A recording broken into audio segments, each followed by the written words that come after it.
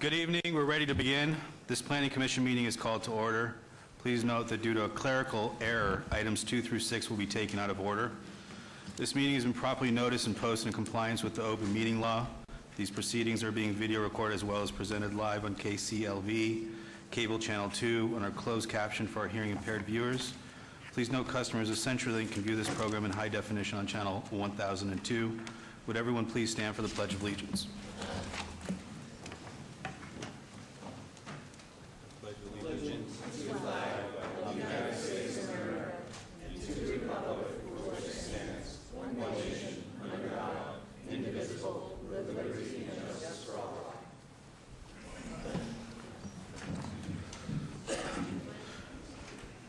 Madam Clerk, would you please call the roll? Chair Cherry. Present. Vice Chair Quinn. Here. Commissioner Schlattman. Present. Commissioner Creer. Present. Commissioner Toussaint. Present. Commissioner Roush. Present. Commissioner DeSalvio. Present. Thank you. I call your attention to the information printed in your agenda concerning our actions and the appeal and review process if appropriate. Please read this carefully, and if you have any questions, staff is available. Also, the second page of the agenda contains our rules of conduct. We appreciate you adhering to these rules so we can have a smooth meeting. Thank you. And for the public to know that there's agendas on each side of the microphone on the pony wall there if they'd like to grab them. Public comment during this portion of the agenda must be limited to matters on the agenda for action. If you wish to be heard, come to the podium, give your name for the record. The amount of discussion as well as the amount of time, anytime a single speaker is allowed, may be limited. All comments made under this item for specific action items will be cross-referenced to those items. Are there any members of the public who wish to speak under this portion of the agenda?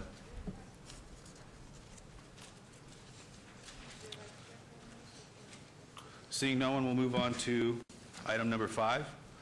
For possible action to approve the final minutes for the Planning Commission meeting of November 14, 2017. Commissioner Quinn. Thank you. I make a motion for approval of the Planning Commission meeting for December 2014. I'm sorry, November. Wait, where am I? November 14th, 2017. Thank you.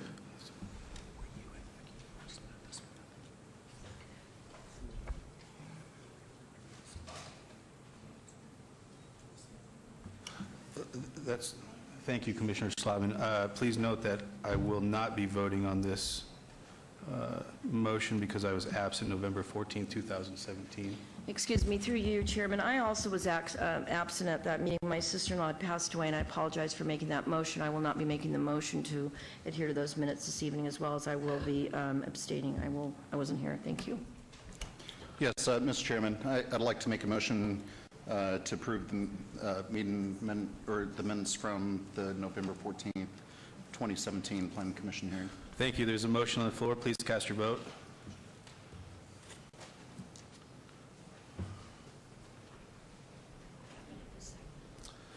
That motion carries.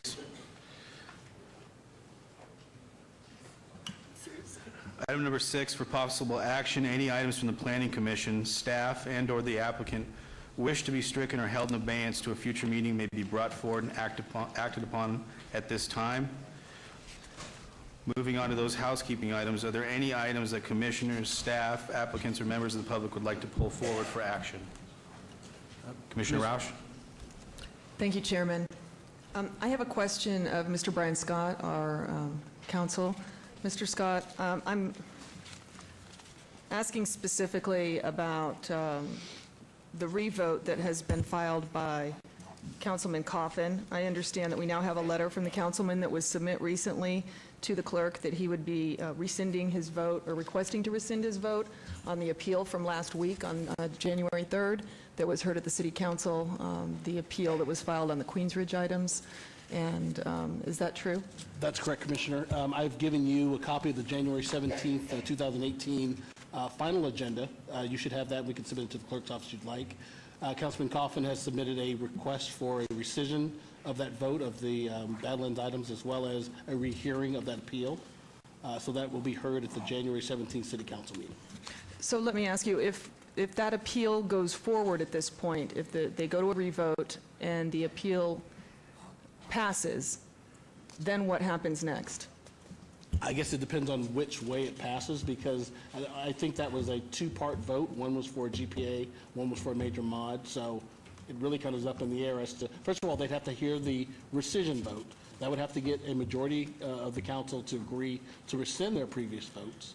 And then if that passes, then they'd have to do the rehearing of the previous agenda items, and then they would do the two votes, one for the GPA and one for the major mod.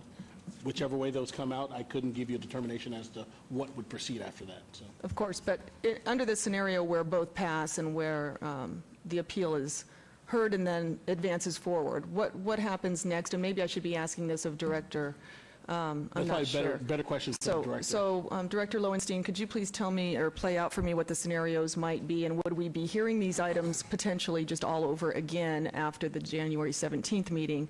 Would this all come before us as a new major modification or a new GPA and tentative maps all over again if the appeal passes and goes forward? Through you, Chairman. So if the appeal is granted, say they agree with the appeal, then a required general plan and a required major modification would come before this body. You already have a general plan submitted by the applicant, so that's kind of moot to some degree. The second part would be the major modification. The applicant would then be required to file one in conjunction with these applications. So a number of things could happen. Either these items would be could possibly be obeyed at this meeting, and a mod then submitted based on that determination on the 17th, or these items can move forward, a modification could trail and then meet up with the city council items if these, regardless of the recommendation from this body. If the appeal is denied, then if these items went forward, then it would make, there wouldn't be any difference in hearing it tonight or any other night. But it is possible that we could sit here and listen to 2 hours of testimony only to have the same applications or a similar application submit again for the February meeting, and we'd be sitting here listening to testimony all over again on a major mod and a GPA and a tentative map and an SDR, correct? The only way there's similar applications that I can think of is if these items went forward and a mod was required and then it was remanded back to this body, you would hear these same exact items in relation to the mod as well. So is there any circumstance under which we vote tonight on the major on the GPA and tentative maps, and then that vote becomes invalidated because of what happens at the appeal on January 17th? It's ultimately if the council makes that motion, and then if these items are voted upon this evening and move forward, and the council then makes another decision to remand it back to Planning Commission to consider it with the major modification, that would be the only mechanism. If these items don't move forward tonight, then you would be hearing them with, depending whatever the outcome is from council, either with a mod or without a mod. I understand. I think that it's in the interest of the taxpayers and the time of the Planning Commission that we consider an abeyance at least until after that January 17th meeting, simply because I don't want these folks to have to come down here again, and I don't want to have to listen to 2 hours of testimony that's going to be brought back before us again, most likely in January. So I would like to make a motion that we hold this for 30 days until we can see what happens at the City Council, so that we don't have to continue repeating this. We've got a very full agenda tonight, and I think that we should do that, and I think that's in the best interest of all involved. And I'm sorry, Ms. Allen, I know I told you that we wanted to do an up or down vote today, but I got that call at 5 till 6, and this is what we're going to probably try to do now. Can you name and address for the record, please? Thank you, Mr. Chairman. Commissioner Stephanie Allen, 1980 Festival Plaza, here on behalf of the applicant for items 42 through 51, which is the former Badlands Golf Course. We would very much appreciate a hearing tonight. I know that the council or city council is reconsidering that appeal. I mean, we could be here for another year talking about what ifs, if something's going to happen at council. We've got zoning applications that were before you a couple of weeks ago, and we asked for hearing at that meeting. The way we see it, we'd like to present tonight and have a vote if a major mod is deemed required, which your staff has said is not required, and your city attorney has said is not required. If the council decides something different, we'll certainly file that, and it'll be back before you, and they'll probably match up at city council. It won't be wasting your time or citizens' time. I think it's a waste of time, money, and effort to have us come down here only to find out that we're being held yet again, delayed yet again. We'd very much appreciate a hearing tonight, if possible. Thank you. Any other comments on the commission here? Through you, Mr. Chairman, are we going to vote on those items Commissioner Roush is speaking about separately from the ones we're holding this evening as housekeeping items, or are we going to not? I mean, are we going to vote on that now, or are we going to, is that what we're going to do? Mr. Chair, Okay, thank you. Mr. Chair, what you could do is you could vote on the housekeeping items, and then you could, since Commissioner Rouse pulled those items, you could vote on those separately, if you'd like to do that. Thank you. Thanks. So, yeah, we'll hear the housekeeping items, and the staff will read everything into the record as well at that point. So there...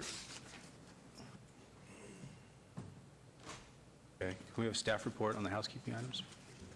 Mr. Chairman, we have a request from the applicant to withdraw without prejudice, item number 24. We have the applicant requesting abeyances for items 37 and 38 to the January 8th, 2019 Planning Commission meeting. We have applicants requesting abeyances for items 39, 40, 52 through 54, 62 through 64, 65 through 70, 76 and 77, and 90 to the February 13th Planning Commission meeting. And then staff is requesting an abeyance for item 95 to the March 13th Planning Commission meeting to allow more time to work with the development community. Thank you. I did have one question on items number 37 and 38 that are requesting abeyance until 2019, which is a year which is not typical. Mr. Chairman, yeah, it's not typical. The applicant is working out some design issues and some other issues with the site. We don't anticipate that full time, but it was agreed upon that the applicant make that request, and the council office agreed with that. Thank you. Was that to table that, or was that to obey it? To obey. Because obey means the date certain, so you could not hear it before that time. So if they're going to work it out in less time, you may want to table that and then have it come back. It will cost the applicant some money to bring it back on the table, but at least they don't have to sit for the full year. Okay. Mr. Chairman, through you, if it is tabled, that tabling can only be for a maximum of 6 months, and it would have to be re-notified to come back. Okay, I think it's fine to be held in abeyance until that time, knowing the facts. Just to let the applicant know you can't bring it back any sooner than that. Thank you. Okay. Vice Chair Quinn?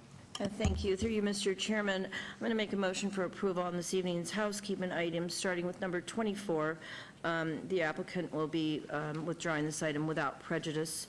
Items number 37 and 38, the item will be holding them in abeyance till the January 8th, 2019. That number sticks. I've never seen one held so long. So 19, and item number 39, item number 40, 52, 53, 54 related, 62, 63, 64, 65, 66, 67, 68, 69, and 70 to the February 13, 2018 Planning Commission meeting, leaving us with item number 76 and 77 to the February 13, 2000 Planning Commission meeting, as well as the special use permit of number 90 to the February 13th Planning Commission meeting, and number 95, a text amendment for the city will be held till the March 13th, 2018 Planning Commission meeting for approval. Thank you. There's a motion on the floor. Please vote.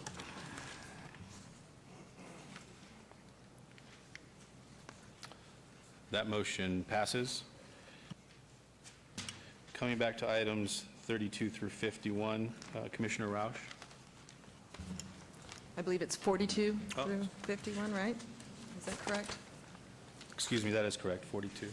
So I would like to make a motion that we hold until the February 13th Planning Commission meeting, items number 42, GPA 72220, the general plan amendment, and items 43 through 51. Do you need me to read each item number into the record? No. Okay. Thank you. There's a motion on the floor. Please cast your votes. Excuse me, through you, Mr. Chairman, the yes vote would be for the hold, correct? Correct.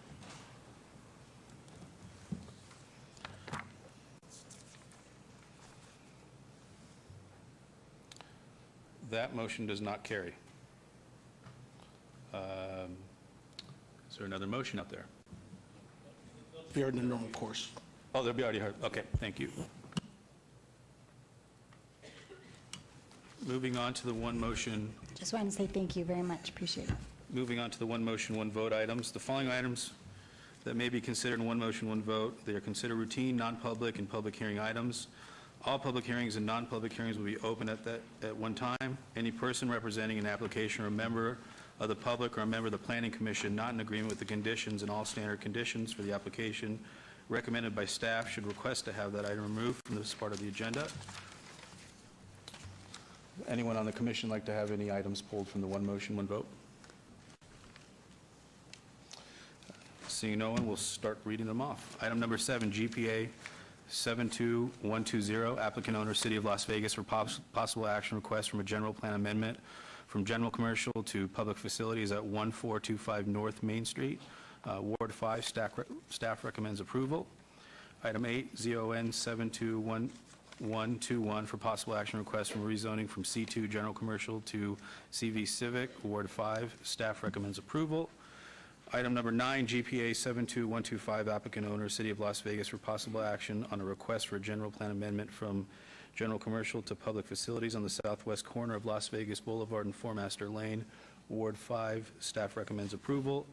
Item number 10, ZON 72124, for possible action on a request for rezoning from C2 commercial to CV Civic, Ward 5. Staff recommends approval. Item number 11, GPA 72127, applicant Ali Kava, owner Developers Nevada Holdings LLC, for possible action on request for a general plan amendment from service commercial to medium density residential at the southwest corner of Vegas Drive and Cimarron, Ward 2. Staff recommends approval. Item number 12, ZON 72128, for possible action request from rezoning from C1 Limited to R3 medium density residential at the southwest corner of Vegas Drive and Cimarron, Ward 2. Staff recommends approval. Item number 13, SDR 72130, for possible action request for the site development plan review for a proposed two-story, 24-unit multifamily residential development, Ward 2. Staff recommends approval. Item number 14, GPA 72140, applicant School Board of Trustees, owner Nevada Power and all, for possible action request for general plan amendment from commercial to public facilities on the south side of Charleston Boulevard, east of 17th Street, Ward 3. Staff recommends approval. Item number 15, ZON 72142, for possible action request for rezoning from R1 single-family residential to CV Civic, Ward 3. Staff recommends approval. Item number 16, VAR 72144, for possible action request of variance to allow a 0-foot perimeter landscape buffer along the interior property lines and along a portion of the east property line of the proposed parking lot where 8 feet is required, a 10-foot buffer along the south property line of the proposed parking lot where 15 feet is required, and no perimeter buffer trees along the west, south, and east property lines of the proposed parking lot where 67 trees are required. Ward 3. Staff recommends approval.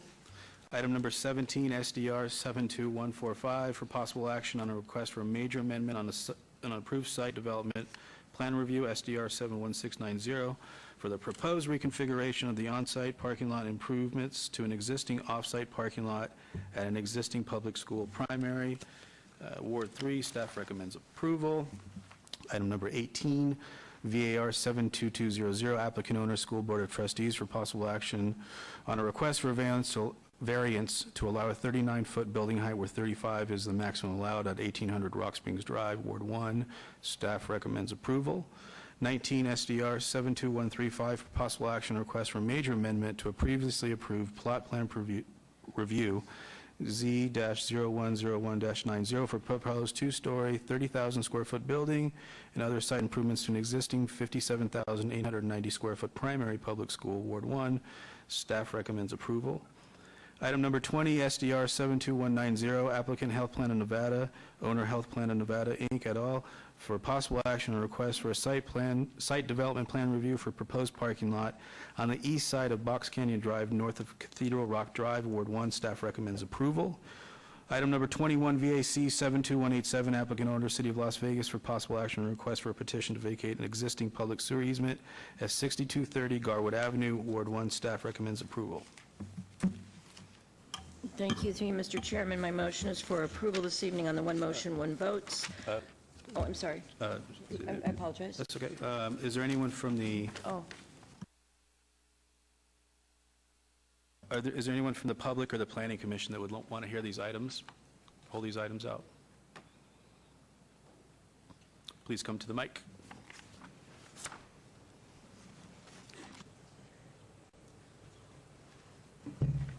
I'm new to this process, so I don't know. Just your name and address for the record, and then if you'd like, which item that you're speaking on, and if you'd like to have that heard during this meeting today. John Barnes, 8008 Celestial Avenue, number 101, Las Vegas, Nevada, 89128. Items number 11, 12, and 13. Thank you, Mr. Barnes. thank you. Thank you. Mr. Barnes, I'm sorry for clarity. You wanted to hear those items discussed Yes. for a vote? Thank you. Yes. So that my motion this evening will be for approval of the housekeeping items on the one motion, one vote, eliminating items number 11, 12, and 13 that will be heard for public record. Is that correct, sir? That's correct. Thank you. This motion on the floor. Please cast your vote.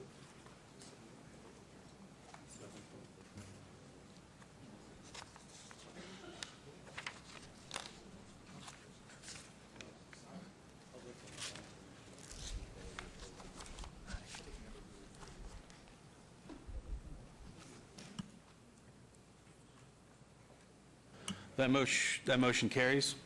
Mr. Chairman, items 7, 8, 9, 10, 14 through 17 will be moved forward to the February 21st, 2018 City Council meetings. Items 18, 19, 20, and 21 are final action unless appealed to the city clerk within 10 days. Thank you. Moving on to item number 11, GPA 721. Sorry, Dr. Jeffrey Gitlin, President of the Las Vegas Medical District Northwest.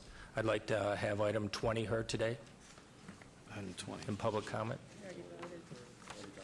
Sir, we had the motion and the vote already on the housekeeping item, or the one motion, one vote. Okay. All right, thank you. Thank you. Okay, moving on to item number 11, 12, and 13, GPA. Oh. Okay. Since it's already been read into the record, can we have a staff report, please? Mr. Chairman, the applicant is requesting a 24-unit apartment complex consisting of 4 2-unit buildings and 4 4-unit buildings. Each unit will consist of 3 bedrooms and contain a 2-car garage, guest parking, and a playground area are proposed along the western boundary of the site. The proposed development meets the requirements of Title 19, and staff is recommending approval. Thank you. Name and address for the record, please. Good evening, Mr. Chairman, Commissioner Stephanie Allen, 1980 Festival Plaza Drive, here on behalf of the applicant. First of all, we very much appreciate staff's recommendation of approval. I know there's a few neighbors here. Chris Kemper in my office and the applicant had a couple of neighborhood meetings with the folks in the area, and I know there are some concerns they'll put on the record. I would like the opportunity after they speak maybe to address some of their concerns. But briefly, I'll just tell you about the application. If I could direct your attention to the overhead, this is a small parcel located at the corner of Vegas Drive and Cimarron. Cimarron dead ends at Vegas Drive, and Vegas Drive actually dead ends to the west at Rampart Boulevard. This is near the Las Vegas Sports Park, is located over here. This property actually, ironically, the two corners, there's always been a master plan for one of these corners to be service commercial. In fact, the parcel that we have the application before you on. However, it developed out on the other corner. So the other corner you can see is planned for medium density, but there's a Green Valley grocery that was developed out there. This property is not, or this area, I guess, is not really a commercial corner. There's not a lot of traffic here. There's not a lot of commercial that could actually go on this parcel. In fact, this parcel has sat vacant for many, many years, zoned C1 and zoned and master plan service commercial. So the request today is to change this parcel to what was planned for the other parcel, to medium density for the master plan, to R3 for the zoning, and we're proposing 24 for rent townhome products. All of the townhomes have garage units. This is the site plan. Again, here's Cimarron and Vegas Drive. Access would be on Cimarron with a fire crash gate here and the access point located here. There's fourplexes and duplexes, all of them townhomes. They will be mapped as a for sale product, so at some point, if the market deems necessary, that he could sell these as for sale units, which is consistent with the product type that's just to the south of it. From a density standpoint, this is absolutely consistent with what's in the area, both to the west, the south, and the east. That's why your staff is recommending approval. I know one of the neighbors had mentioned wanting to gate this. We're willing to do that if that's something that you hear tonight, so that's why I asked for the opportunity to rebut. We're happy to do that. Also, parking was brought up, and we have added, there were 4 visitor parking spaces required. We now have 7, so we've almost doubled that visitor parking that's required on the property to address the neighbors' concerns. So with that said, we'd very much appreciate your approval tonight, and I'll let the neighbors speak. Thank you. This is a public hearing. Anyone from the public like to be heard, please step up to the microphone, give us your name and address for the record. And we do have 2 microphones, so if there are multiple people, be prepared, please. Thank you. John Barnes, 8008 Celestial Avenue, number 101, Las Vegas, Nevada, 89128. You want me to go ahead, or? No, please. Okay. We have objections to this. The neighbors and I want to put in the record that we've submitted a petition to the city. We had 192 names on that petition. We've gone around, and a general consensus in the neighborhood, we've talked to over a couple hundred people and a couple hundred residences. They object to the fact that this is going to be developed as a residential area. So I just want to make that into the record. The second thing is the negative impacts on this project is going to have to us.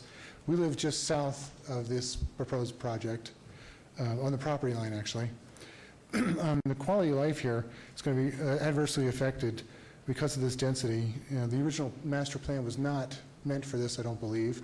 So we're objecting to the variance granting. Second thing is the parking issues.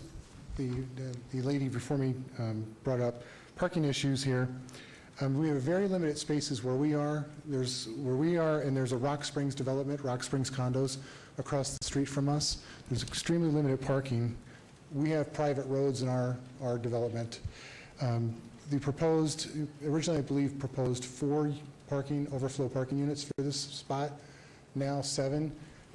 He and the attorney, the developer and his attorney mentioned at their last meeting that they plan for 2 residents in each one of these units.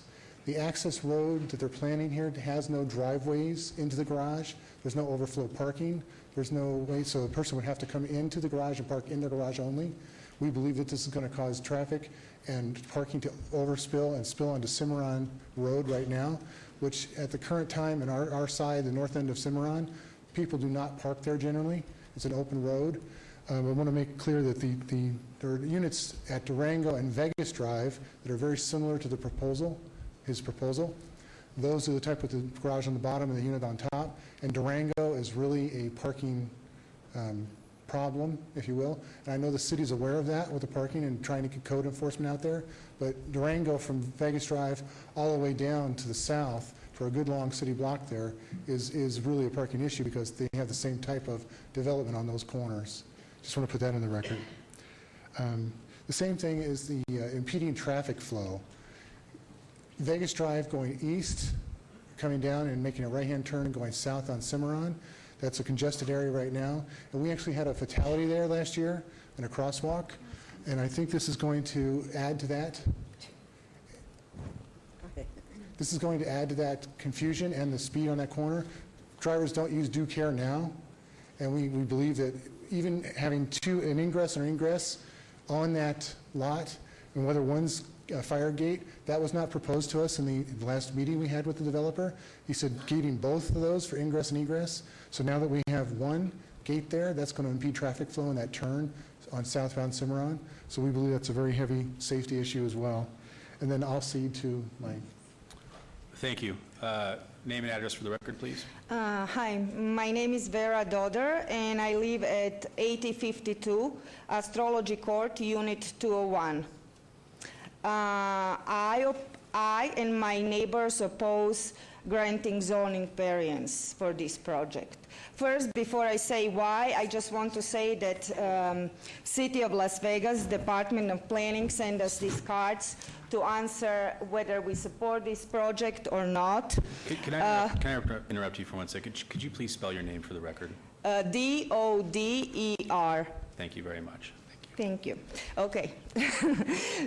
City of Las Vegas sent these cards to my neighbors and to me to actually support or oppose this request.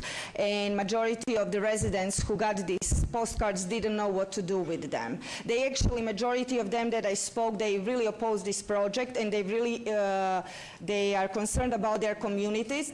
However, they didn't know what to do with them. So they didn't answer and they didn't send them back. However, they signed the petition, and the response of the majority of the neighbors who I knocked at the door and explained in very simple language what is the project about, they actually oppose this zoning variance. Now I will say why I think we should actually not grant this zoning variance. The proposed project has no amenities. We are concerned because of unauthorized use and vandalism to Cimarron Ridge and Rock Springs Vista amenities like pool, visitor parking, and RV lot. Further, additional residential development will negatively affect existing property values and snarl traffic. The developer's attorney, I don't see him here, stated that the project, that they project 2 occupants per unit, and we believe this is low estimate and does not correspond with the surrounding R16 zone communities. These communities have more than 2 residents per unit. And finally, I will say this will be an eyesore. And why it will be an eyesore? The proposed development appears very dense with minimal green space, almost nothing. Limited parking will also be a factor in its appearance. We believe that packing so many residential units on such limited space will adversely affect nearby property values and affect all residents' quality of life. Thank you. Thank you very much. Can you get your name and address for the record and any new comments that you'd like to add? My name is Donna Cain, C-A-I-N. I'm at 8013 Celestial Avenue, Unit 101. And one of my main concerns, being an older, I'm sure most people are parents, grandparents as I am, so this fatality we had was a child on the corner, and it was just a few months ago. That's not the first person that's been hit right in the area on Cimarron. And it's really hard for me to understand how there is also a school bus stop right where they want to put those. I can't understand how adding a minimum of 50 more people, 30 or 40 more cars, streets going in off of Cimarron. You couldn't be more than 5-10 feet from the corner when they come around very fast. If it was less, if it was commercial, I mean, that seems very dangerous to me, personally. I'm worried about our children. There's a lot of children around there. And like I said, 2 have been hit and 1 died. And if it was commercial, they could have the building, they could have the entrance off and onto Vegas Drive. It wouldn't be there. But if you have cars coming out 10 feet from the corner, and that's being nice, I doubt if it would be that far.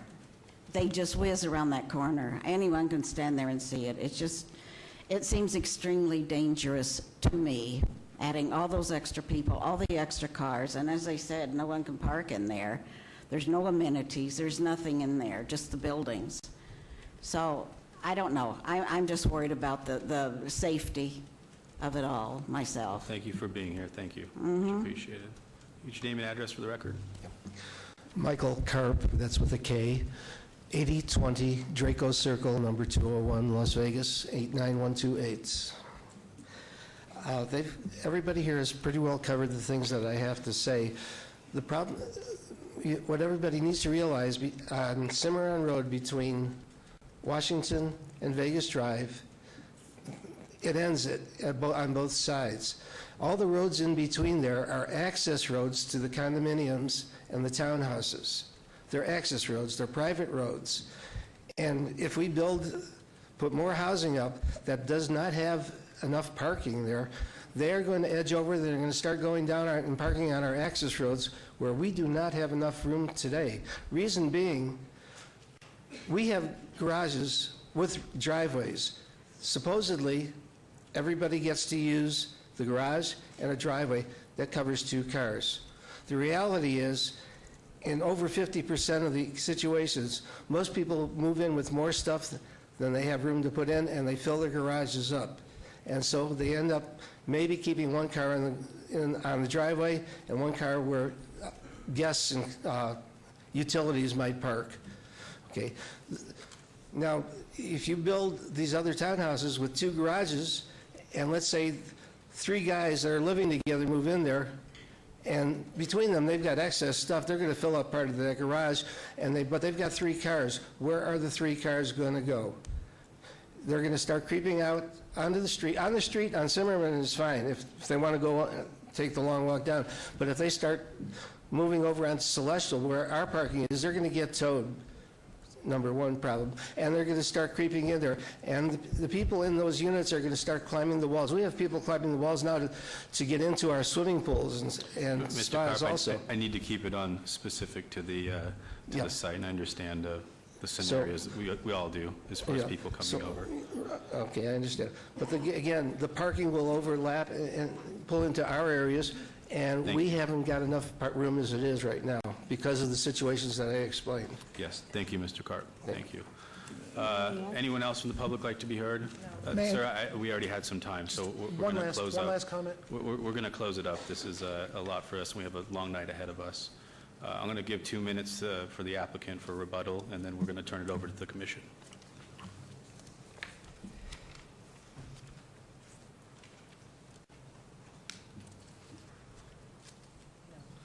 It's a couple of minutes.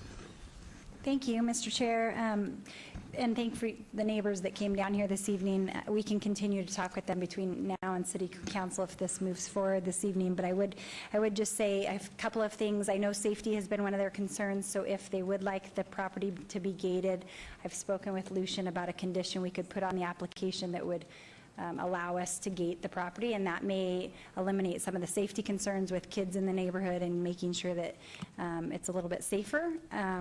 From a parking standpoint, we did add the parking, so we exceed the parking requirements. The ratio is 2.2. In the neighborhood and the surrounding communities, that ratio is about half of that. So they're having parking problems in their community because that ratio is at 1 point something as opposed to where we're at, which is 2.2. Also, the two-car garages, this will be a for rent, so there'll be an association or a community management group that'll be maintaining this. So they can certainly regulate whether people are parking in their garages or require people to park in their garages, with the exception of guests. If this is sold as a for sale product down the road, there'll be an HOA that can also do the same and can actually even put it in the CC&Rs if they want to require people to park in their garage. Because the reality is there is no driveway, so those are their allotted parking spots. Also, I believe that's it. As far as notices go, there were 951 notices that went out, and I think 3 protests and 1 approval. So the folks that are here are those that we've been working with. As I said, we'll meet with them again if they want to between now and City Council, but with the added condition for the gates, hopefully and the additional parking spaces, hopefully we've addressed some of their concerns. So we'd very much appreciate your approval this evening. Thank you. Hearing is closed. We'll turn it over to the commission for discussion. Any comments? Commissioner DeSalvio? Thank you. Ms. Allen, one of the concerns from the people in the audience was that the first entrance off of onto Cimarron from Vegas, that's the crash gate, right? Correct. So yes. almost 179 feet down, let's call it 170 feet to be safe, is where the actual entrance will be off that corner, Correct, yes. Okay, thank you. Yep, right here. Commissioner Rausch? This is in my Ward 2 area, and I'm very sensitive to the concerns of the neighbors. So I want to start off by saying, please don't think that I'm diminishing your comments in any way, but I do want to point out something very important to you. I live around the corner as well. I know the area very well, and your comments are heartfelt to me, but I want you to know that this is a service commercial zoned property. So what the applicant is asking for is essentially a lower intensity use than what you would otherwise be getting. So bear in mind that if this application were to fail tonight, you could get another applicant that could come forward and be asking for another convenience store, a strip mall of 15 or 20,000 feet could fit on the site, which could have multiple uses, including tattoo or massage or whatever. There's a variety of things that could happen there that would create a lot more daily trips and a lot of more intense uses than what is being proposed today. So I just want to go on the record to say that and to make sure that you understand that this is essentially a down zone from what is already allowable there. And I think it's unrealistic to think that the property will sit vacant forever. And so I think that it would be appropriate for you to consider that maybe this is a lesser of the evils scenario, although that may not be what you want to hear. I just want to make sure you know that that's the situation that we're all up here to consider today. Commissioner Rausch, would you like to make a motion? Mr. Chairman, before we make a motion, I just wanted to offer up the possible condition about the gating. If it wants to be, if you want to consider, if the commission wants to consider gating, then I want to add a condition that says gates may be allowed provided that a queuing analysis is submitted to and approved by the city traffic engineer. And that'll be on the SDR? On the SGS, item 13. Thank you. Commissioner Rausch, for your consideration. Okay. Anybody else would like to make a comment? No? Okay. Yes. Commissioner Schlaman? Chairman, through you. A question for Public Works. So if they provide a queue analysis, however, it doesn't work, will they have to come back before this body, or will you all be able to just be able to handle that within your own department? We've looked at it preliminarily and decided that it probably could work from a queuing analysis. We didn't have the exact numbers, but because of the low volumes on the streets from an overall traffic handling standpoint, it looks like a queuing analysis will work. One of the options or possibilities when they present the queuing analysis is that they may have to leave the gates open during the busiest times of the day. So we think it will work. If it doesn't work, then they don't get the gates. That's what happened. If they can't absolutely make it work with the queuing analysis, then the reality is they don't get gates. Okay, and Mr. Chairman, through you. And so therefore, you'll handle this directly through the Department of Public Works, and it won't have to come back to us. If it works, it works. If it doesn't work, it doesn't work. That is correct. Thank you. Commissioner Rausch? Before I make my motion, I'd like to ask the applicant, would would your client be acceptable to the condition of the gates? Yes, yes, Commissioner, that's fine. All right, then, that said, I'd like to make a motion for GPA 72127 for approval subject to staff's conditions for the gate. Motion is on the floor. Please cast your vote. Oh, I'm sorry. The gate will be The attached. gate will to be on SDR. 13. I'm sorry. You want me to take these one at a time, then? Is what you're saying? Okay, thank you. So the motion as revised, GPA 72127 for approval. Motion on the floor. Please cast your vote. Motion passes. Item number 12, ZON-72128 for approval.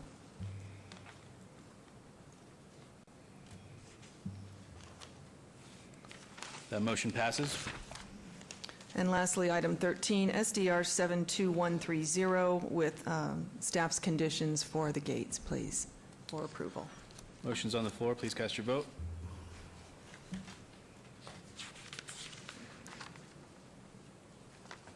That motion passes. Thank you very much. Thank you, Commissioner Rausch, and all of you. Appreciate it. And we'll continue to work with the neighbors. I'll meet with them right now and let them know that.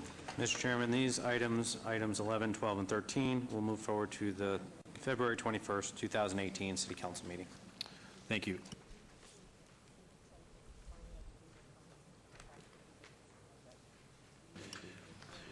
Moving on to the public hearing items. Item number 22, abeyance item GPA 71525, applicant owner Matlock Holdings, IV LLC, for possible action on a request for general plan amendment from rural density residential to medium low density residential at 5097 Roberta Lane. Staff recommends denial. Related item number 23, abeyance ZON 71527, for possible action on rezoning from undeveloped to rural density residential general plan designation to RCL single family compact lot, Ward 5. Staff recommends denial.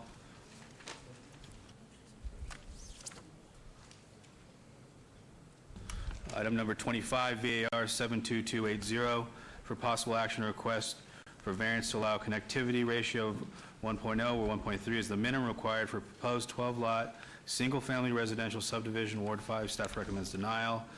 Item number 26, abeyance TMP 71528, for possible action request for a tentative map for proposed 19-lot, single-family residential subdivision.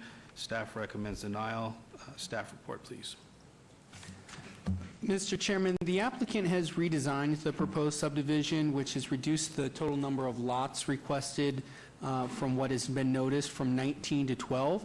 As a result, the general plan amendment that is being requested is now to the L, low-density residential designation, and the rezoning request is now to the R1 single-family residential district.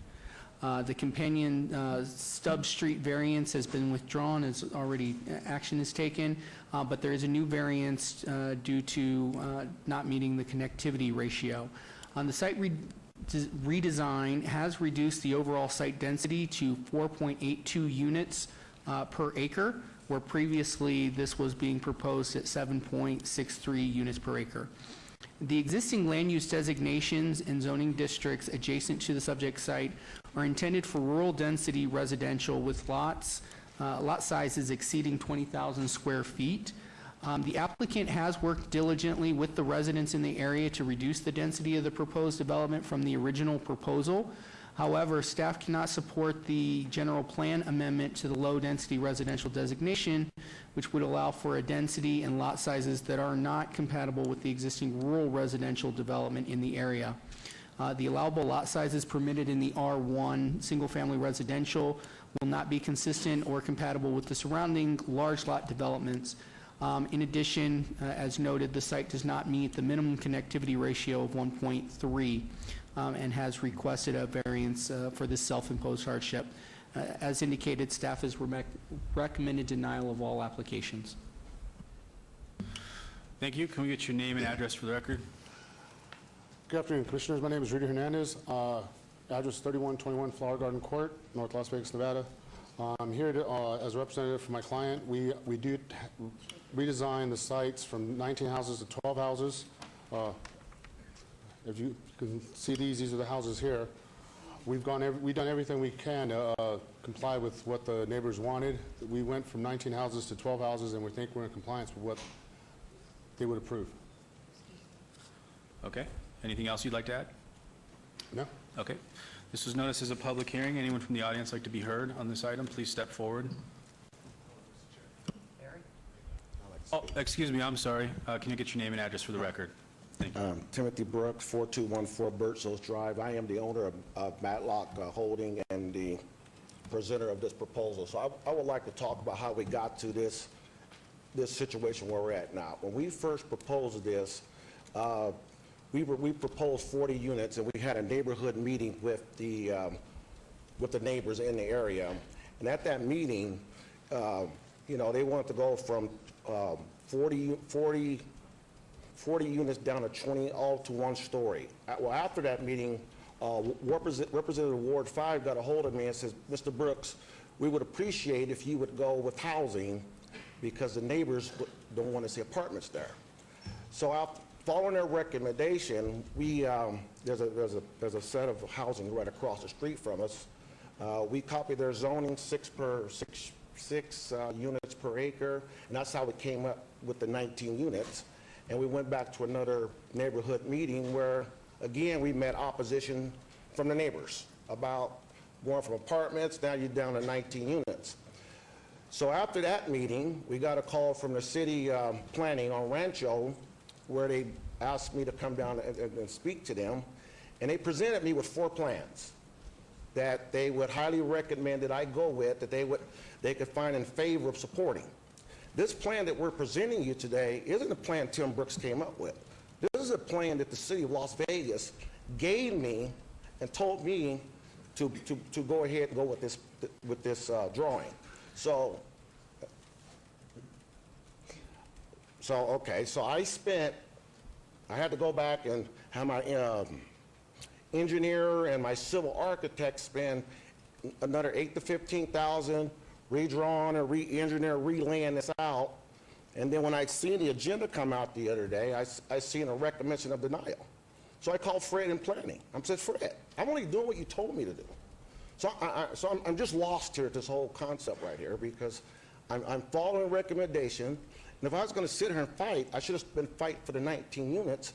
But I'm trying to make everybody happy, but I just go from apartments to 19 to 12 to denial with no clear where's the winning result here. Thank you. Thank you, Mr. Brooks. Anything else, Mr. Hernandez? No. We will open this up to the public. Anyone from the public like to be heard, please step up to the microphone. I need your name and address for the record, and if we could not be redundant, I would much appreciate it. Thank you.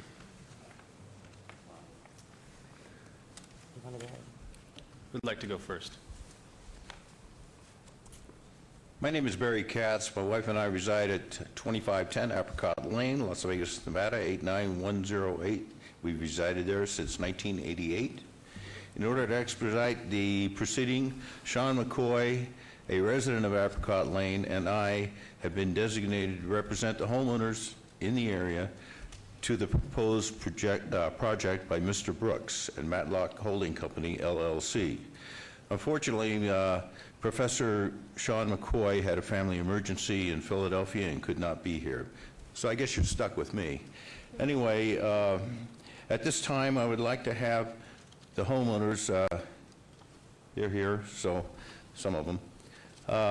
As you are aware, the parcel sits immediately between 2 single-story family homes with a rural RE designation, 2 homes per acre.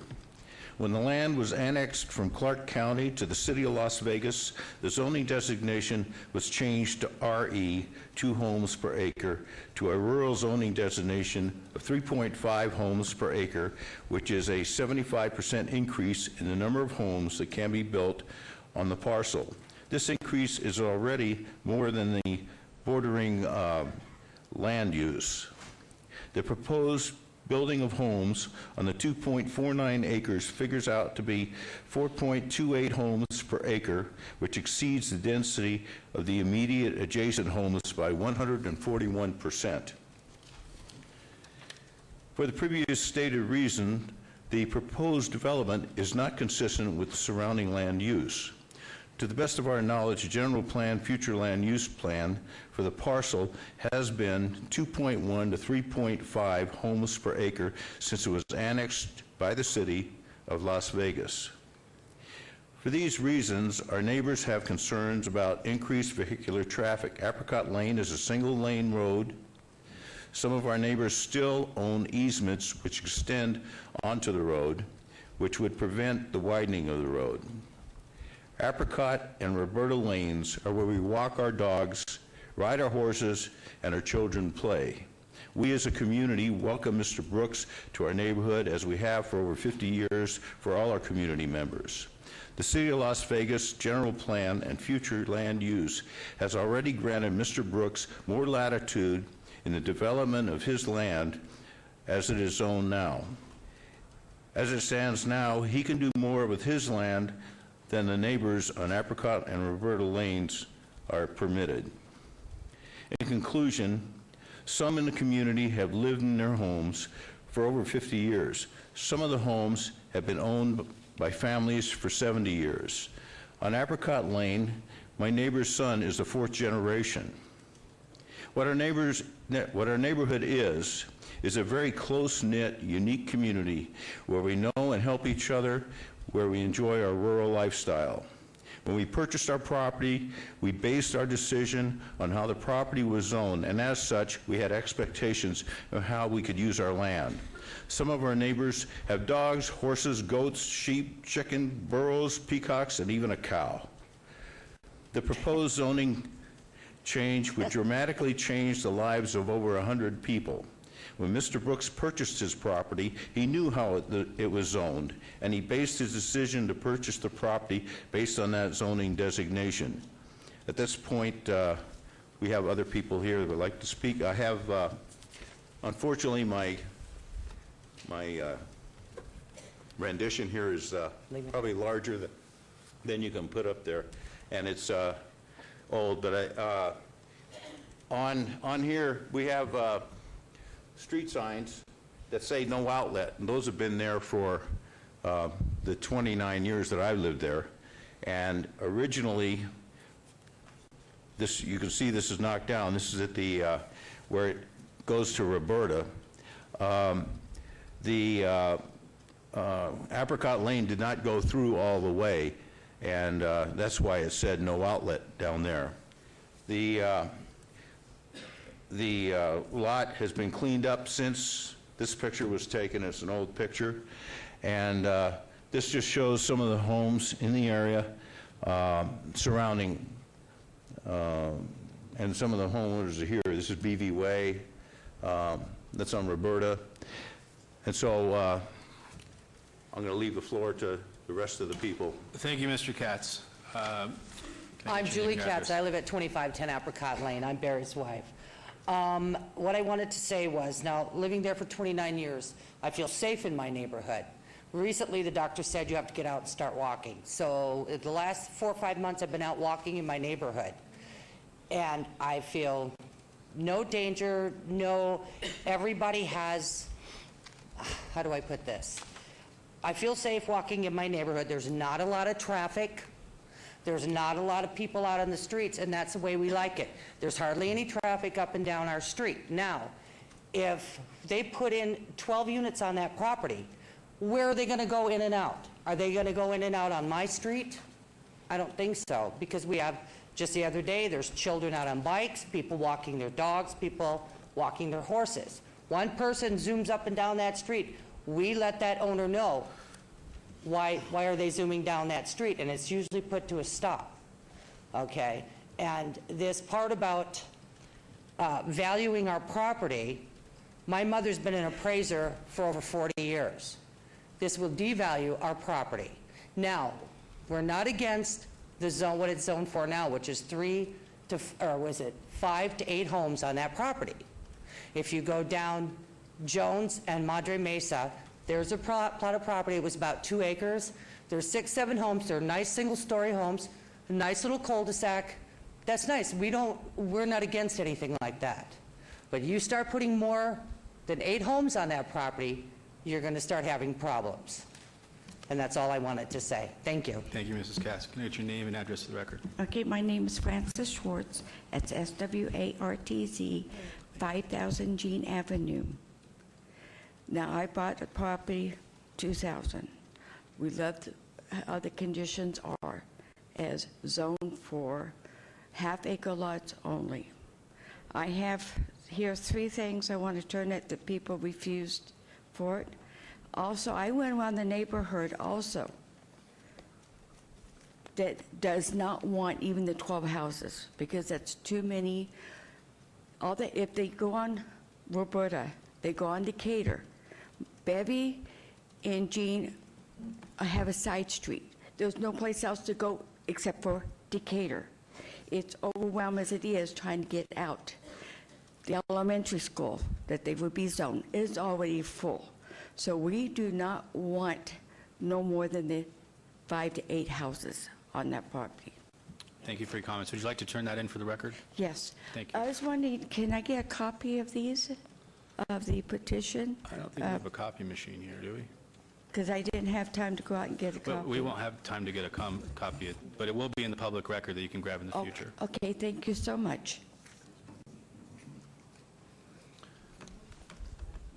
Anyone else from the public like to be heard on this item? Seeing nobody else, I'll close the public hearing and ask the applicant, Mr. Brooks and Mr. Hernandez, to come back up. I'll give you 2 minutes if you'd like to have a rebuttal.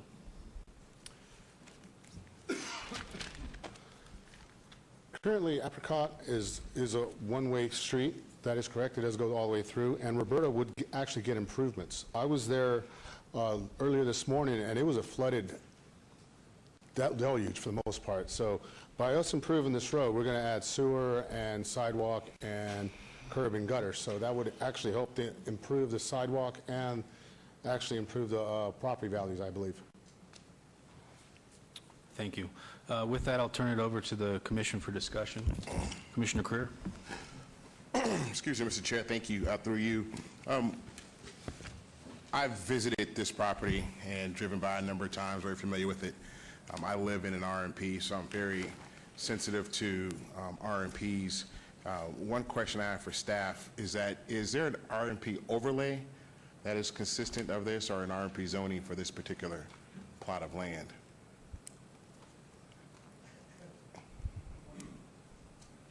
Through you, Mr. Chairman, just 1 second. Okay. While I get the answer to that question, one of the things about the homes is that on Roberta, there is directly across the street, single-family homes that are there that are nice, they look well done. There is over on Decatur, there's a post office which drives traffic, and it seems like the way this is being built is that the ingress and egress will come in and out of Roberta, which people are saying there's going to be traffic coming out of behind them in those homes, and that's not the case the way this is presented, because there is no ingress and egress. Is that right from the applicant? You have to come up. Through the chair. Yeah, please. Yes, that is correct. The main egress and egress would be from Roberta Lane. Apricot would be a secondary road for the most part. But will there be an entrance? The main entry would be on Roberta. And but if someone was on Apricot, they would be able to enter into the development. Where would that? I don't see where that would be on the plan. They would be coming up Apricot also. The Apricot is actually a one-way road right now, or a two-way road, or basically a two-lane.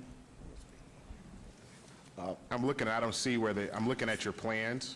For clarification, 4 of the houses face Apricot, so we have to improve up until the end of our property line. So you got 4 houses that face Apricot, and then the other 8 houses are all in a cul-de-sac.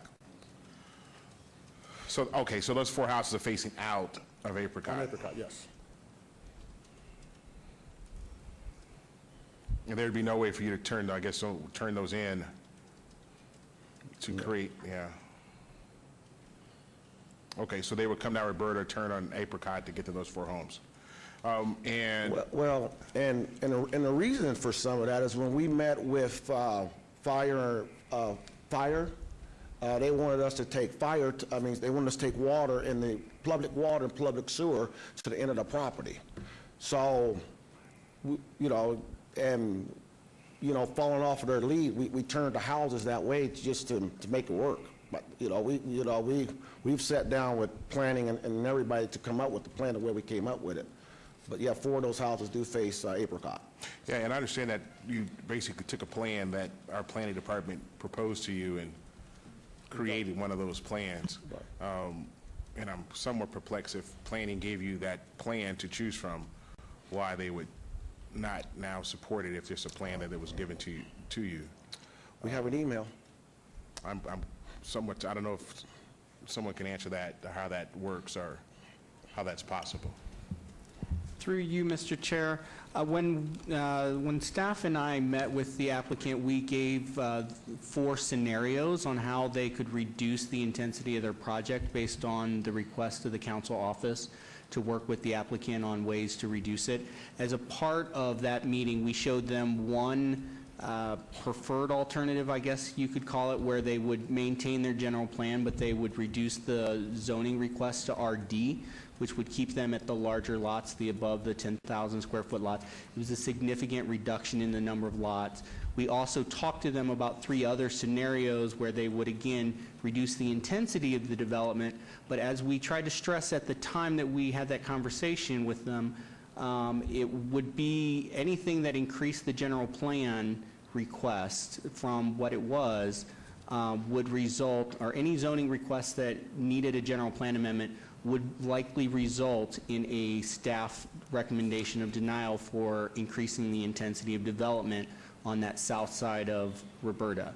But we did, the applicant is absolutely correct. Staff did show them 3 scenarios on how they could reduce the intensity of the original project, but only one of those scenarios was endorsed by staff as something that we felt that we could support from a technical review, because it still met with the current general plan designation. It was just a slight intensity in terms of a change in the zoning. Well, I don't understand why you would show them 3 plans that you wouldn't recommend. If there's one plan that you recommend, it seemed like you would show them one plan instead of showing the applicant 3 plans and say, these 2 won't work, but this one will work. So what's the point of showing them the 2 plans? The other 3 plans, I should say. Through you, Mr. Chairman, because that is the direction we received, was to please work with the applicant and show them options for reducing the intensity of their development. Options that would reduce the intensity of their request, not that would meet with staff technical approval, but that would reduce the intensity of their prior request. Okay, I'm not sure how, obviously that wasn't clear to the applicant. Like I said, I have driven here, I've seen it. I think that the density is a little bit higher than what is there. I believe it will be done tastefully, and I think that it will enhance that parcel land. I don't know what else is going to go there in that particular land. It doesn't seem like it's been vacant for so long that I don't know if there's another developer that's going to come in and try to work to get something there. Maybe it's not ideal, but I think it is appropriate, especially considering right across the street there are homes. So they say that there are not homes that have that somewhat density right across there. There is right across Roberta. And so I'm going to recommend approval of this, just based off the fact that I do believe that it will be appropriate, and those homes across Roberta are working. And the applicant has agreed to make them single-story homes, which I think will work out better than having the 2-story homes as well. And I'm not sure if we need to put that into a condition into the application or not, that they will be single-family homes on the, pardon me? On the tentative map, yeah. Thank you. Are there any other comments from any other commissioners? Seeing none, Commissioner Creer, would you like to make your motion? Thank you, Mr. Chair, through you. On abeyance items GPA 71525, I recommend approval. Motion's on the floor. Please cast your vote. That motion passes. Thank you, Mr. Chair. Through you, abeyance item ZON 71527, I also recommend approval. Motion's on the floor. Please cast your vote. Mr. Chairman, If I might, can I just clarify that the motion to approve the general plan is for the lesser requests that I read into the record as a part of the staff presentation? Which is, repeat that then?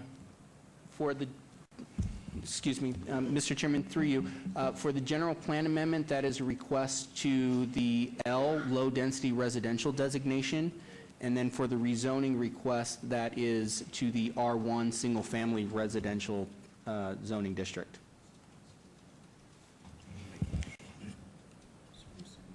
Okay, I apologize, I didn't hear you. You saying that on agenda item 22, what needed to happen? Through you, Mr. Chairman, I just want to make sure that it's clear for the record that the action that you're taking is to amend the general plan from R, rural density residential, to L, low density residential, as indicated by the staff report versus what is currently in the header, because they've reduced the intensity of this project. Well, so what would low then be different than, we're going to have to probably rescind that motion, but what is low compared to medium low density? Through you, Mr. Chairman, it's a difference of dwelling units per acre. Medium low is 8.49, and the low designation is 5.49. Okay. The proposed revised tentative map with the 12 units is in conformance with the 5.49. Therefore, if your intention on the general plan amendment motion was for the amended request, you just have to state that on the record. Right, okay, and so the applicant would fall within the low density based off what they have on their map. Do we need to does the applicant need to show that they would abide by this, because it's not here, or can we just take action on it? I believe it was read into the record noting that it was low density. Okay, it was, I just didn't know if the applicant, if I'm clear. yeah, because the agenda shows medium low, I just want to ensure that the applicant is aware that we're going too low. Yep. It will not disproportionately affect the applicant's current GPA submittal, and map submittal is going to be different with the single story, but it is low and not medium low.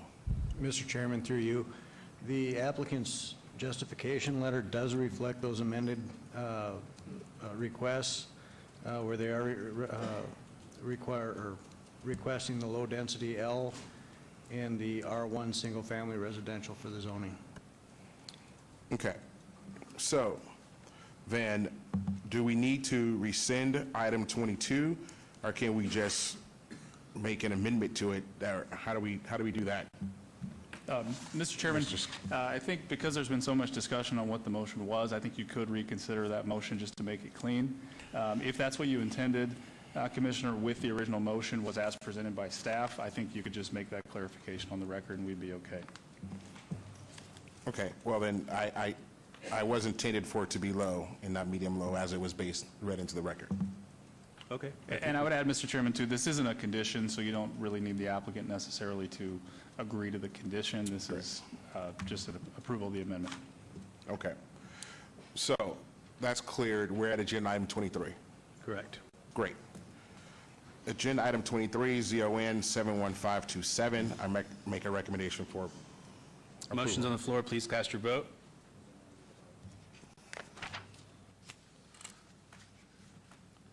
Just for clarification, as Commissioner, as amended to R1? Amended to R1. Thank you very much.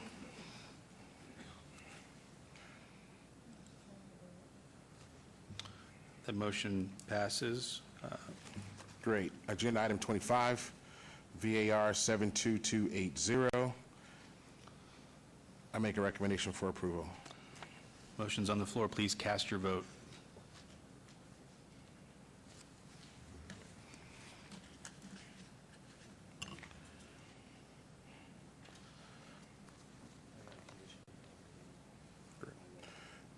And agenda item TMP 71528, we're going to add in a additional condition.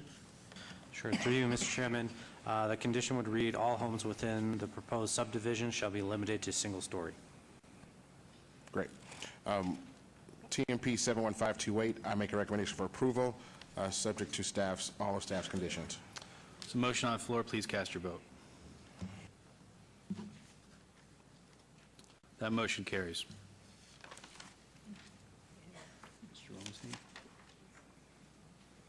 Mr. Chairman, items 22, 23, 25, and 26 will move forward to City Council on February 21st, 2018.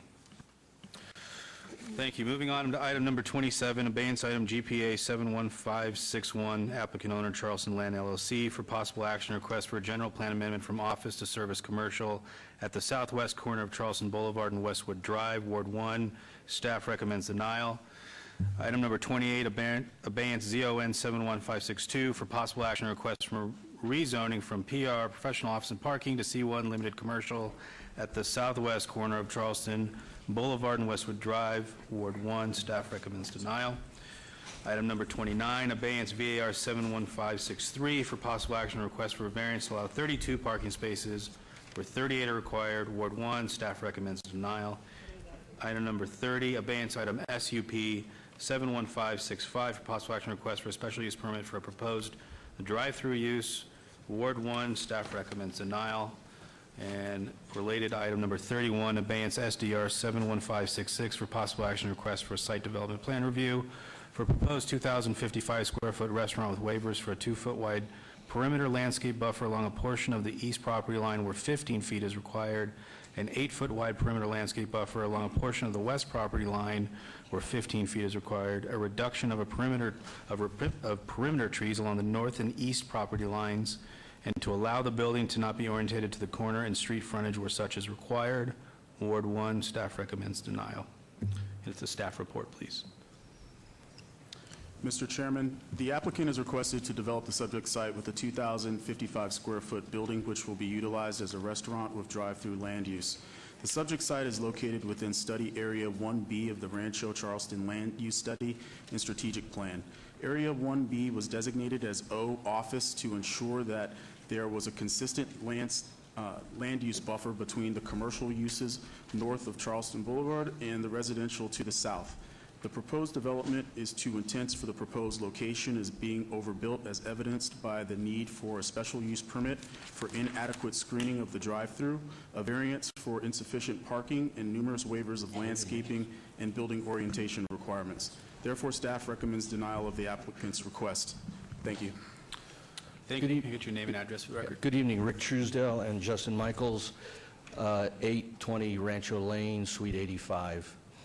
We're very pleased to be here to present this project because we believe the medical district and the surrounding areas are critically important to the growth of Las Vegas. You only have to look back to October 1st to see how important UMC and its surrounding service area is for the success of this community and the image of this community. So I'm here not to do anything to try and diminish that in any way, shape, or form. What we have presented to staff, or to our application, is an existing building that sits on 3 lots that 2 of those lots are zone PR and 2 of those lots are zone C1. We're proposing a new building to be built on the east portion of this property. We're adding a new driveway to provide better circulation. We have significant landscaping. Why we are short on one distance is some radiuses that we couldn't get past. Staff indicated that we've asked for, or it's inadequate because we've not built a screen wall, or we have not provided. We submitted a revised drawing to staff many weeks ago with a screen wall meeting their staff requirements. I don't know why that was not picked up in a revised review. There's also a request for landscaping along the Charleston frontage. The existing building that was built there in '95. Sorry to interrupt. Are you using the overhead? I just want to make sure that we're, okay, thank you. It's up now. Okay. Thanks. I thought it was on, so I'm sorry. Right here, they're asking for landscaping, and maybe our architect tried to give that to them, but the bottom line is our building is built at the property line. There's no adequate way for us to provide any landscaping and increase it. So we're moving the trash enclosures around. We're landscaping significantly improved landscaping up against the existing residential to the south. And in one of the conditions staff was talking about, I think Public Works asked for a right turn lane if a traffic study required it. We don't believe it will be required, but there's really no way to put a right turn lane there and still keep the development as we've submitted it.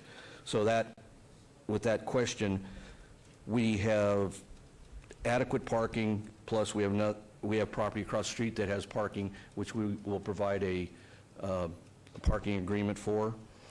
Other than that, we're in agreement with staff's approval as approved conditions, and really ask for your support. Thank you. Commissioners, Justin Michaels. We also have some petitions in support of our project for the neighbors, so I'd like to give that to you to make it as part of the public record. One of them is from one of the neighbors, and he is sick, so he is the last one. He handled all of those, and I believe he emailed the originals to the councilwoman's office. Thank you. One quick item before we take other comment. Along the Charleston frontage, there is an existing pedestrian crosswalk and an existing bus stop that the RTC, at a planning meeting for the medical district, which I sat on that committee, indicated that they were comfortable with, and they were not seeking any new bus turnouts along Charleston or changing them. They're putting a light at Tonopah, and with the light at Shadow, we think the pedestrian light does provide adequate safety and improvement to the site. Thank you. Thank you. Okay, I'm going to open up to the public. Can I get a show of hands of how many people are here to hear this item? If we could all start coming up to the front, please. And I'm going to use the timer and give everybody 2 minutes to talk. How you doing? Name and address for the record, please. Sure. My name is Estrella Matlich, and I live at 1626 Birch Street. The petition that was given, I believe, I'm not familiar. Could you speak into the mic? I'm sorry. Thank I'm you. not exactly familiar with the petition, but I believe that's the petition that was circulated to support the developer's development for these agenda items and the next ones, and that was based on some discussions that the neighborhood has had with the developer to address some of the neighbors' concerns. In November, I sent out a poll to my neighbors, and I notified them on Nextdoor, and then from whatever email addresses we had, asking them about the development on Charleston, and if they thought that Charleston should be developed in the next 5 years. And only 28% felt that, only 28% were against any kind of development on Charleston. The rest of the neighbors understand that it's something that's going to happen, but they had several points of concern, one of which was traffic, and the other was not knowing what types of businesses would be there. So one of the things that the neighbors looked at was the traffic component, and so in the poll it asked, what if there were traffic deterrent measures within the community that would limit the access to our neighborhood for residents only? And 81% of our neighbors believe in having these traffic deterrent measures to limit access from the growing commercial development that the developer is trying to do. And so there were some questions that neighbors had, and the developer sent us a site plan of how some of these traffic deterrent measures would be. And it seems as though there's like a growing support for that. And we don't know as a neighborhood if some of the items are that the developer has suggested that they would do, if they are something that can get approved as conditional to their approval, and then the neighborhood would like to have a... Thank you. Can you give me your name for the record? Spell your name for the record, sure, please. A, S as in Sam, T-R-A-I-A, and then my last name's Matlich, M-A-T-E-L-I-C-H. Thank you, and thank you for your comments. Can I get your name and your address for the record, please? Yes, my name is Herman Fox. I live at 1244 Park Circle, along with Estrella. We try to represent the neighborhood and our neighbors as best we can, as many as we can assemble. And just to reiterate what Estrella said, we are interested in working with the developer, with Cornerstone, Mr. Truesdale, and coming up with some kind of comprehensive thing to protect the Scotch 80s from the traffic that we're to be generating with all of these projects. Like this restaurant, this is really the first chance I've had to see it in its form, and we really haven't had the opportunity to consider some of the things that have been proposed. And I know we have people from the city here. I'd like to, if someone could ask the question, or can we actually get some kind of abeyance, be it some kind of gating in between us and this new commercial development? One thing I do want to say, just because we're taking this piecemeal, one piece at a time, this restaurant as it stands, just like it is, we believe that it's a little bit intense. For just as you stated, with the denial, we think it is too. Although as part of an overall plan for the properties that we're talking about with some kind of traffic abeyance to protect the neighborhood, we would be willing to consider talking about that and come up with something and putting it out to our neighbors and getting some kind of consensus on that. Okay. Thank you for your comments, Mr. Fox. Can you use your name and address for the record? Hi, Tick Sagerbloom, 1242 Park Circle. Just to reiterate what my neighbor said, this piece of property, basically from the Neon Project, I-15, all the way to Rancho, is currently under contemplation to be re-master planned by the city. It's the first piece they're going to do as far as this whole master plan of Rancho, of Charleston, going back a couple hundred feet. With the purpose of the master plan is to try to make a master plan as opposed to put a In-N-Out burger right across to start this whole process. This is way premature. If we could just hold off, get the master plan, get the neighbors involved, we know it's going to have to be developed all along Charleston there, but to do it piecemeal, I think is really inappropriate. Thank you. Thank you for your comments. Anyone else like to be heard from the public? Please step forward. Hi. Hi. For the record, I'm Marcia Turner. I live at 1301 Birch Street, and I'm here in opposition of this proposal. I agree with the staff recommendations that it's too high density and the variances are inappropriate.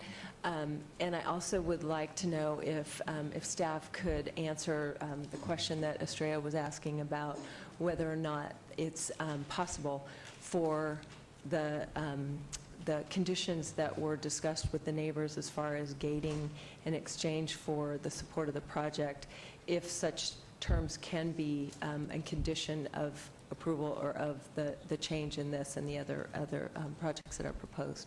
Thank you. Thank you. Anyone else from the public? Hi, my name is Virginia Somerville. I live at 1120 Westwood Drive. I'd like to support the staff's recommendation for denial due to the intensity of the proposed drive-through and rezoning. Thank you. Thank you for your comments. Anyone else? Seeing no one, I'll close the public hearing and have a 4-minute rebuttal. Yeah. Let me put this map in the overhead here. And because one of the neighbors was ill and we're getting a written list of agreements on the conditions that we will apply to this site as well as our other application, I'd be glad to give this. I only have one because my printer didn't work out so well. But I'll read this, what we've committed to do for the neighbors at their request. If, one, the project originally had access onto Shadow Lane. We deleted that to remove traffic onto Shadow Lane. We moved parking back and added some additional landscaping up against one of the homes along Park Circle. Then the other requests that were made were for us to work with the property owners on both sides of Westwood at the intersection of Park Circle to secure a vacation and put up a wall there restricting access to that street, and which would require us to work with traffic engineer to create a cul-de-sac as required. We agreed to work with city staff, and I've met with city attorney, talked to city's attorney, met with Jorge Cervantes, talked to Mike Jensen in traffic, and they've done a brief traffic study on some of these items. So this staff is working with us and open to us getting these solutions, and we've agreed to modify the entrance at Waldman, subject to final agreements that everybody's comfortable with, build workable gates so there's ingress and egress there. Doesn't change how people get in and out of the neighborhood. It's just doing it proper, which wasn't done when that pork chop was put in there, and it's very dangerous right now. We've agreed to do that, pay for it, install it, landscape it, and maintain it for 5 years. So the association will have time to get the rest of their documents, and so they're able to take over at that point in time. We've also agreed to, at the entrance of Shadow, to do a traffic calming narrowing of the entrance at Shadow, which most neighborhoods see today on public right-of-way, just to let people know you're entering a residential area and slow traffic down. And where one of the gates were permanent along Oki, and I'm not sure how those gates all got approved back when they were approved, but we've agreed to, again, there, construct an ingress and egress gate system that's workable for public safety and fire, as well as the neighbors. And again, we're going to maintain that for a period of 5 years and pay all the costs to build it and insure it in that period of time. This does not reduce the overall traffic flow, but I can tell you what it does do for the neighborhood. When those gates went up years ago, all that traffic got pushed onto Shadow. Because, to get in, you'd have to go around to Shadow. And everybody's complained about Shadow, but Shadow is a major entrance point for the medical district, north and south of Charleston. Since the only thing we could do as a property owner to legitimately address traffic onto Shadow for the neighbors is remove the access point that we had there. We had no problem with that. That's reasonable, and I want the neighborhood to be better and improved by the time we finish this project. But by trying to do these things to make sense, we do have to provide another entrance point. Otherwise, traffic will not get where it needs to be. So this agreement is here, it's signed, and we'll give that to staff, and we're committed to make it as a condition and move forward with it. Can I have a little more time here? I'll give you another minute. Because we'll save it on the next application. Okay. So, we are sensitive to traffic. We are sensitive to the neighborhood. I used to be the president of the Scotch-Shades Association when we closed off Crescent and worked within the city parameters and still have public streets, but we closed it and made it a safer neighborhood. I'm committed to making this a safe neighborhood. Our project cannot be as successful as we want it to be without this neighborhood being vibrant behind us and those neighbors being an active part of how we make decisions. That's one reason we moved our application along as quick as we did, not because we're trying to be ahead of a master plan that may be approved this year, may be approved next year. We've been told different time frames, but I guarantee you the conditions we've agreed to here on this item far exceed what are in the quote form-based code, at least the drafts that we've seen so far. So my commitment is to the neighbors, and commitment just to tell you we will always err on the side of the neighbors to make this a better project. Thank you, Mr. Truesdell. I'll close and turn it over to the commission. Vice Chair Quinn. Thank you, through you, Mr. Chairman. Thank you, Mr. Truesdell and Mr. Michaels. I had a phone call this afternoon from a neighbor that was completely in support of this project, and he said to me that I don't think your councilwoman likes Scotch-Shades because she hasn't called me back. And I said, in fact, you are the heartbeat of this ward. Scotch-Shades is it's almost like it's a secret in our little city that is now on fire and where people are wanting to come back to, as where I live in Rancho Circle. May I say that the form-based code is a code that is restricted in height and restrictions, and she's concerned that your parcels might interfere with some of the form-based code that is coming forward. And the problem is, we don't know when that's coming forward, and what's in front of us right here and right now is an applicant that is done, in my opinion, more due diligence with a neighborhood than I've seen in quite a long time. When we started this endeavor with you, Mr. Truesdale, I think you had 30 to 40 neighbors here on an evening. You're down to 6. Congratulations, sir. With that would be my comment this evening, and I look forward to working with you more. Sir. Thank you. Commissioner Schlotman? Yes, through you, Mr. Chairman. Question for Mr. Truesdale. Could you tell me, you're planning on putting a crash gate or a automatic gate on Westwood? A solid wall, landscaped and all off-site and on-sites completed. On your parcel? On outside of the Park Circle area. We own a residence at the corner of, at the far south end. Is not on the application tonight, but we know that we can give ourselves the land and create a cul-de-sac.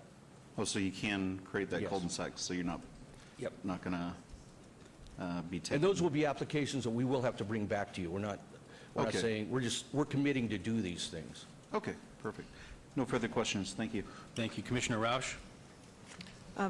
I have no problem with this application, simply because twofold. One, everything on Charleston is commercial. From my point of view, this property is eventually going to go commercial. I like that you've oriented the building to the street so that it's not impacting the neighbors. There's a nice parking buffer between the neighbors and the buildings. It's tight. The site is tight. I do have a question I wanted clarification on. Is your board still there where we can point on the overhead so we can see? You made a comment earlier, and I just want to make sure I clarify and understand. You said staff and Public Works had asked for a right turnout, right? Can you move the microphone over? Or? Okay, that's probably good enough.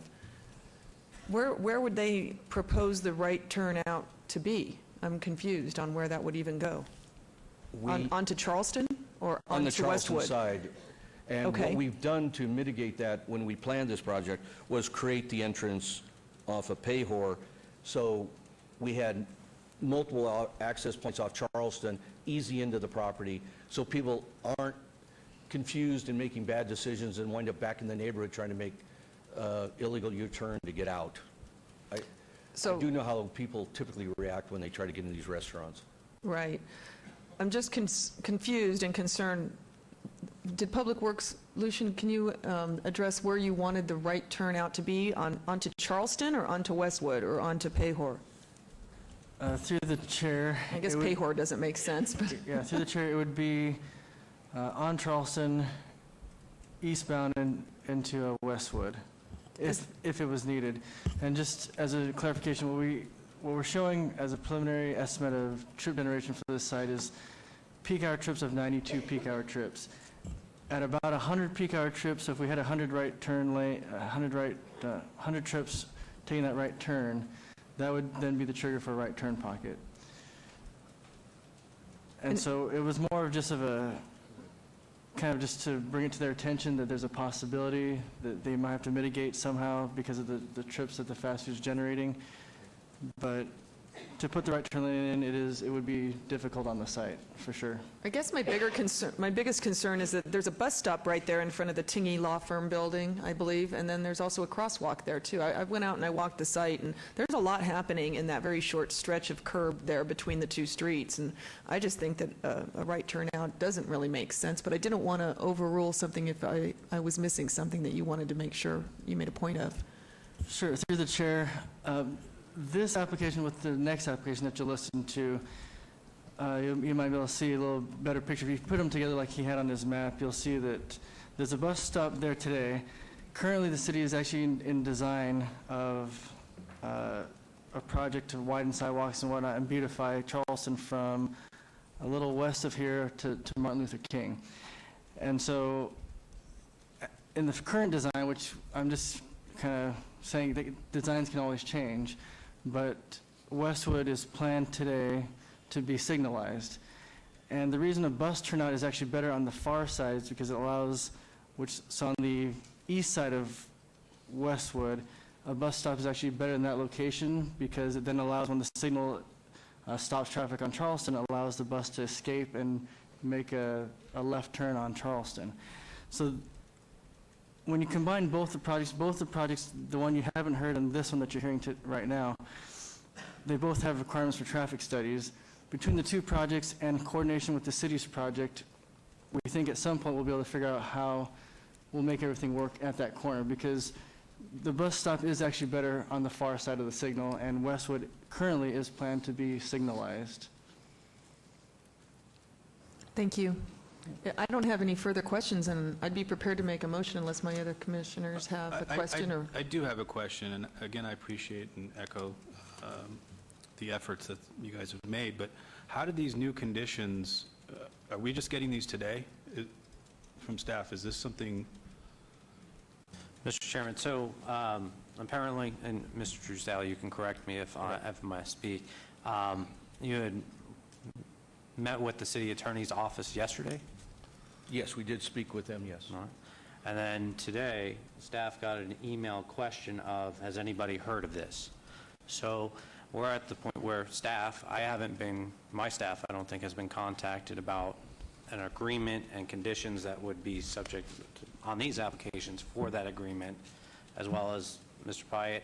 I don't know if Public Works has been contacted to address potentially gating of roadways. Are they to be public, maintained public, or are they private, et cetera? So there's additional questions and concerns that staff would have to vet to see And we how the understand agreement that. would work. We do understand that. And the conditions that we provided you were some requested conditions that the neighbors came together. We did speak to traffic, Mike Jansen, and we know that there's going to be some work to go through these conditions and make them all work, but we're comfortable that we're willing to stake our project that those are a pragmatic solution, and we will work diligently to. If we can't get them done, then we can't get them done, and we can't meet our commitment to the neighbors. Understood. I'm not saying that the conditions can't be crafted, but as in on the dais right now to craft the conditions. No, we're not asking you to do that. Okay, so that's clarification. The other site-specific conditions, those can be addressed at this meeting if you're restricting access at one point And we on spoke one application. I spoke with Lucian just after the holidays or just after Christmas, and he brought up the concern of the right turn lane, and while I don't believe that we get to that threshold, we did agree to move forward subject to all the traffic studies. We know it's got to be easy in and out for everyone, or it's a mistake. So now the next project, we have some more specific issues to work through. Okay, thank you for their comments. I guess, so it sounds like the conditions proposed could be abstained? No, stand with the existing applications, not needing any changes to the applications. I just needed that for some clarity. So, Commissioner Roush? So with that as a backdrop, I don't need to make a motion with the conditions. I can make a motion with the agenda item the way it reads right now, correct? Or subject to the condition that are already here, but, okay, I'm just making sure and clarifying as well, as Chair Cherry did. And for the record, I would like to note that the form-based code that is coming before all of us, if anything, would potentially be something that would, in fact, allow higher heights than what the applicant is even requesting. I mean, in this area, we could be seeing up to 4 stories. As you get closer to Charleston, we could be seeing up to 6 stories. So I don't really see where the form-based code is going to be a big issue, because if you understand the form-based code, at least the way I understand it, and I've spent a lot of time in workshops and presentations on it, if it fits, it ships. It's a situation where you can build out to the corners, and it's just a matter of conforming to the height restrictions. And I don't know of a height restriction that's lower than 1 story. So in this instance, I think that it fits. So my motion is going to be for approval subject to the conditions, and I'd like to make that motion right now. Is that in addition to the amended conditions as well, Chairman? There's no amended conditions Okay. at this moment. There's a motion on the floor. Please cast your vote. Did you make the motion? I did not make the motion yet. I apologize. That's okay. I'd like to move that GPA 71561 be approved. There's a motion on the floor. Please cast your vote.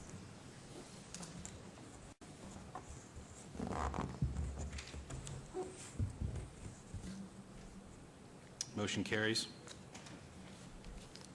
Next, I'd like to move that ZON 71562 be moved for approval. Please cast your vote.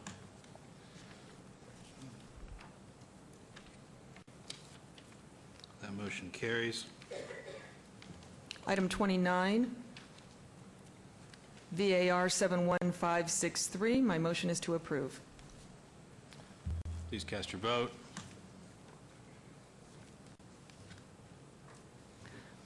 That motion carries. Next, I'd like to move for approval of SUP 71565. Please cast your vote.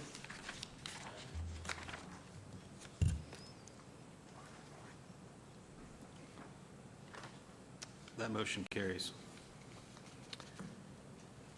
And last, item number 31, SDR 71566. The motion is to approve. Please cast your vote.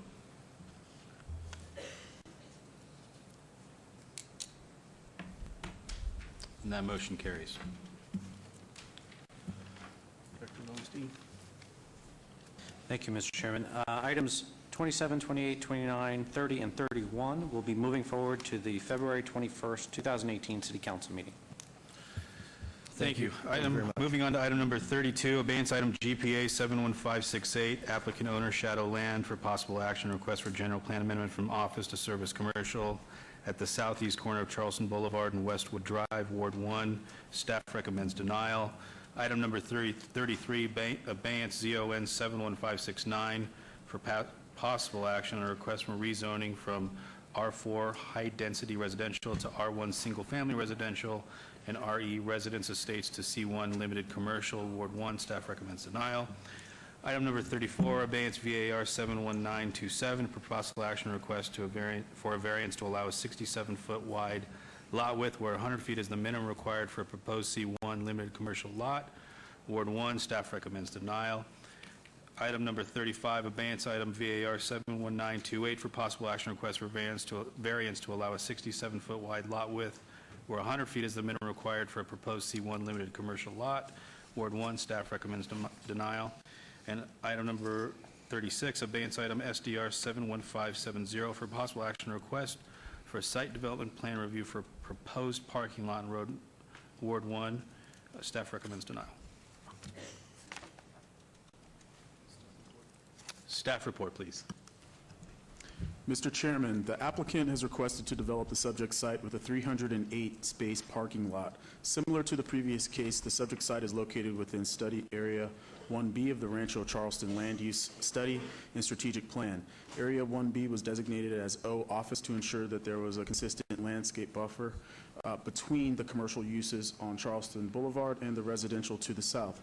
The subject site is located adjacent to single-family residential along the western and southern parcel lines, and the uses allowed by the SC Service Commercial Land Use Designation and C1 Limited Commercial Zoning District are not compatible in such close proximity to the single-family homes.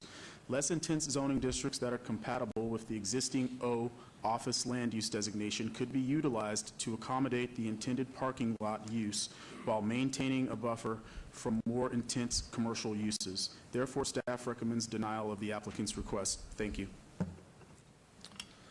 Thank you. Can you name and address for the record? Good evening, Rick Truesdale and Justin Michaels, 820 Rancho Lane, Suite 85, Las Vegas, Nevada. Again, we're here before you, and you start to see these two projects together, and I understand some of the staff's comments, but we're proposing a surface parking lot. We're over landscaping. We've agreed to all the conditions set forth. Where we need the zoning the way in the GPA the way we've asked for it is because there's 3 different zoning classifications here. To do a commercial subdivision or a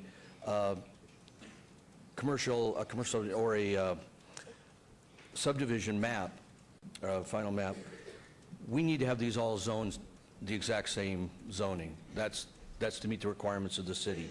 On the corner of Westwood and Charleston, there are 2 existing homes. One will probably come down when we build the driveway. The other one will stay there for several years while we finish moving forward on this, the rest of what we're doing in the area. We have an entrance off of Charleston and an entrance right off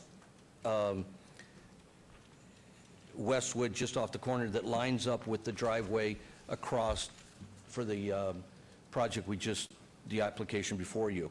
So we are planning to make sure that traffic flows, they know where that residential stops and where it starts, and it lets us be able to control it, sign it, and meet our commitments to the neighbors. Our map here, I just noticed, and I know the one that the revised map we gave to staff, we showed the driveway closed on shadow, and that we have no problem with. We believe the final, when we get through the final engineering of the landscaping, based on what I read through on the final conditions, we might lose a few parking spaces, so I think, it could be 1 or 2 less, I'm not sure. We're in agreement with all of staff's conditions, except 2 of them.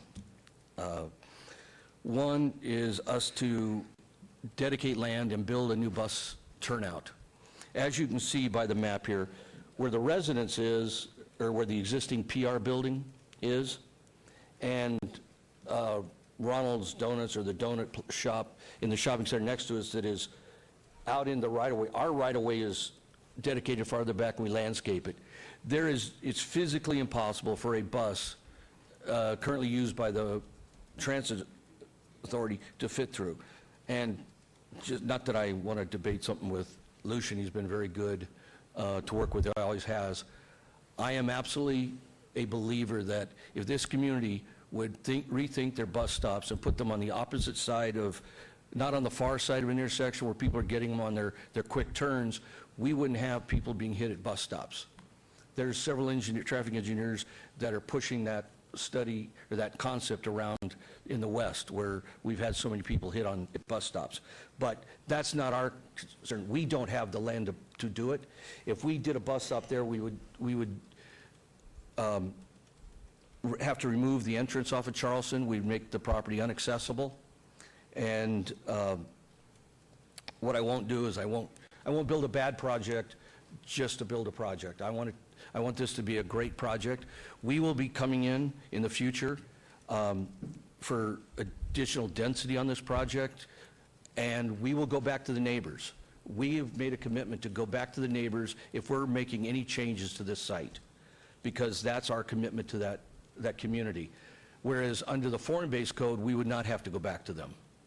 Form-based code has such latitude, we would, if you could tell me we could pass that in a month, I would have shelved this project and take the form-based code and said, thank you, God. I don't have to spend a dime with the neighbors, and I can build whatever I want. But that's not my commitment, my word to the neighbors, and I will keep that we will be an asset to the community, not a distraction to it. And we have some additional information, petitions delivered by neighbors, in addition to the ones we had given previously. We think it's close to about 60% plus or minus of the Scotch 80s, the primary Scotch 80s residents, in favor of this development. Thank you. Anything else, Mr. Michaels, you'd like to add? No, sir. This is noticed as a public hearing. Anyone from the public like to be heard, please come up to the microphone. We do have 3 microphones, so please step forward, state your name and address for the record. Hi, my name is Estrella Matlich. I live at 1626 Birch Street.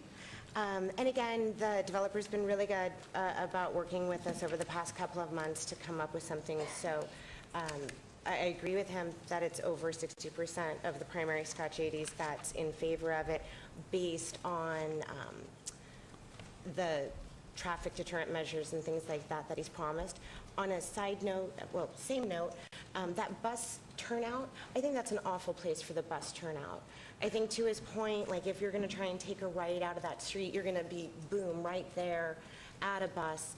You've got to stop. Then you've got to try and get over multiple lanes. I really don't think it's the best place for a bus stop. Thank you. Thank you.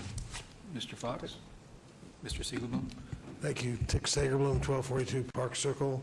As I said previously, this area is going to be master planned. Despite what you said, Commissioner Roush, that master plan has not been developed yet. The city has proposed something, but that has to come back to the neighborhood. And the neighborhood is going to ask for that to be one story. This is a perfect place for something like a quail park, and that's what's going to end up there eventually. But just to make this change at this point is way premature, and all you're doing is basically giving this landowner more value to his property when the city tries to take some of it. So it's going to be a condemnation case, and he's going to make a lot of money because we made this decision at this point.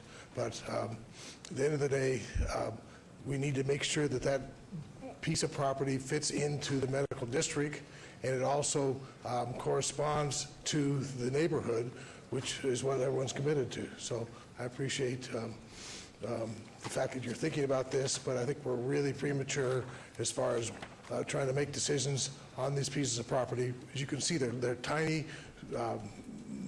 very modified pieces of property. We need to look at the whole thing together. He's got all these proposals. He's going to come in and block this street off and make this a turnabout. We don't have any of that in writing. This is all speculation, and we're making decisions on land use, but all we're really doing is we're making it the most intense use so that when the city comes back and tries to downzone it, he'll be able to say, well, even though the master plan doesn't allow it, I was there first, or if we take out the property for the bus stop, that's going to be able to charge more money. So thank you very much. Thank you for your comments. Mr. Fox? Yes, Herman Fox, 1244 Park Circle. I have to say, we did take a poll, and the neighborhood is dead set against this parking lot. And, you know, and going back, since this is all one piece here, 27 through 31, I mean, I asked a few questions about those abeyance methods and if it's possible to have the developer make this conditional, some of these conditional about getting those traffic conveyance. I guess that was not going to be asked, and my understanding is that it was 27 through 31 was approved without any conditions. The neighborhood is very, very concerned about this. Commissioner Quinn, you mentioned that we had 40 when we started, and there's only 6 people here. I mean, abeyance after abeyance has kind of obfuscated the matter. Excuse me, sir, we know about those abeyances, neighbors. Pardon me? We understand with the abeyances with neighbors. Yeah, but I mean, we are here representing them, and at this point, even though it's very nebulous, we're also inclined to say maybe we should wait for the code, the form-based code, because we feel like we're being railroaded at this point. Those petitions you have there, hand-picked a group of people. I never saw a petition. Most of the neighbors never saw a petition. It went out to a hand-picked, so you've got a small percentage of people there. That was done. I feel like neighbors are being played against neighbors now. It's just not a process that we care for, and things are happening. We have no say in it. We don't feel like we have any say in it. And if it's a matter of dealing with the form-based and going to those meetings, again, we don't understand it 100%, but at least we'll have some input on this. At this point, I don't feel like we have any input. So we support the denial of this. Thank you. Thank you for your comments. Can you use your name and address for the record? Marcia Turner, 1301 Birch Street. I'm here in opposition, and I support staff's recommendations. It was interesting to hear that there was discussion about doing something more than the parking lot, because that's what has been proposed and support and portrayed as the only goal for this. And to give C1 zoning for a surface level parking lot doesn't make sense. So it's not surprising that they'd like to do more with this site over time.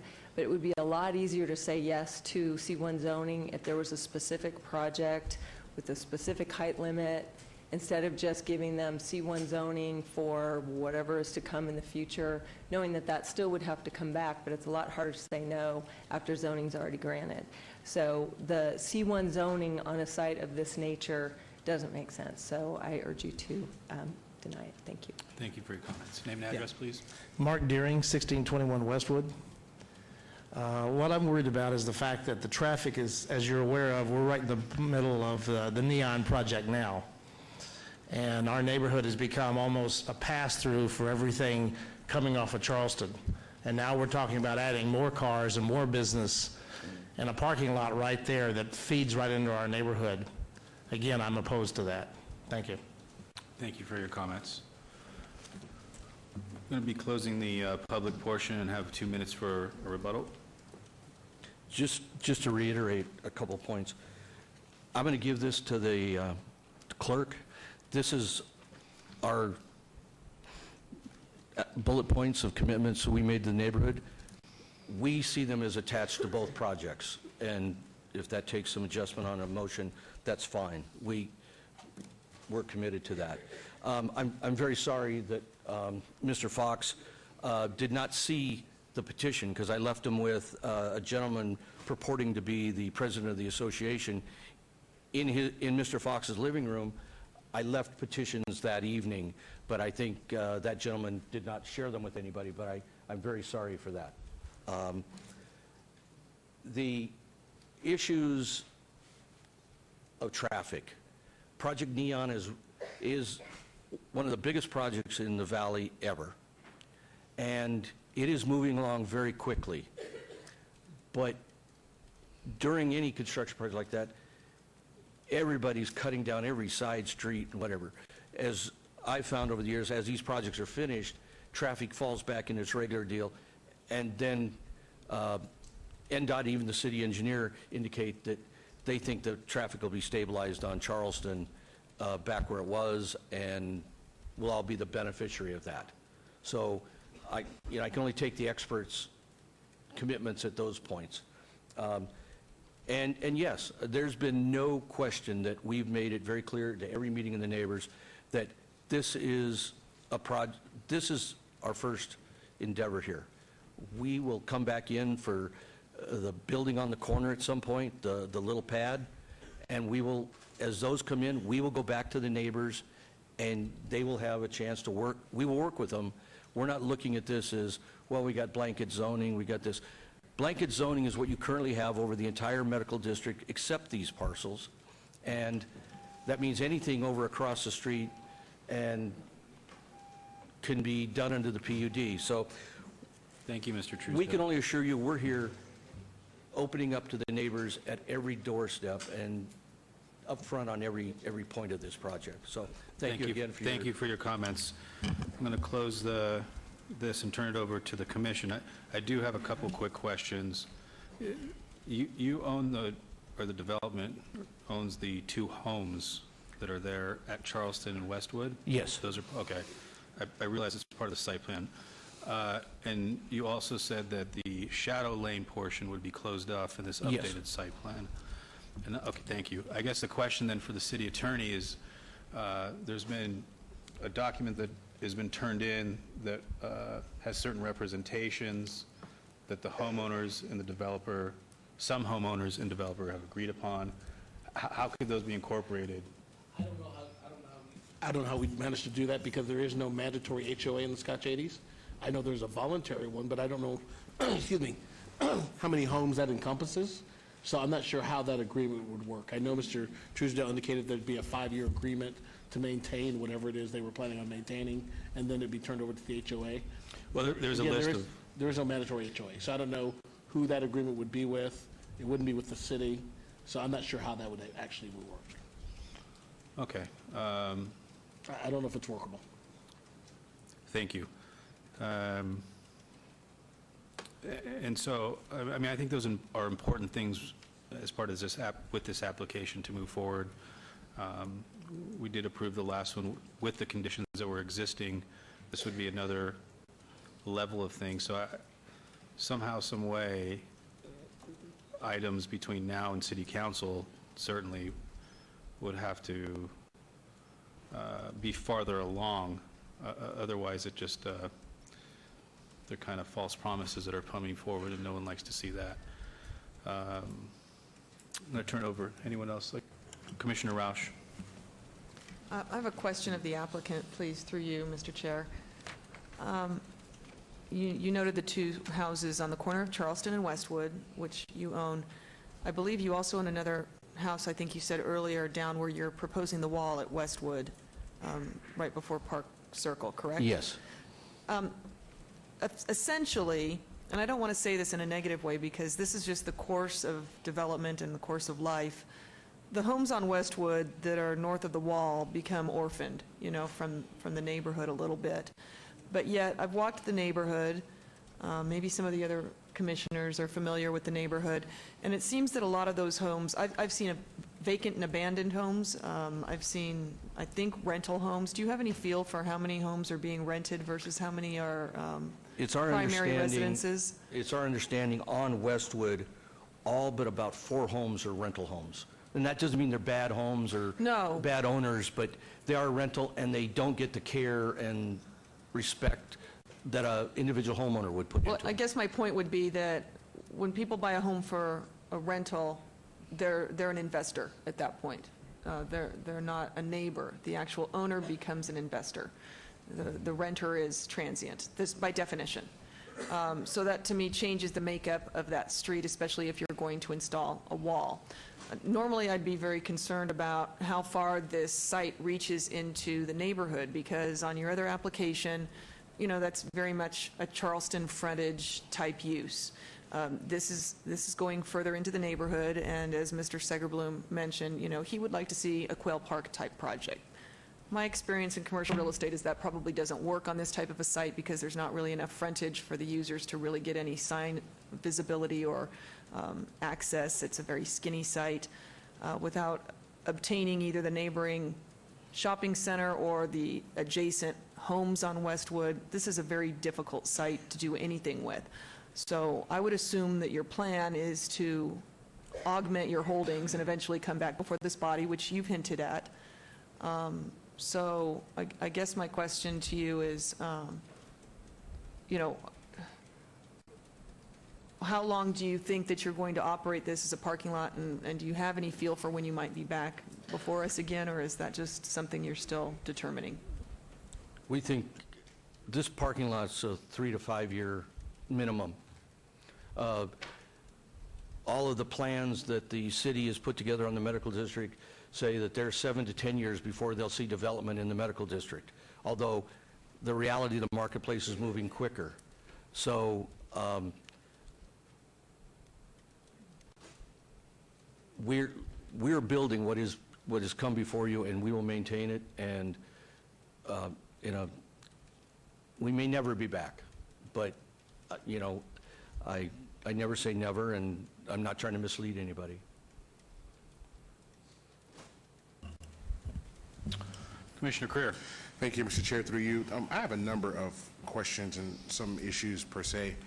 One, I don't agree that a bus stop should well, that's another one. On 31, I'm sorry. On 32, my question is, how are you going to ensure that a wall is going to go in on Westwood? You mentioned it. Our commitment is we can't get our building permit, we can't get our final map, we can't start construction, we can't do anything on our property under our zoning commitment until we get that resolved. So if that takes me a year to get it resolved, it takes me a year. If it takes me 6 months, it takes me 6 months. But we will not do anything with those properties until we resolve that wall issue, is our commitment to the neighbors.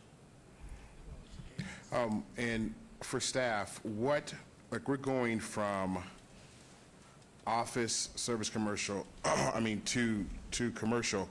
What is the minimum, since you're going to put a parking lot there, the minimum zoning that needs to occur for a parking lot? Through you, Mr. Chairman, I believe it's professional office, it's conditional use, and O as well as conditional use. So the least intense zoning district for a parking facility is professional office. So if it's at office now, will they be able to put a parking lot there now based off of the current zoning? Meeting the base conditions of the conditional use requirements in that zoning district, yes. Okay, so why are we changing the zoning then? Only one of the parcels is, actually, one parcel is zoned R4, one is zoned R1, one is zoned RE, the other one is zoned RE. Okay, so why don't we take it to office then, instead of to commercial? And we don't have, you aren't showing, once again, we don't know exactly what it is that you're going to do. You're going to put a parking lot there, but once it goes to commercial, you can do anything. Here, go ahead. Commissioner, through the chairman, if that's all right with you, what we're showing here, and if you can do the overhead for me, please, I'd appreciate it. This shows the existing in yellow, everything minus the UMC building here at Charleston and Rancho that is currently C1, located on the south side of the street along Charleston.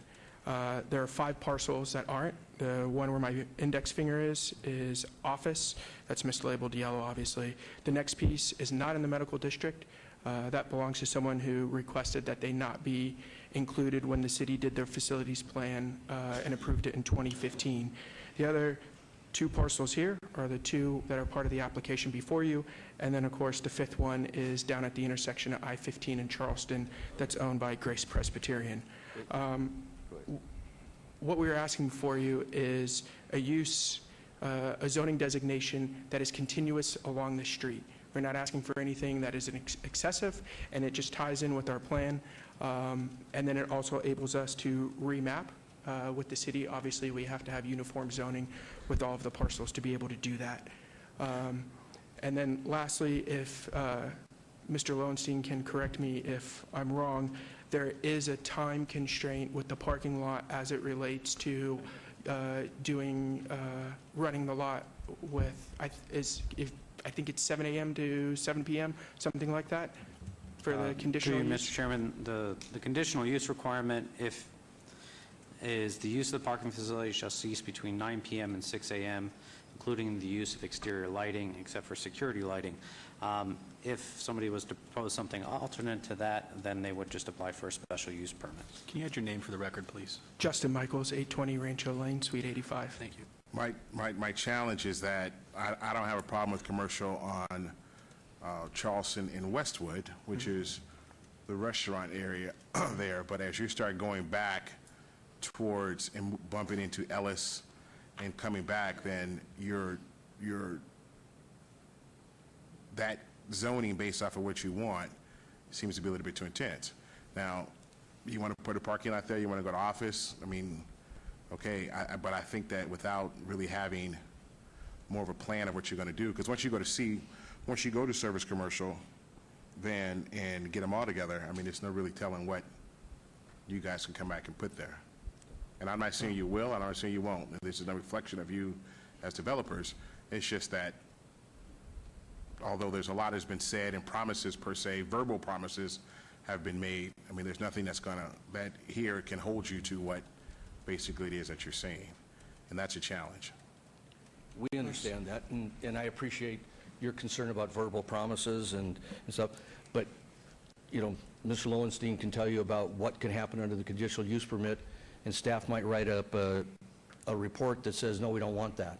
We cannot map this property unless all the properties are equally zoned, and the biggest adjacent property to this is C1. There's no question about it. So if we have C1 along the frontage, we cannot map this property. We can't get a commercial subdivision and come back and say, now we'll map it differently. I had somebody in one staff office try telling me, oh, you can do multiple zonings and get it mapped all day long, and I'm like, it was made very clear to me that that can't be done. So I'm not trying to be argumentative. I can't create a catch-22 that we can't develop the property properly. And we are before you. Everybody says that, we want to know what's going to go on there. This is what we're proposing to build. And that's all I can represent is what we're proposing to build, and that we are making a written commitment that every commitment we've made with the neighbors, we will do before we come in for our building permit. So we are not trying to be cute. I'm not trying to turn the corner without giving you what's around the corner.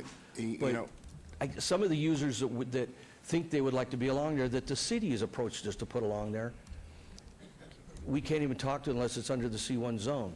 So, I can't tell the city, leave me alone, I don't want to talk to you. I can, but I don't. But I'm being straightforward on what the zonings should and need to be. What we're asking for is no greater and no more intense than what the form-based code that went online yesterday for the medical district comments. Well, but hold on, but we don't have a form-based code. Here's the draft that went online for comment yesterday. Well, that's, okay, so there's a draft, but there's no form-based code. That draft says you can do all of these things, but it may be 5 years before that's Mr. Truesdale, please. Commissioner Creer, please continue. Thank you. Through the chair. Thank you, Mr. Truesdale. There is no form-based code that has been approved by the city council, correct? Is that accurate? I don't know what went up on the website. That's correct. Okay, so I don't know what went up on the website. I don't know what, but that is not accurate. So whatever it is that's up there. Okay, then I would ask the city attorney to have the, well, those departments take this please. down. Do me a favor. It's on there inappropriate. Do me a favor. Mr. Truesdale, Do me a please. favor. Mr. Truesdale, do me a favor. Let me finish what I have to say. You got it. I would greatly appreciate that. The form-based code is not there, one. And two, like I said, the commercial development is going to happen on, which is fine upon the commercial on Westwood and Charleston as you come up, but as you buffer back down, then you're going to have commercial development. And as you said, you can only, this is what you're going to do. And you don't know when you're going to do something else.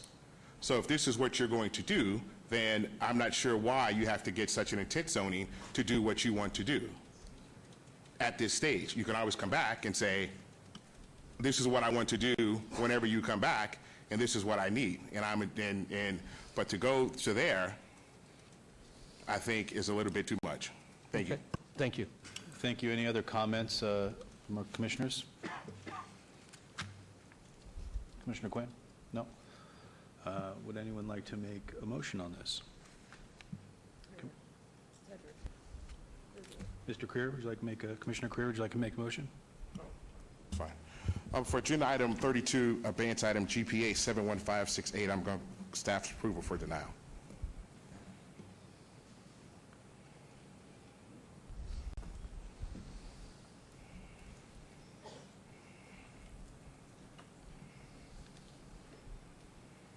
That motion carries. Thank you. Agenda item 33. Sorry, Chairman? Excuse me. The yeses are for denials. 1, 2, 3, 4. So it does not carry. It does not carry. Carries as a denial. Yeah. No. Excuse me, I'm sorry. You're right. So we need a Does vote in not alternative? Yeah. Thank you. Agenda item 33, ZON 71569. We need, that was the GPA, I'm sorry, so that would, we'll need a vote, we'll need another vote in the alternative. We'll need an alternate motion. A vote for what? Because your motion for denial did not pass, we have to vote in the alternative. Yes. And since it's a GPA, you'll need 5 votes in the affirmative to pass the GPA.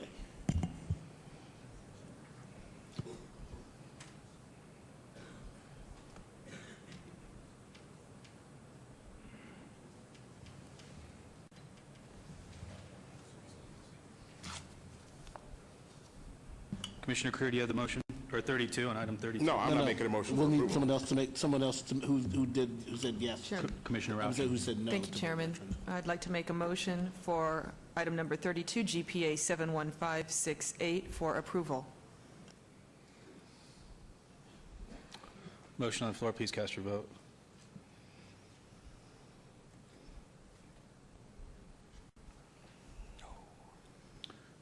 Commissioner Schlotman? I apologize, I'm getting a point of clarification.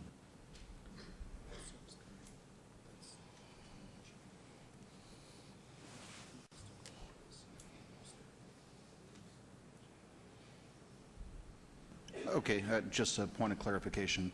On a GPA, he could still have office, it's not guaranteeing C1 or this and that.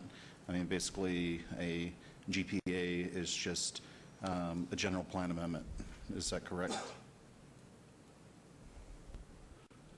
Through you, Mr. Chairman, the general plan designation would be allowable for various other zoning districts, service commercial, and I'm bringing up the land use element table right now, would allow for C1, O, and PO, professional office, as corresponding compatible zoning districts.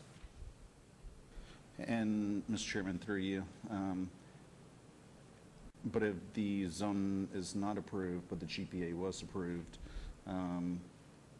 they still wouldn't have the C1 zoning, is that correct? So if you approve the general plan amendment and then you don't approve the zoning, the rezoning application, you'd have more likely inconsistent general plan designations with zoning districts, and no motion or no movement on the zoning. Thank you. There's a motion on the floor. Please cast your vote.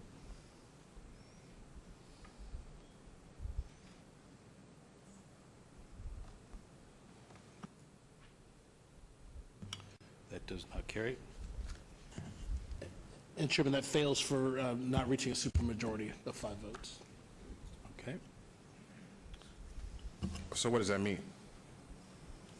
That means you just go ahead and vote, you can vote on the other items, because it failed to be approved because it didn't meet a supermajority, you can still vote on the other applications to give the city council an idea of how you wanted to vote on the other items. So this just goes to city council then without an approval or denial from the planning commission? It'll go on as a denial because it failed to reach a supermajority, but then you can vote on the other items up or down. That will then indicate to the city council that how you wanted to vote on the other items. Okay. If this had been denied as a GPA, had been strictly denied, you would have to vote no on the other items. But since it failed to reach a supermajority, you can vote as you normally would, up or down, and those items will go into city council. Okay, so we're going to move to agenda item 33. Yes. Commissioner, one second, just for clarity. So this moves forward to city council with no recommendation on that? Well, it'll As move denial. forward as a denial for failure to reach a supermajority. Okay, thank you. But you need to vote on the other items. Correct, thank you. Thank you. Agenda item 33, ZON 71569. I'm go with staff recommendation for denial. Motion's on the floor. Please cast your vote.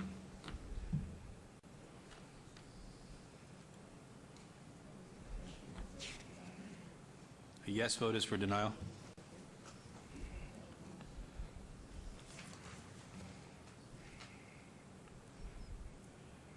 That motion doesn't carry. That fails. Right.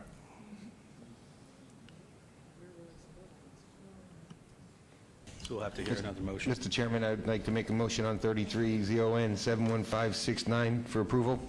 Thank you.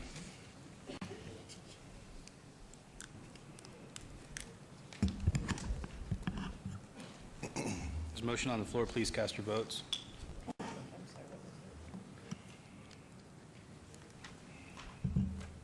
Mr. Chairman, staff down here, I just want to get clarification. On 33, your current motion is for approval? Is that what you're voting? I want to make sure I'm following. That's correct. Can we get the city attorney's office to weigh in? I don't believe, given that the GPA failed for approval, I don't believe that we can vote approval on the rezoning since the general plan that would allow for that zoning has failed. You just said we could. It failed because it only failed to reach a supermajority. It didn't fail because 5 people voted to deny it.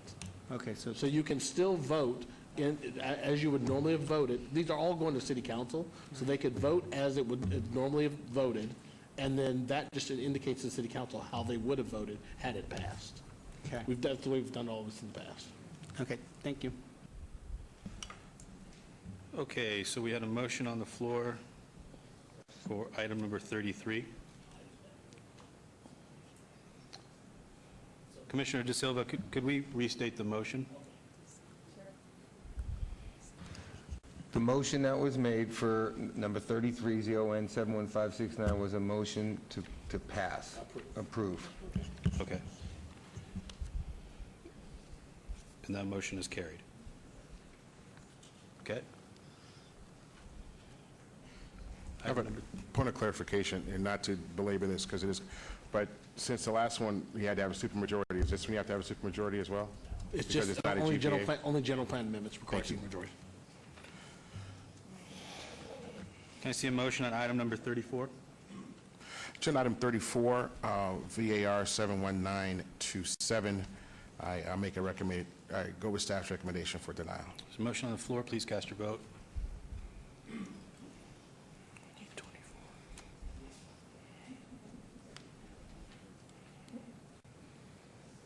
That motion doesn't carry. Commissioner De Silva. Mr. Chairman, item 34, VAR 71927, a motion for approval, please. Motion's on the floor. Please cast your vote.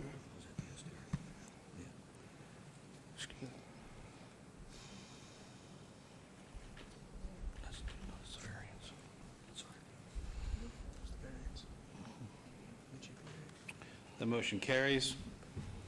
Thank you, Mr. Chair. Agenda item 35, VAR 71928. I go with staff's recommendation for denial. There's a motion on the floor. Please vote.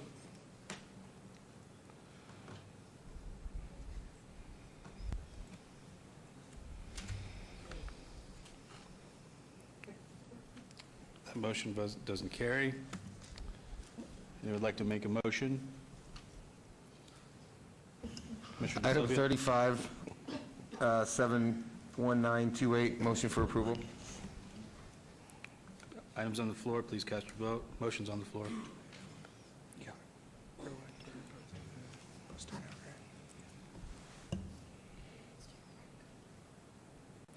That motion carries. Chairman, if for item 36, just number 24 on the staff report, as it relates to the bus turnout for the site plan design review, that's one item that we are not in agreement with, the requirement for having the bus turnout. Thank you for the note. Is there a motion on the floor? Agenda item 36, excuse me, SDR 71570, make a motion for denial to go along with staff's approval. Mr. Chairman, through you. Condition number 3, regarding all development shall be in conformance with the site plan and landscape plan, date Can't hear you. stamp 9. The condition number 3, regarding the site and landscape plan, that date stamp is incorrect. It should reflect a date stamp of 11/9/17.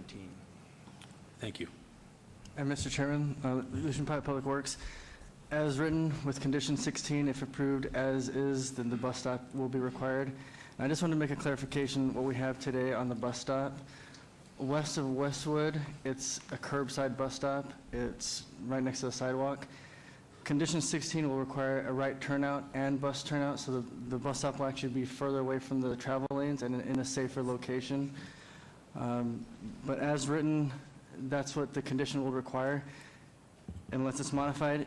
If it's the desire of the commission to modify it, that it's tied to the traffic study, I can make a amended condition so that it is tied to the traffic study approval, but I'd like your direction on that change if desired. Thank you very much. Commissioner Creer, I believe you did make the motion on item number 36 for denial. I did, but if we're denying the whole thing, there's not really any conditions to denial. Correct. So we So should there is a deal with motion on the the- motion on the floor. Yep. And then maybe Mr. DeSalvo will make the amendment to Thank you. amend. There's a motion on the floor. Please cast your vote.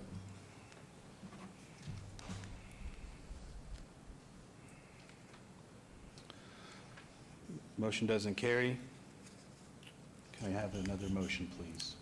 Motion for SDR 71570, item 36, with staff's recommendation. Is that with an amended condition of 16 or Yes. as is? Amended condition. So 16, we would just add a sentence in the beginning that unless otherwise allowed in the approved traffic impact analysis, and then the rest of the conditions. So it gives the final decision-making ability to the traffic study if the bus turnout is required or not. And that's on 16. On condition 16. Okay, and additionally, there was a date stamp on a site plan. Through you, For condition number 3. Mr. Chairman, that would be condition number 3, amending that date stamp to 11/9/17. Thank you. There's a motion on the floor. Please cast your vote.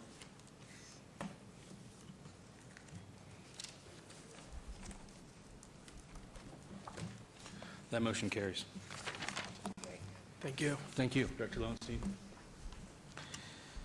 Mr. Chairman, thank you. Items 32, 33, 34, 35, and 36 will move forward to City Council to the February 21st, 2018. We are, at this point, it's 8 o'clock, it's 8:30. Normally take a break at 8 o'clock. We're going to take a 10 or 15-minute break here and be back. Thank you.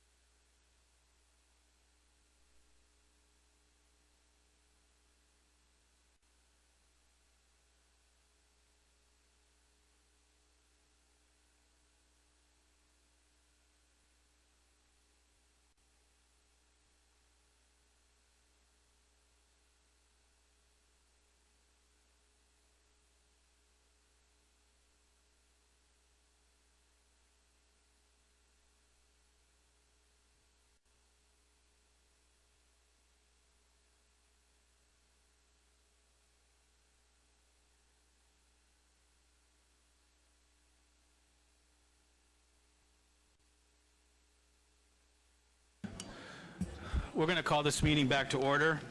Just ask for a point of clarification on item, what item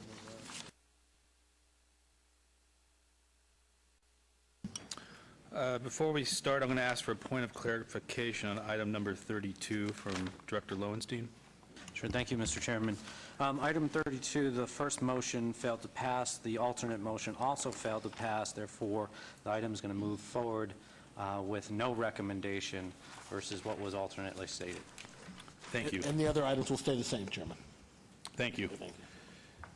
Moving on to item 41. Abeyance SUP 71214, applicant owner Lon Elias for possible action on a special request for a special use permit for proposed short-term rental, residential rental with use with a waiver to allow 235-foot distance separation from a similar use where 660 feet is required at 4,000 San Joaquin Avenue, Ward 1. Staff recommends denial. Could I have the staff report, please? Mr. Chairman, the short-term residential rental use is permitted in the R1 single-family residential zoning district as a conditional use. The proposed use does not meet the conditional use regulations requiring it to be owner-occupied during each period the unit is rented and to be 660 feet from any other short-term residential use. There is an existing short-term residential use that is currently licensed approximately 235 feet from the subject site.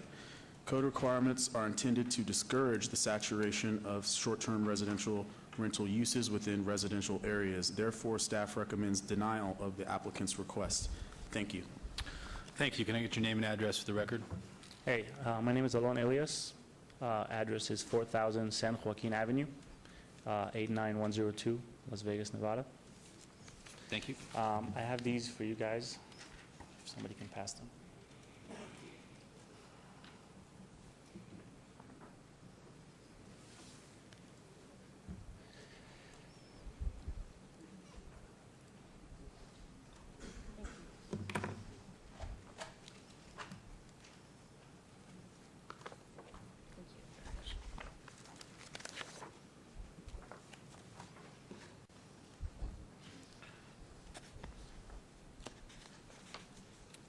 Please proceed. I understand the ruling against short-term rentals being so close together. I did not know about this rule when I bought the house. I didn't intend to do any short-term rentals on the house, but the fact is that I'm only staying at the house about 50% of the time because of my work. I'm a service engineer for HP.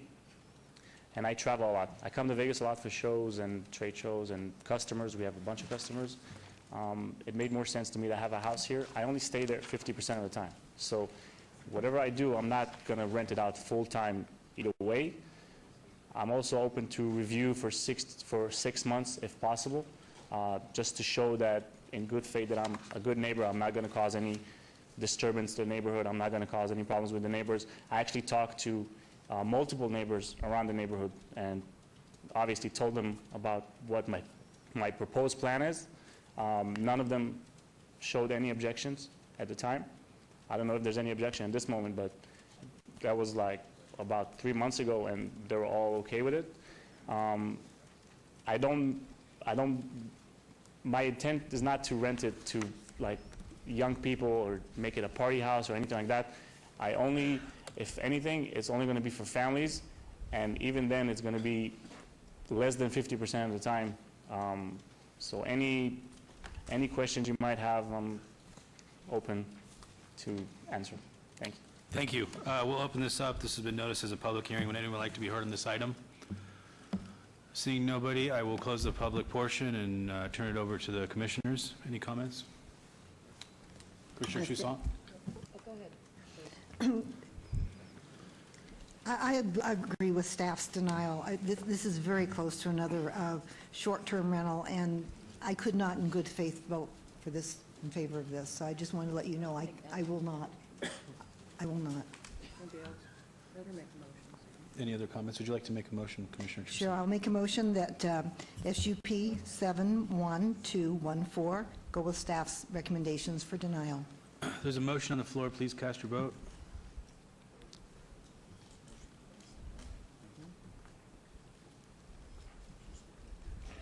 Motion for denial carries. Director Lewinski. Mr. Chairman, this action is final unless appealed to the city clerk within 10 days. Thank you. Moving on to items number 42 through 51. I will be abstaining from these items. My future father-in-law lives on the Queens Ridge Badlands area. Thank you.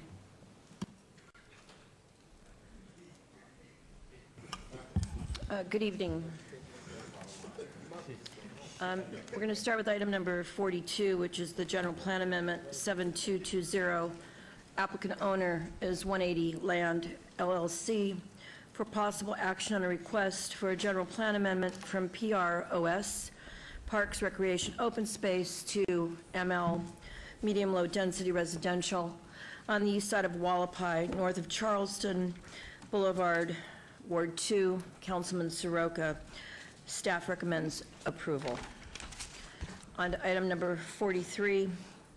It's a waiver, number 72004. The applicant owner, again, is 180 LLC, Land Company, for possible action on a request for a waiver to allow 40-foot private streets with no sidewalks, where 47 private streets with 5-foot sidewalks on both sides are required within a proposed gated residential development on the north side of Verlaine Court, east of Regents Park Road, Ward 2, Soroka, and this evening staff is recommending approval. Moving to abeyance, item number SDR 72005 for possible action on a site development plan review for a proposed 75-lot single-family residential development, Ward 2, Councilman Soroka, and this evening staff is recommending approval. Moving to item number 45.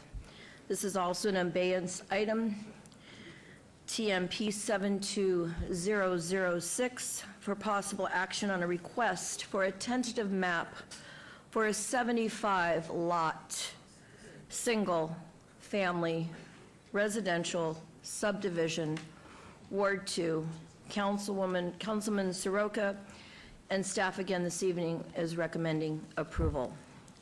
Moving on to item number 46.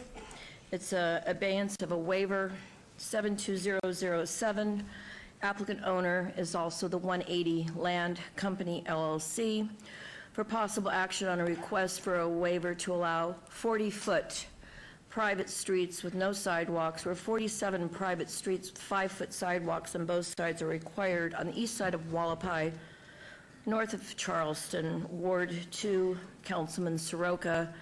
Staff recommends approval. Abeyance item number 47, SDR 72008, for possible action on a request for a site development plan review for a proposed 106-lot single-family residential development, Ward 2, Councilman Soroka, and staff is recommending approval. Number 48 is an abeyance item for possible action on a request for a tentative map for a 106-lot single-family residential subdivision, Ward 2, Soroka, and again this evening staff is recommending approval. Moving on to item number 49, it's an abeyance of a waiver of 72010. The applicant owner is 180 Land Company for possible action and request for a waiver to allow 40-foot private streets with no sidewalks for 47 private streets with 5-foot sidewalks on both sides are required within a proposed gated residential development, Ward 2, Councilman Soroka, and staff is recommending approval. Number 50 is abeyance item number SDR 72011 for possible action on a request for a site development plan review for a proposed 53-lot single-family residential development, Ward 2, Councilman Soroka, and again this evening staff is recommending approval. Item number 51 is TMP 72012 for possible action on a request for a tentative map for a 53-lot, single-family residential subdivision, Ward 2, Councilman Soroka, and staff is recommending approval. Before we start, Ms. Allen, the format is going to be as such. I will give you 5 minutes to give us your presentation. I will offer the side of the neighborhood's representatives, their main representative, 5 minutes. After that, I will open it up to public comment for 2 minutes, as each person may speak for 2 minutes. There is not going to be a rebuttal tonight. This is not a litigation board. This is a planning commission for the city of Las Vegas. We're not a court. We're not going back and forth.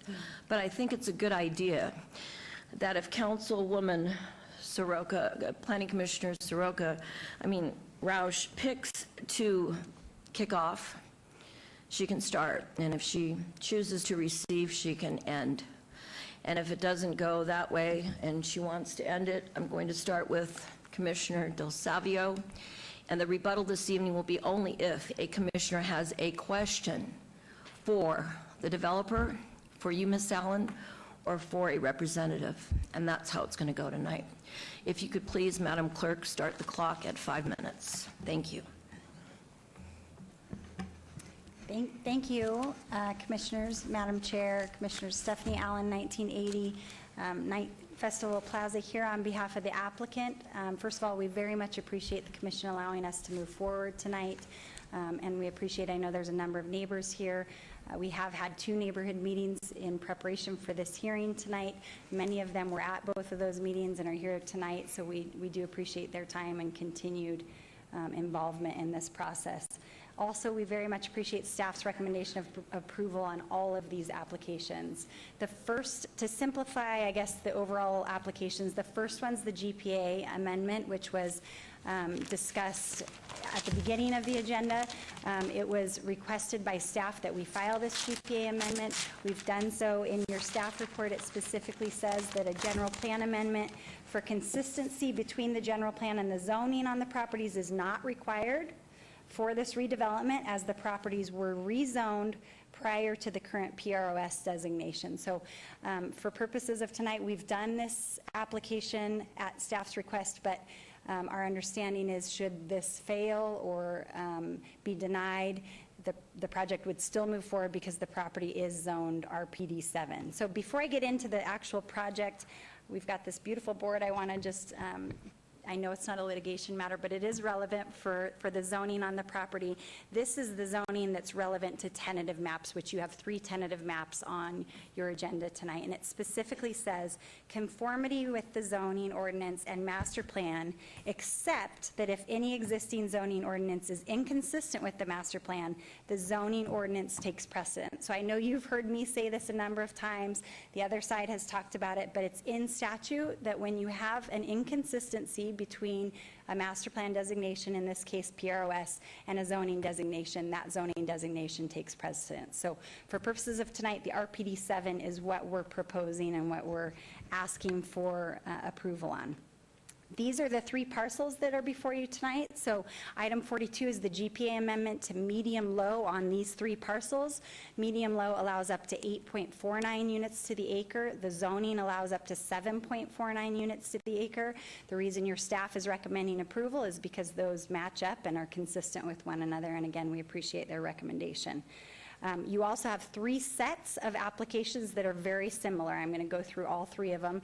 There's a waiver for the street sections. I'll show you the street sections. There's a SDR, Site Development Plan Review, and there's a tentative map for these 3 separate sections, and I'll go through those separately. This is the first one.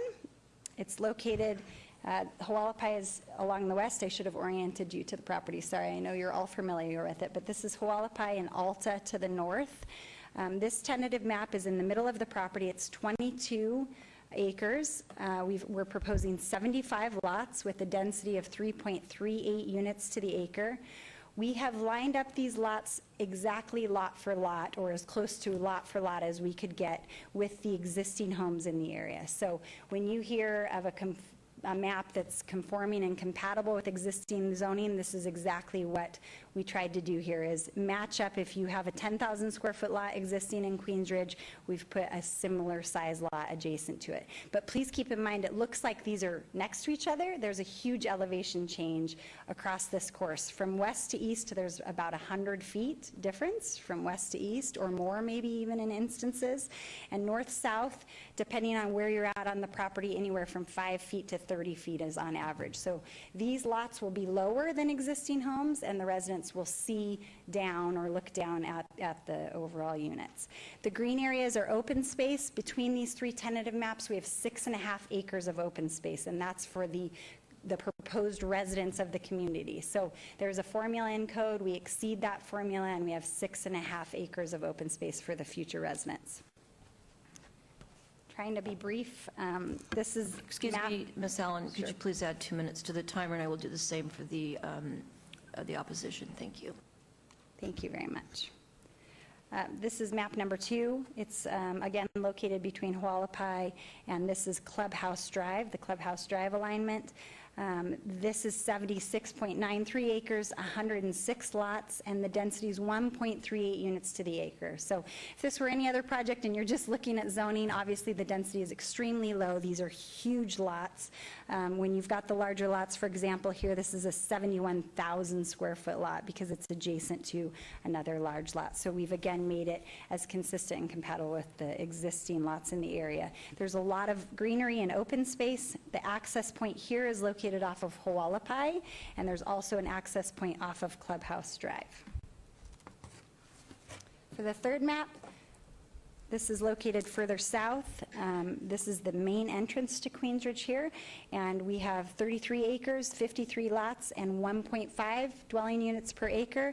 Access here again will be off of Clubhouse Drive to the property. We've got open space within this community and access points here. You'll see these gray roads in this section here. Those are temporary roadways for when this project comes through here.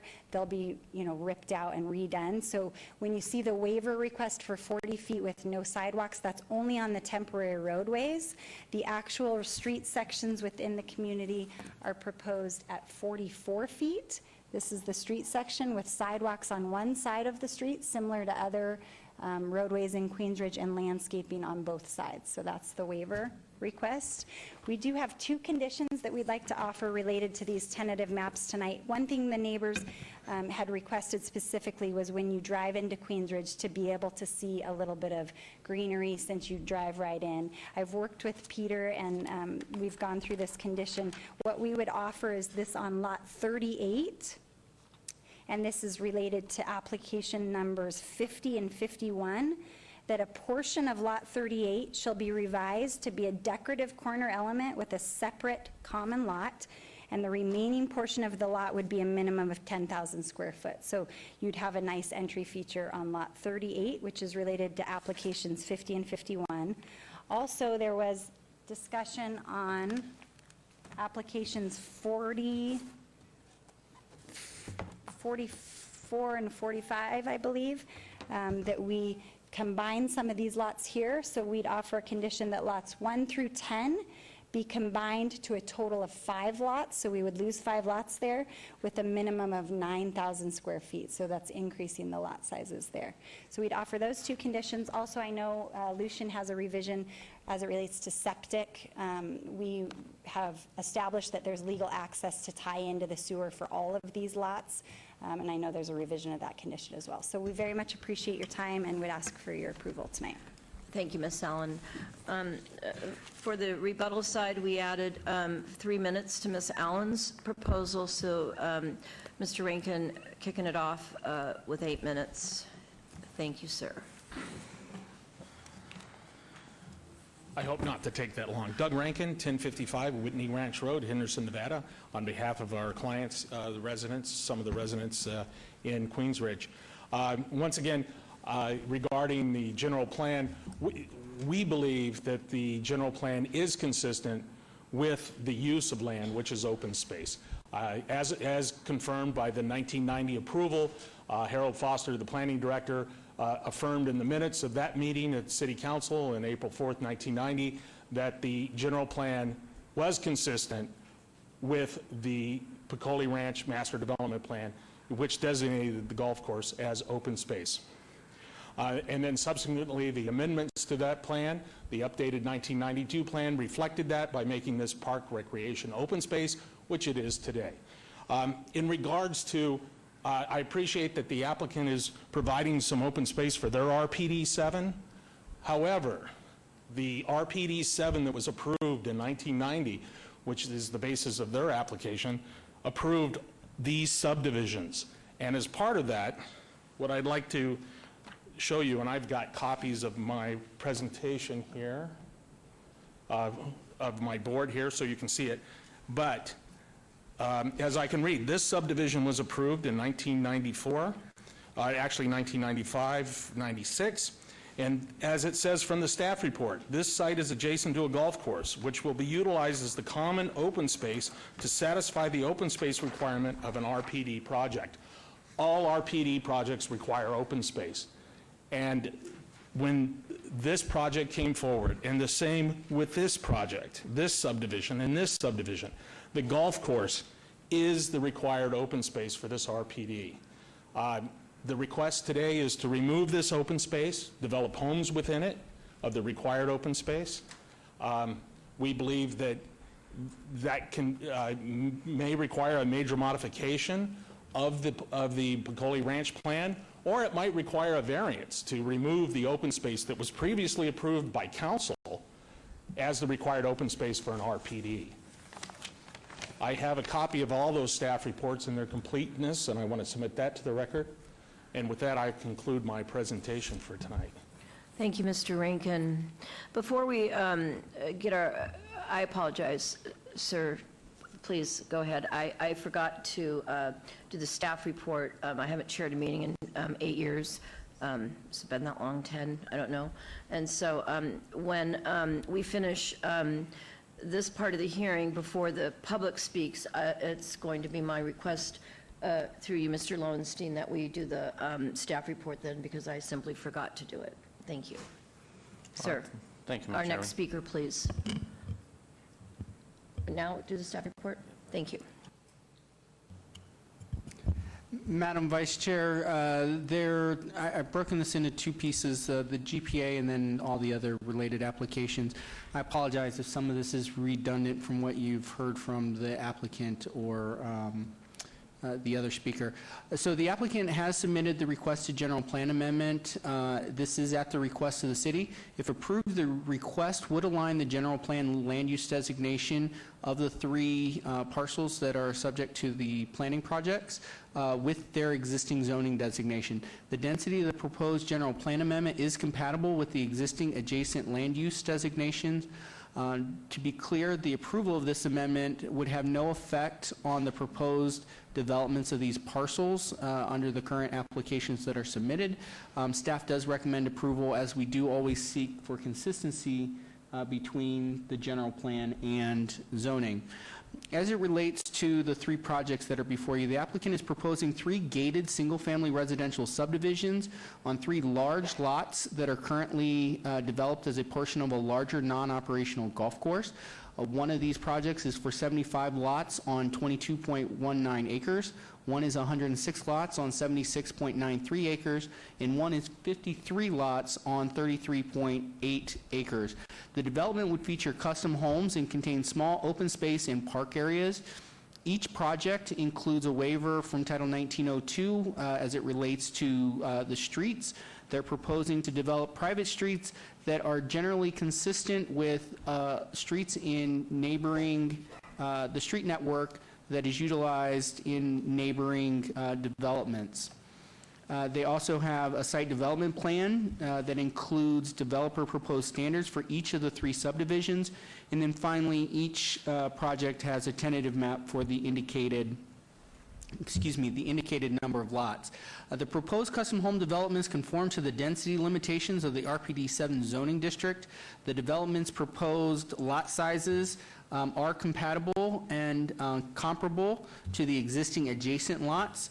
The projects do meet the open space and other requirements of the RPD zoning district, and therefore staff is recommending approval of all three projects subject to conditions.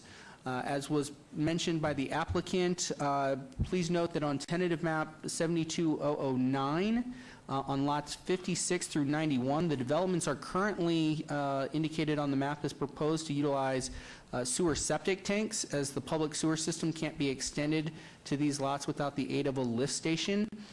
Subsequent to that, those conditions, on items 47 and 48 tonight, we would like to amend conditions related to the site development review 72008 and tentative map 72009. There have been some documents that the applicant has submitted that the city attorney's office is reviewing that provides the possibility for sewer access through an easement. So on item 47, condition 16, I would like to amend that condition to read that lots 46 through 109 shall be served by individual sewage disposal systems, septic tanks, unless legal access to city sewer service can be established by the applicant that is acceptable to the city attorney's office. Per Southern Nevada Health District SNHD standards, lot sizes shall meet the requirements of SNHD if applicable. Similarly, on item 48, tentative map 72009, I would like to have condition 12 amended to read essentially the same thing as what I just read in for item 47. With that, ma'am, thank you.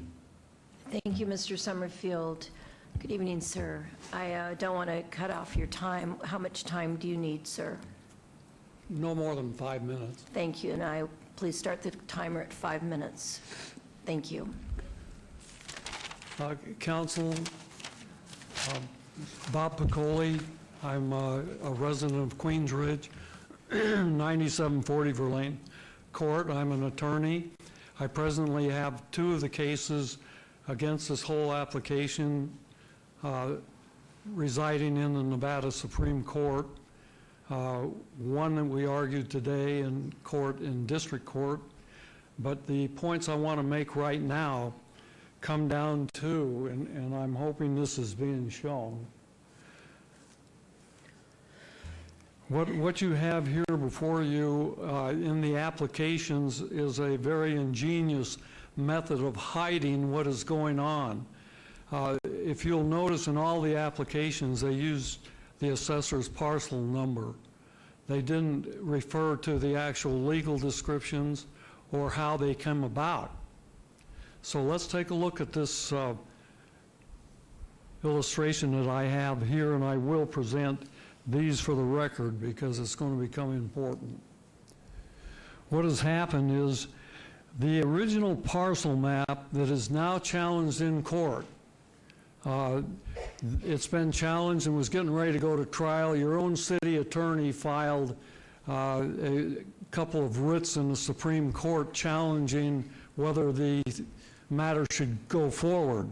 But the point is, the city is party to this action, and for you to move forward tonight is inconceivable, because what is happening is, the question is whether or not this parcel map, which is Exhibit 11, is a proper parcel map. Now, the point being that that parcel map was recorded without any public hearing, which was required by statute and also your city code. So what happened with that legal description? Here's what happened. First quitclaim deed in November of 2015 from Forest Stars to 180 Land conveyed 2, 3, and 4. Those are the lots, and that's the APN number that's now present in your applications. So what has happened is an attempt to disguise the fact that the original parcel map is illegal, and everyone that comes after that is also illegal. And so by using only the parcel numbers, you do not have the information of the lots before you. And that's ingenious. And your own staff is party to that. So that's something you ought to consider. But if you look, you'll see that 180 got lots 2, 3, and 4. That was a quick claim deed, which is Exhibit 12 in this application. 13 is a quick claim deed to 180 Land Company of 70 acres, which is Lot 2. And then the coinciding APNs are to the right. And as you look down through these, you will see that the APN numbers are the very ones that are in these applications. Now, for you to go forward is inconceivable for the reason that the city is party to the litigation that is currently in the Supreme Court. And for you to ignore the fact that this litigation is ongoing and was set for trial and was vacated because Mr. Jervik decided he wanted to run a writ up to the Supreme Court, that's inconceivable. And for you to try to act upon these matters tonight, that is truly inconceivable also. I would only say that if your city attorney is giving you any advice at all, and I was a chief deputy attorney general for the state of Nevada, he would be telling you to back off. And the reason you would back off is because there has to be a decision made as to whether the underlying parcel map is legal. And so far, there's been 2 judges saying, no, it's not legal because the applicants, Mr. Johan Lowy, has made several attempts to knock it out of the courtroom, and actually 2 judges have said no. It's legitimate, it's a proper claim, and for you to ignore it at this point would be shameful. That's all I can say. Thank you very much, Mr. Piccoli.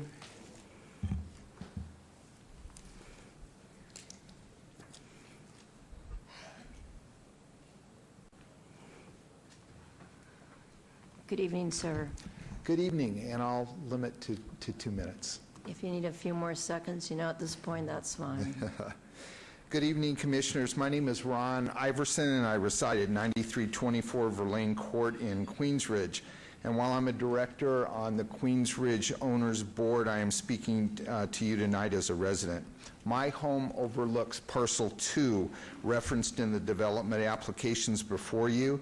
I oppose all 3 applications in the GPA for the following 4 reasons. First of all, the applications before you are based on piecemeal development. This approach was prohibited over the last 2.5 years by the City Council, and I see no reason why we should change that approach now. This piece-at-a-time approach does not allow you as a commission to understand the entire repurposed design and what that will be, and as such, your decision now would be premature. Final intent is veiled, and your decision could be impaired. Second, the applications show site maps with a maximum density of home lots crammed into existing space with little or no open space. This represents, just so you know, about a 4-fold increase in density over the developer's previous plan. This design isn't about maximizing area compatibility and acceptability, but rather pure profit that will significantly reduce the value of my property and many of those in the rest of Queensridge. Third, I would draw the Commissioner's attention to an important Nevada land use case called Nova Horizon. And in that case, it basically holds that if you have a master plan, then you should rely upon it.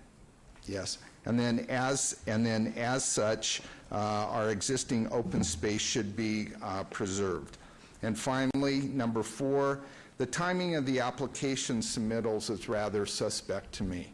And the reason why is it's fairly obvious that the developer is seeking application approvals prior to the development and implementation of the open space repurpose ordinance, whose preparation was recently sanctioned by the City Council as a necessary decision-making tool for the Las Vegas Valley.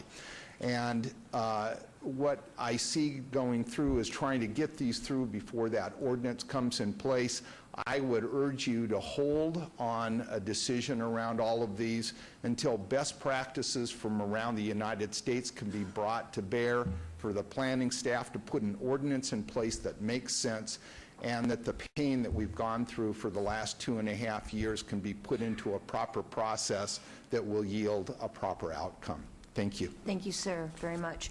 At this time, could we please move all of the speakers forward this evening? How many are here to speak? I mean, yeah. So let's, we have 3 microphones, am I correct, Peter? And if we could sit down respectfully in the first row and behind it, and we will move on. If someone can be ready to go at the microphone 2 and microphone 3, let's move it up here and let's move it along.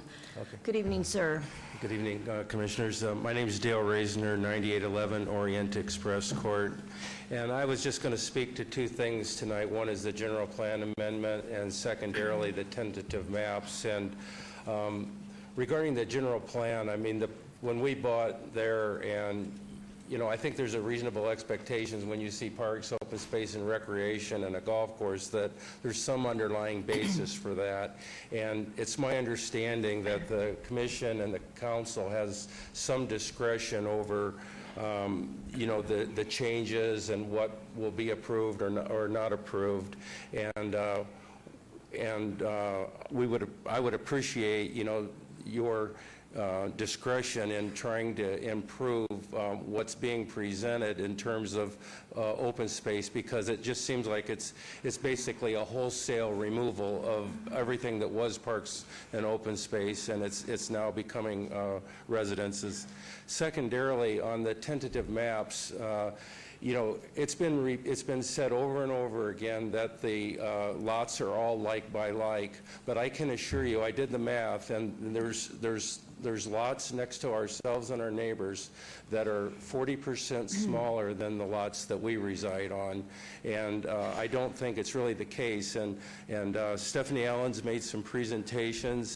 We attended. I brought it up. The presentations were just that. They were not community input. They were presentations. I mean, there was a couple of things that I think she took on board, but I hadn't heard anything back on my comments, and there was no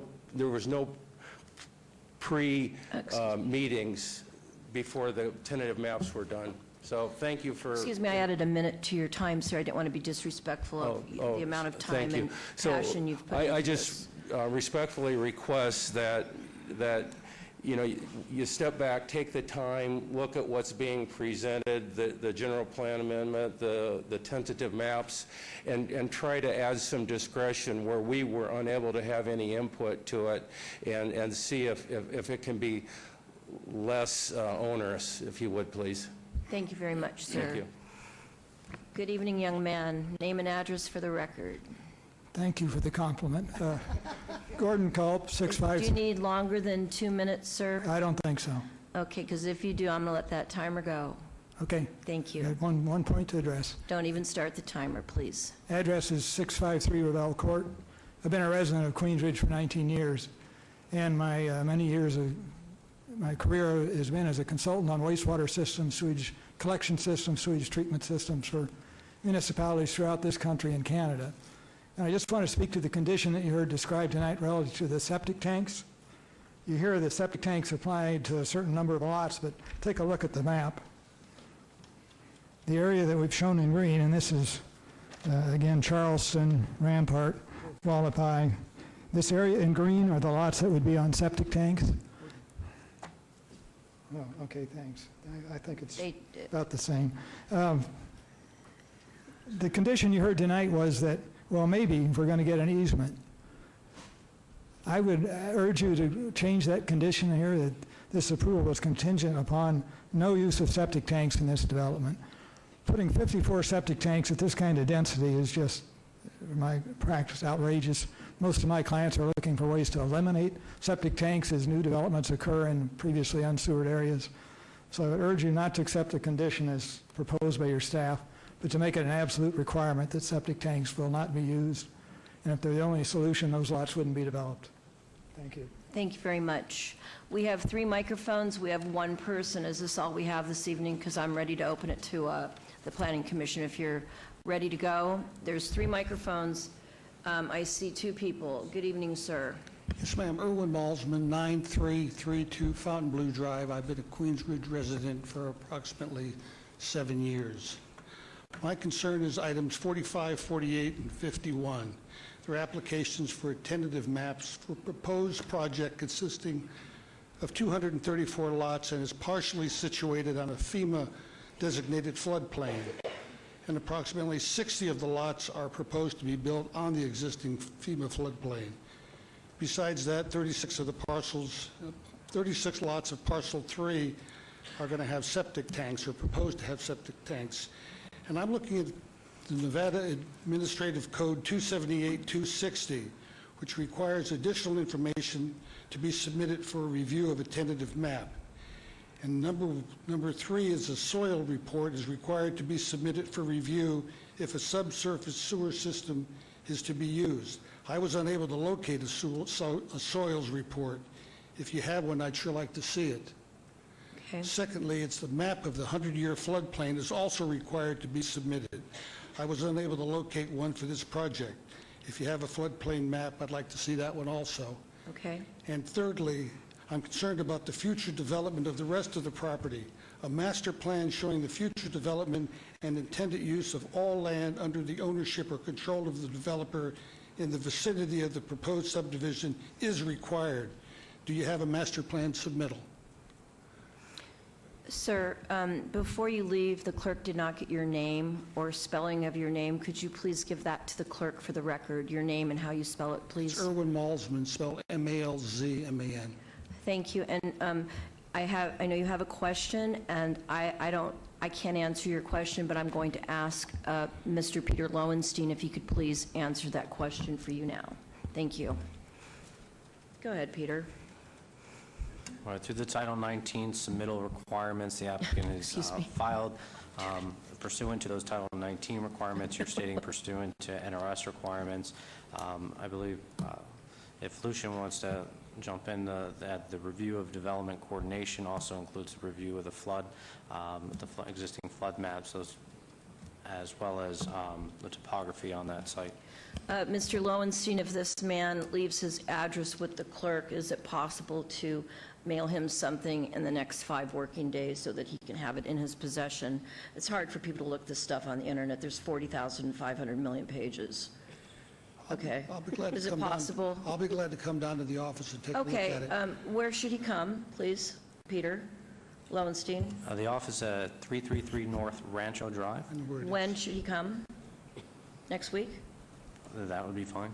And could you please tell the clerk your name, and they'll have a package ready for you next Thursday, because we don't want to, have you come down and then nothing be ready. So if you could go over to the side and let Mr. Gepke or someone know what we could send to you to complement what you're interested in, I think it would be nice if you went and picked it up. Is that all right with you? That's fine with me, but I'd also like to see the soils report. Okay, you know what, I can't, I don't have a copy machine, and I don't even know where to find it. So these guys down here are going to help you. They're going to tell you what day and time to pick it up, and you're going to have it in your possession. Mr. Gepke will meet you at the counter. Thank you very much.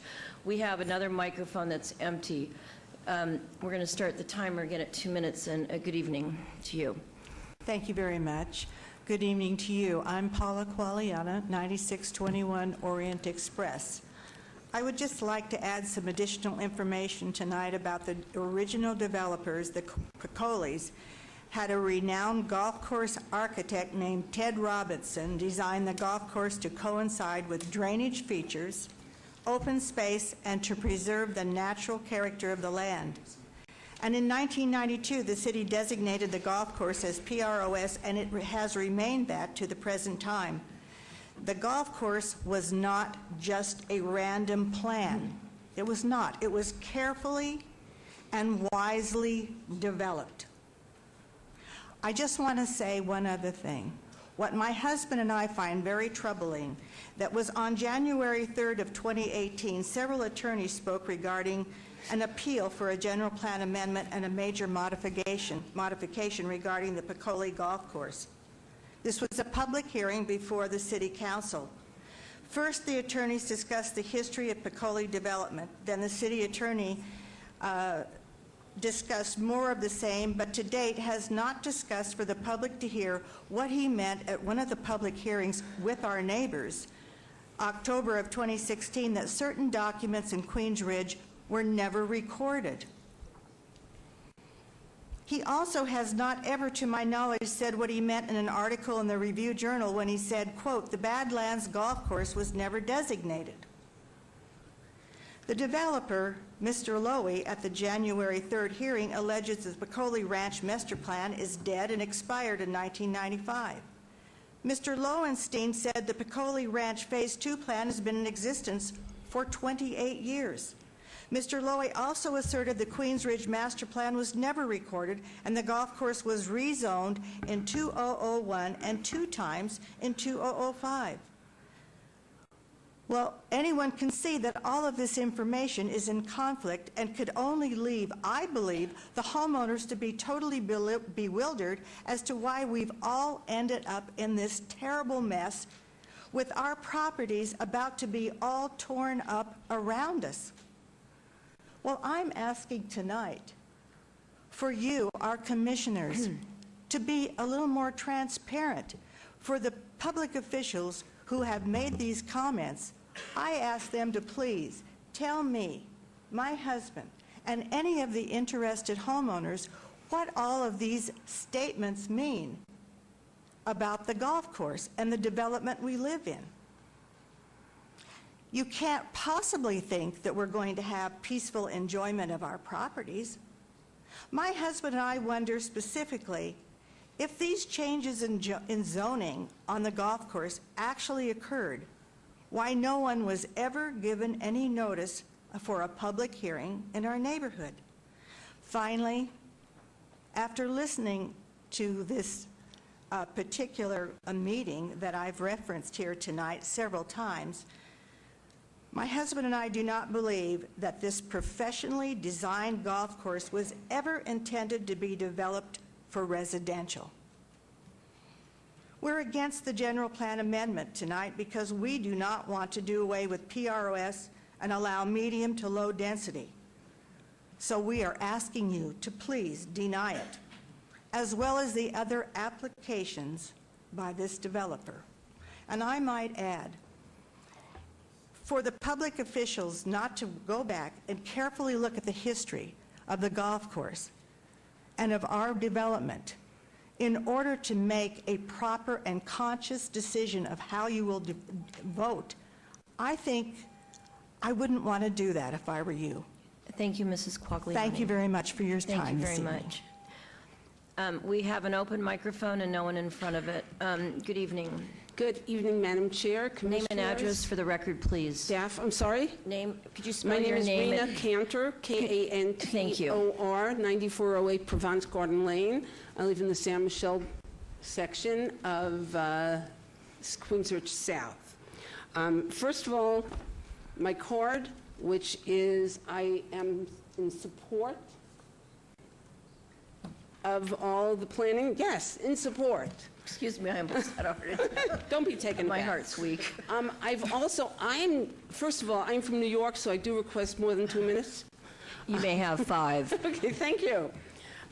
Secondly, I have brought all the emails that I have written to the City Council over the past few months because I have looked everywhere on the website. I'm not a genius, but I can't find it. I have found some emails from those opposing. I brought the copies, hard copies, so that they could please be entered into the record. Thirdly, I'd like to thank Mr. Rankin? Is that your name? Yes. who approached here earlier and said he was here as the rebuttal for the homeowners, and then corrected himself to say some of the homeowners. He's a smart man.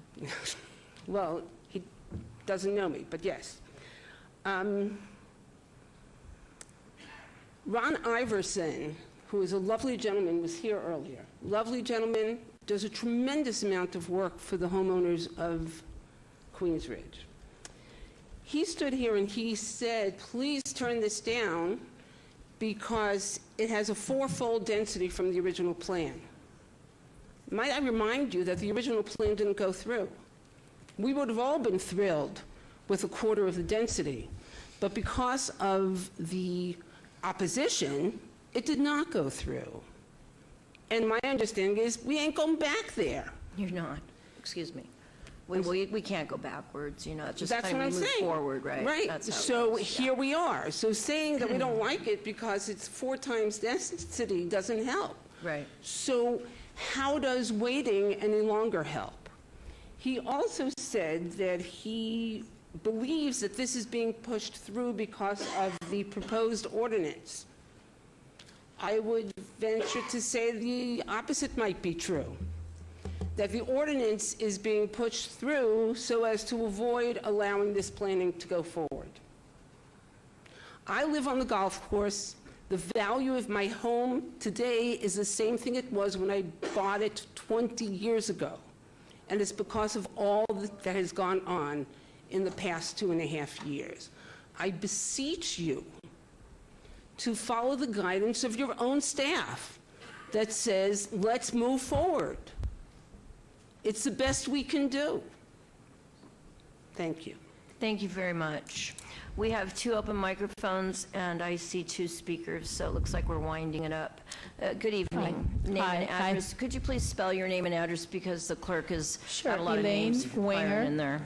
Wenger, Reisner, Roesener. I live at 9811 Orient Express Court. I've been before you in the past and speaking as a representative of the Homeowners Association, but I am not in that role tonight. I am only Excuse coming... me, Miss Elaine, would you like more than 2 minutes? Was Yes. 5 good for you? Yes. Because I know this has been your job, sort Yeah. of thing. But Please add. I do want it to be clear, though, that I'm speaking tonight as a resident. I I'm not here understand, representing the but I'm going to board. set the timer at 5 minutes this evening because of the amount of work you have put into your neighborhood. Thank you. Okay, thank you. I will start tonight reading a letter from a resident that wasn't able to be here tonight, and they asked that I would read this, so I'm going to read it out and give his and his wife's name, and then I'll go on to my own comments.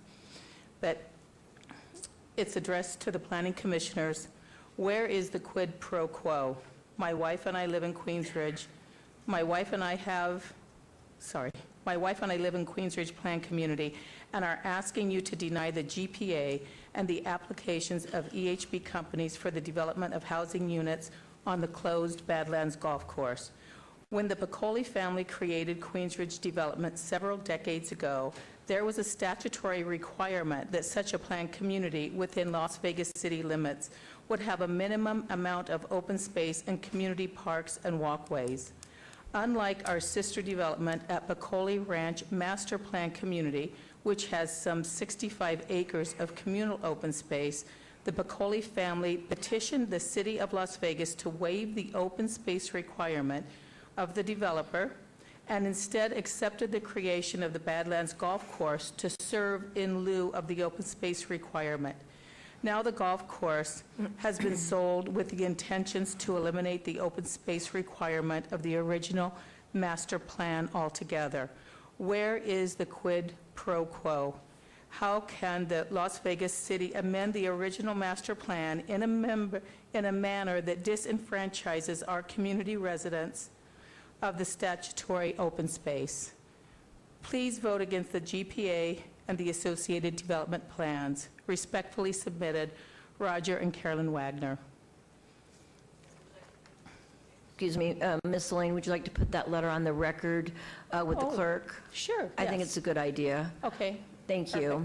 And then we'll continue with your own personal comments. Okay. Thank you. I would just like to state that, simply put, there's been no attempt on the developer's part to work with the Queens Ridge community prior to submission of applications. That's been the history. I'm not happy that we've been here for 30 months. I know it's been a burden on the city. I know it's been a burden on our community, and it's certainly been a burden on this developer. But I feel, given the situation, that the community should have some input. I sat here tonight listening to many applications come before all of you, and developers said they met with the community. Community members, neighborhoods got up and said, we met, we have this input, we would support, or we would like more input, and there's this dialogue, there's this give and take. Every neighborhood meeting that we've ever been invited to, no one ever asked us, what are your thoughts, what do you think, prior to submitting the applications. Tonight, for the first time, I heard Stephanie Allen address, she had the map, and I have a map here. No, will this, could I just refer to this? Yeah, Oh, there, okay. there you go, there we are. You're Maybe there. this is better, okay. That coming in the south side of Queens Ridge on Palace Court, one corner lot would have a type of visual relief, I would call, I don't know what's planned there. She mentioned that, she mentioned some relief, a visual relief in one other area. I think 10 homes, 10 lots becoming 5 lots. Those were the two things she mentioned. We met twice. The city did notify us of a neighborhood meeting twice in the month of December. Residents went, and they did talk with Stephanie, and she did take notes. But my question is, why wasn't that process enacted prior to all this work of 30 months? The mayor said, I don't want to see piecemeal. The mayor said, I want you to work with the residents. Residents are willing to work and have input. I just talked to Stephanie today about meeting with her and giving her input. But here we are now, and this is before the planning commissioners. And I don't think it's fair. I think Ron Iverson has a very good point. In August, when there was a comprehensive plan and a development plan that came before the city, there were 65 in this area. You see the yellow, all these homes. It adds up to 234 homes on this acreage. Prior to that, there was 65. You said we can't go back. Well, why wouldn't the developer simply press pause in August and the 1st of September, come to the community and get input? That's all we've asked for. All of the contentious arguing that's happened has been because we haven't had input, and that's what we've wanted. And yet, all these other applications come before this board, and there's input. There's neighborhood meetings. People are heard. The neighbors are heard. The developers listen. It's not happened for us. It's very upsetting. And I'm sorry to be so upset about it, but it is. After 30 months, you can imagine. I understand. And you all are Truly. not in a better position, any better position than we, our community, and the developer also. That's right. So that's where we're at. I would just say, please ask the developer to come back to us, or the development team to come back to the community, and tonight deny these applications. Please consider that. Thank you. Thank you very much. Ms. Chairwoman, Yes. I am going to run to the back just for a moment, and I just wanted everybody to know that we do have microphones in the back, so I'm not being disrespectful. I can hear everything. We have speakers in the back, so I can hear everything you're saying. I'll be back in about 60 seconds. Thank you. Good evening. Good evening. Thank you, Excuse me, could you please Commissioners. start the clock at 3 minutes? Thank you. My name is Ann Smith. I'm at 653 Ravel Court, and I'm here representing a number of people here tonight. Can you raise your hands? Thank you. So, we are opposed to the applications and the GPA tonight, and I just want to show you on this map where we are. So the people who are here tonight and I'm representing are in this location. Okay, so we are affected. As you know, we've been before to talk about what's going on in this area, but we're here because we're affected by what's being submitted here tonight. So we're opposed, as Elaine had said, in terms of this being a piecemeal thing, because the question for us is, what's going to happen here? We have no idea. What's going to happen here? What's going to happen here? So if you put all those together, you possibly have an even higher density than what was denied in August, which is what the council and the mayor said, we want a comprehensive plan. And the original density proposed here was 38 units per acre. And now, even though this is supposed to be lower now, we have no idea what density is going to be over here. And this was a higher density than these were over here. So what we're possibly looking at, and we don't know, is that this whole plan, once all the pieces come in, will be even higher density than what was denied before. And so we would like the commission, and we would say it to the council, that you really asked for the comprehensive plan that you asked and said you really wanted to see last time. And in your own staff's report, they actually have a piece here that says that the city would prefer a comprehensive plan of development over the entire golf course be devised that would provide assurances of the manner of implementation, but because this covers most of the golf course. So we're asking that you deny it tonight and allow for some more input and wait for a comprehensive plan again. Thank you so much. We thank you for your time. We have one speaker at the microphone. There are two more. If we could, thank you. Good evening, sir. Name and address for the record. I'm Clyde Turner, 9511 Orient Express Court. I feel your pain. I was a commissioner. I realize that you're sick and tired of hearing about Queens Ridge, and it's just gone on, as we said, for all these months. But I'm here to make a plea to you to please maintain your integrity and your independence a little longer. The right result will come eventually, but it won't come with the approval of this application or these applications. I just beg you to please stay the course so we end up with the right result. Thank you, Mr. Turner. We're down to two speakers and one microphone. Good evening, sir. Name and address for the record. Down or? That's good right there. That's good, huh? Is that good for you, Commissioner Roush? Upside down. You need to flip it. I am Herman Allers. Hi, Herman. 9731 Orient Express Court. I've lived there for over 20 years, and nothing seems to shock me every time I come to a meeting. Can you imagine Queens Ridge, one of the best developments in Las Vegas, having septic tanks? I never heard of that. I mean, that is unbelievable. A development inside a development. They take the golf course, they built a subdivision inside of our open space, and they're going to put in septic tanks. Was that approved by the Planning Commission? Not yet. Septic tanks were approved? No. Oh, thank God. Well, my one issue is the Aurora. There are 80 beautiful homes, multi-million-dollar homes, which are now half price, by the way. My neighbor just sold his house for half price, that are along the Aurora. Now, the developer says that this Aurora area, which is area D on this map that they put together, it has an elevation of hundreds of feet. It's been there for thousands of years. It is the drainage in between north and south Queens Ridge, and it has all types of wildlife, all types of caliche rocks, what have you. Totally unbuildable. I have mentioned this, I don't know how many times, to the developer. If you can build homes in there, boy, you're a better builder than me.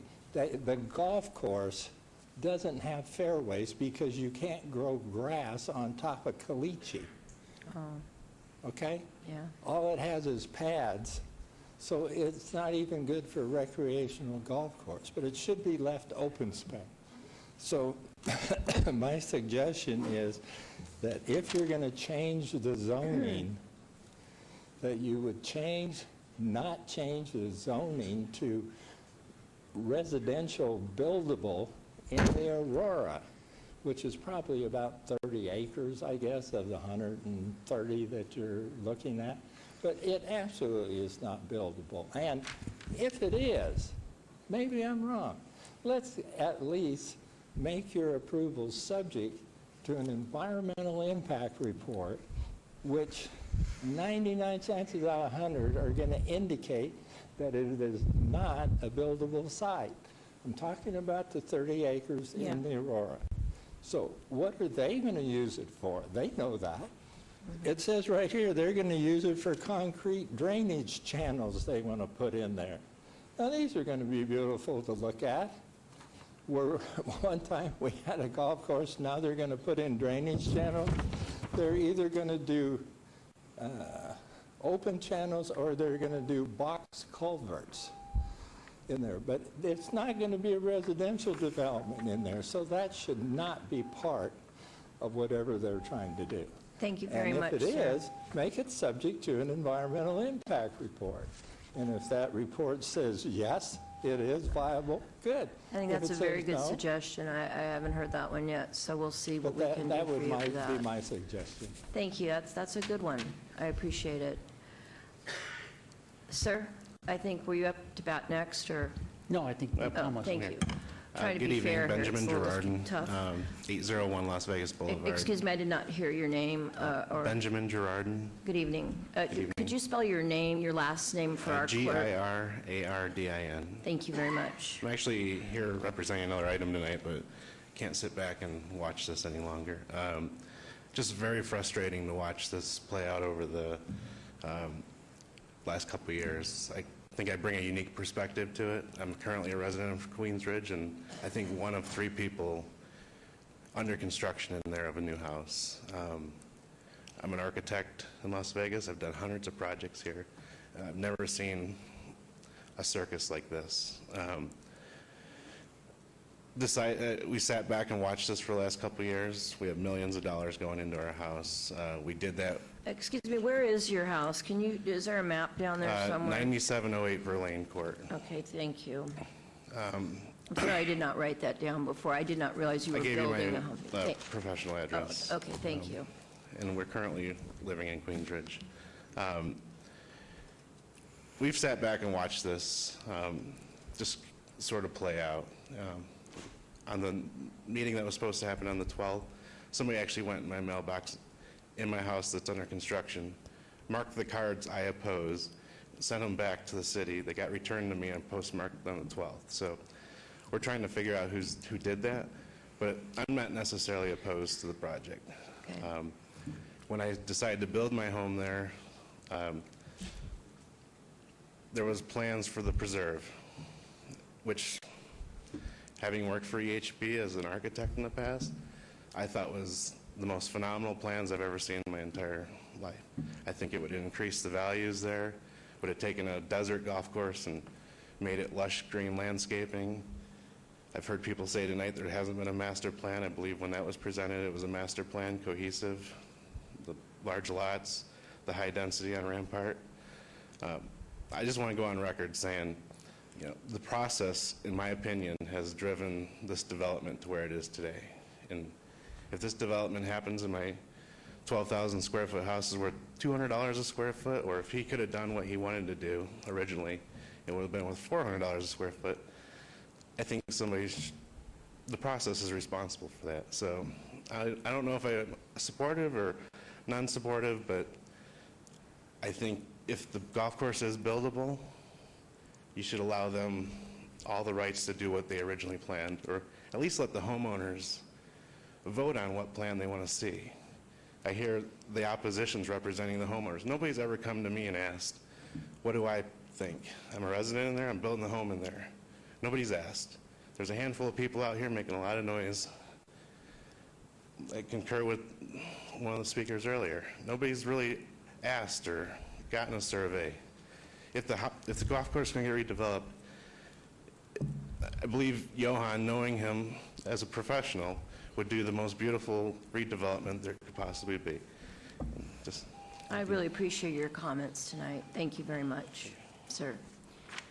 Good evening. Good evening. Sir. Is 2 minutes good for you tonight? I'm going to try to make it a minute if I can. Okay, we won't even start the timer then. Very good. Thank you. My name is Rick Cost. I'm 9813 Queen Charlotte.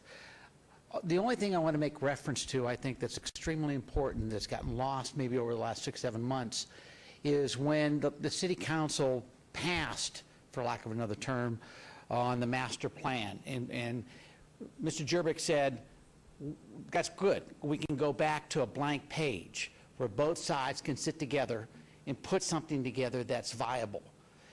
We've lost sight of that. We continue to get things put in front and become argumentative and try to get a consensus out of 1,000 homes, which is almost impossible to do in a group that's well-based, well-educated, with different opinions. I think if we would step back as a group, take a blank page, look at the golf course, and sit down as a group.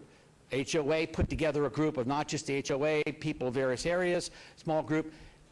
Mr. Lowy do the same thing, and sit down and start with a blank page. You can get a consensus, and this 30 months will go away.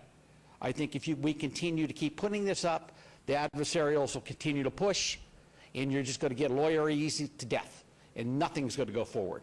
But if they would go to, and Jerbick was absolutely correct, go to a blank page, forget everything we have now, and go back, sit down, agree to put something together as a group, then give it to you, I think your job becomes very easy. Everything moves quickly. To this point, we've not had the blank page. And that was the last city council meeting on this issue, is blank page. You all heard that. We have not gone to that. I think we need to do that. You know, make your life easy, make city council. At this point, even if you pass it today, it will continue to be an issue that doesn't move forward. Sir, could you please give the clerk your name and address for the record and spell your last name, because there's so many names flying at her, you know? That's okay. That's okay. I gave it earlier, but that's okay. My name is Rick Cost, K-O-S-T. Thank you. 9813 Queen Charlotte. Okay. Thank you. I appreciate it very much. We are in front of 3 microphones with no speakers. Chairman Schlottman did remind me that in our rules of conduct, number 6 under the Planning Commission meeting rules of conduct states that after all objectors' input has been received, the applicant will be invited to respond with any new issues. We heard a couple new issues, Stephanie, septic tanks. I mean, you know, I think you can, the few issues that we heard that are new are the ones I'd like you to address. Anything else, we're not going to hear after that. So the new issues, that's what number 6 says, and that's what we'll hear from you now. And is 2 minutes good for you, or 3? 3 would be great. Please start the timer at 3 minutes. Thank you very much, Commissioners, and thank you again to the residents that are here this evening. I'll be brief. One thing that I think is new and relevant is just to remind everyone that we did have the comprehensive plan. In fact, we had it twice. We spent hours and hours and hours with your staff and took up hours and hours of time with your staff on a weekly basis meeting to come up with a development agreement with a comprehensive plan so that the neighborhood knew what was planned and what was going to happen for the future of this former golf course. That was denied. So we are here with a new plan, and I think there's a lot of people in this audience that wish we could go back to the old plan. Unfortunately, you know, that plan is no longer viable, and we're here presenting what we are. But I would like to say, a lot of these people opposed that plan, so it's kind of a routine that happens here where folks come up here and say, hey, could we hold this? Could we press pause? I want you to deny it. It's sort of the same thing every time, and I understand their frustration with the process, but we're equally frustrated with the process. The process has failed this developer. It has not treated this developer as it treats other developers. This has been 2.5 years that we've been going through this process, and it's failed this developer. And every time you press pause, it's hundreds of thousands of dollars that go down the tank for this particular property owner. And the process, the way the process works with every other project in any jurisdiction in this valley is the developer proposes a plan. You don't go to your neighbors when you're building a house and say, how would you like my house to look? You present a plan and then you seek input. If people hate the way you've developed your house or designed your house, then they have input. But you don't start with going to your neighbors and saying, what would you like me to do with my property? That's just not the way it works. This developer has come up with a number of plans. I know this isn't the preferred one maybe, but that ship has sailed. Where we're at, we've got comparable and compatible lots, and it's going to be a beautiful community. This is Johan Lowy. This is EHB Companies. They've done Tivoli. They've done the towers. This is spectacular work they do. This will be a gated community with its own HOA, and it'll be second to none to Queensridge, or better than Queensridge. So these are custom homes, they're nice homes, they're expensive homes, and they will give some surety to the residents so they understand what's going to happen in this community. We just would love it if you would vote tonight, and please vote with your conscience. We think this is a great project moving forward. It will benefit the neighbors. They will know what's happening in their backyards, and they'll be able to move forward and sell their homes or do whatever they want with their homes. So we'd ask for your approval tonight. Thank you very much, Ms. Allen. With that being said, I'm going to ask the Planning Commissioner of the ward, Christina Rausch, if you'd like to kick it off or receive. I would prefer to finish at the end, but I do have a question of staff, of Mr. Lowenstein, or maybe it's Public Works. I'm sorry, I can't remember the name of the gentleman over here who brought up the point about the soil study and the drainage study, and then Mr. Allers brought up the point about the environmental impact report. For the record, I'm very unclear on your answer, Mr. Lowenstein. Could you please tell me, in conformance with your Title 19 explanation, do we have a soil study? Do we have a drainage study today? Do we have an environmental impact report today? Thank you. The gentleman had made reference to NRS section. I believe the section that he quoted was 278, as I wrote it down, 260, but the section that I'm referring to is 278-349, where it actually calls out the governing body or the Planning Commission is authorized to take final action on a tenant of that shall consider. And then there's subsection H, which says physical characteristics of the land, such as floodplain, slope, and soil. The requirements of Title 19 do not call out for submittal of a soil study. These are things that you can make in your consideration to make findings for it, but not as an application submittal requirement. The Department of Public Works, as part of the flood control, we take into consideration the flood zones. Those subsequent drainage studies will address those issues, and obviously additional processes that would be needed to do any development in a flood zone. Environmental impact statements is not needed at this point. As part of our submittal requirements, the only thing that would be the DINA as part of the general plan application that was submitted, and that was submitted both in, as part of the other applications, in addition to the general plan amendment as well. So just to clarify, your answer is no. We do not have a soil study, we do not have a drainage study, and the environmental impact report would come later, but we do not have these items currently? Previous applications have conceptual studies. I don't know if Mr. Lucian wants to weigh in on those, but as submittal requirements pursuant to the title, I don't have the requirements for those to be submitted, and they were not submitted on this. So we do not have a soil study, we do not have a drainage study, but we're voting today on whether or not we want to put houses in areas where there's a 100-year floodplain, and whether or not we can put box culverts in there. So you're saying trust us, trust Public Works, is that what you're saying? Historically, all the upfront engineering is not part of the submittal requirements, and are conditioned as part of the applications for them to prove proof of concept that they can actually build it. And those are through the conditions that they will be required to have an approved drainage study before they can move on to any kind of development which would address the flood zones and any other kind of soil concerns. So the upfront conceptual studies in this particular case were actually submitted and probably were amended, and that's where Mr. Pyatt can weigh in. Sure. Through the chair, the answer is no. We do not have a drainage study for the property at this time. There was a conceptual study that was done previously that they may use in the future. It was a different development. It was more for the intersection of Rampart and Alta. So for this particular project, the code does not require a drainage study until they want to submit plans or to record a map. So that's the reason why we are not requiring a drainage study. But the conditions required before they can submit permitting, so when the design gets into more detail, they do the studies. Before they can get any permits, they do the studies. The studies, like the traffic study and the drainage study, are required prior to being able to submit plans for technical review. The technical review plans provide the information that they can actually build off of. For the entitlement purposes, we look at to see what would be required to make the development feasible. So we know a drainage study will be required and a traffic study will be required to see what things are needed to mitigate the site. But from an engineering standpoint, we believe there's multiple ways to solve a different situation. From an engineering standpoint, it's just depending on how much money it will take to solve the problem. We're recommending that they do the studies so that we can determine what those things are. And that's kind of how the process for every development goes in the city.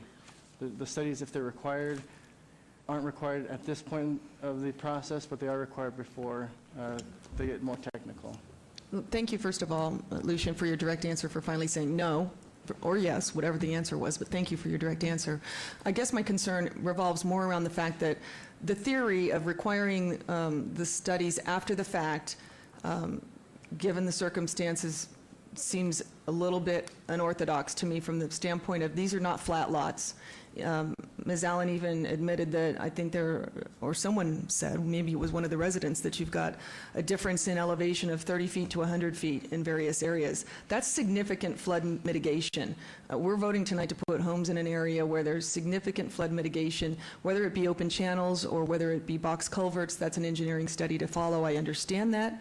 But once we've given the approval for the lots and there's no place else to put these lots, then what happens if we've approved lots and the engineering study indicates that it's not appropriate to build in that area? Or, I mean, I have some familiarity with box culverts. You can't build a residence on them. So, I mean, I guess I'm just wondering, how do we unwind this, or can we even unwind this if we give approval for lots and then you can't build in the areas because we haven't done the studies yet? I'm just curious how that works.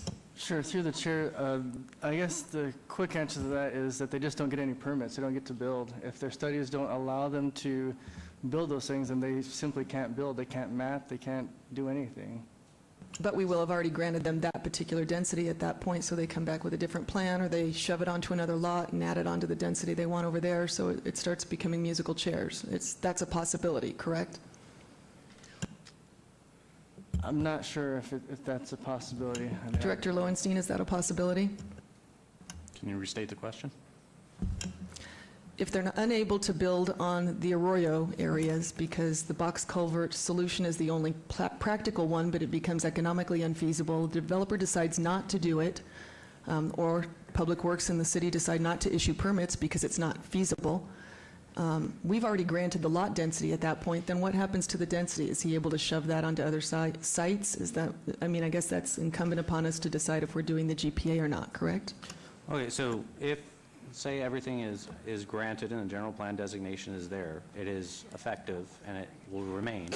The other entitlements, if not acted upon, those would expire and somebody would have to then come back in for discretionary review to then use if the medium-low is approved, the medium-low density, and to establish the development standards on a residential plan development.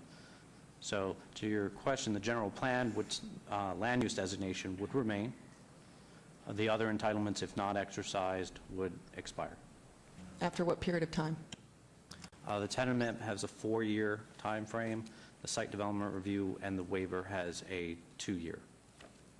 Thank you. Okay, with that, we're going to open this up, Ms. Allen, to the Planning Commission, and we're going to, Ms. Roush has decided to receive Planning Commissioner Mr. Del Salvio will be kicking off. He will be speaking on his findings and how he feels this has gone tonight. If he has a direct question for you, he will directly ask you to come back to the microphone and ask you directly that question. If he has a direct question for Mr. Doug Rankin or Ms. Ann out with this group or anybody, I think that's the fair way to do it this evening, or even your developer, Mr. Johan Lowley. And I think if that's fair with you, Ms. Allen, and with the neighbors, that's how we're going to play this one tonight and see if we can't do it a little differently, okay? Sounds good. Thank you. You got the kickoff, buddy. Stay here. Stay. Thank you. Chairwoman, thank you. A couple concerns I had when I met with you, and I want to just recap just to make sure that I got it right. So the new development going in this area, everybody that's placed in there, their elevations would basically be less than what all the pre-existing. So no new people would be able to stare into the pre-existing backyards. If anything, it'd be vice versa. Is that correct? Yes. So when you talked earlier about having a 5-foot elevation to possibly a 30-foot elevation, those people would be able to see over to the pre-existing ones would be able to see into the new residences? Correct. Okay, that's one thing.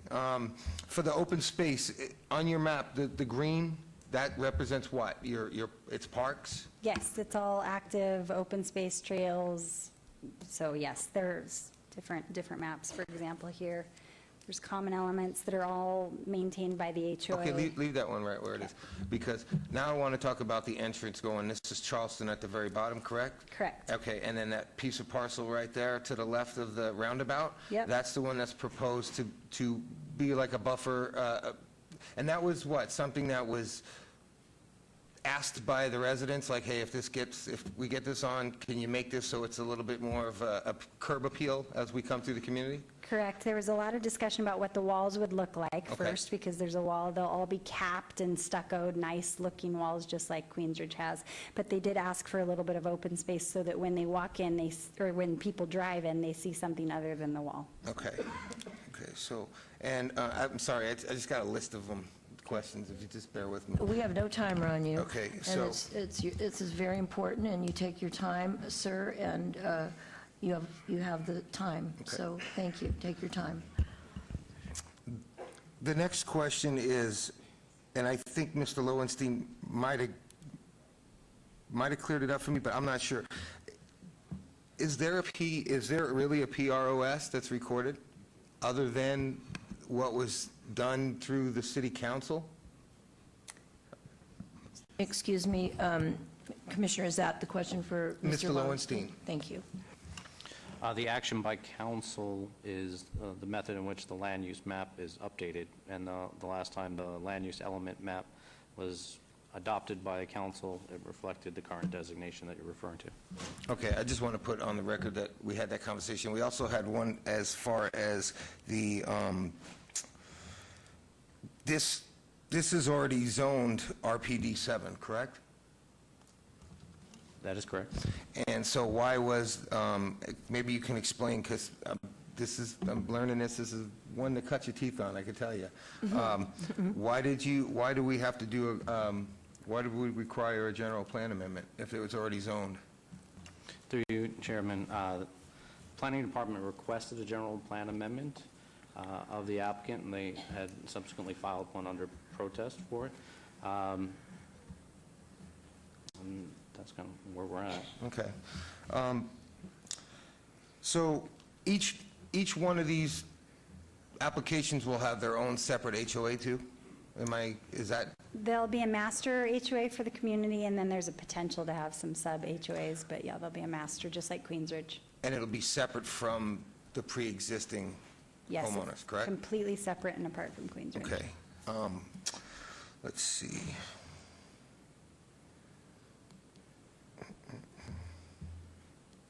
Now, in order for them to move forward, correct me if I'm wrong, do they have to submit an application with the federal government to grant them permission in order to take this out of that 100-year flood situation and grant them the permission for box culverts and Yes. such to redirect that water? Absolutely, and this developer's dealt with it. They dealt with it at Tivoli, that the flood plain goes right down to Tivoli. So they did a lot of work in box culverts, and in fact, they got awards for the type of drainage studies and works they did at Tivoli. They know how to handle the water flow. They know how to handle this property, so they've got a plan.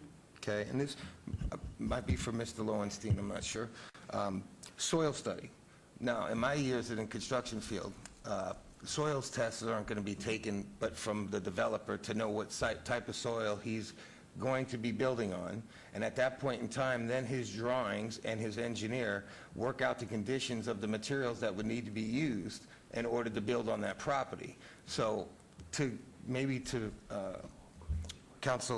Commissioner Rouse, I don't know at this point in time if a soil report is deemed upon anybody until they get at least granted the approval enough to go and do soil testing.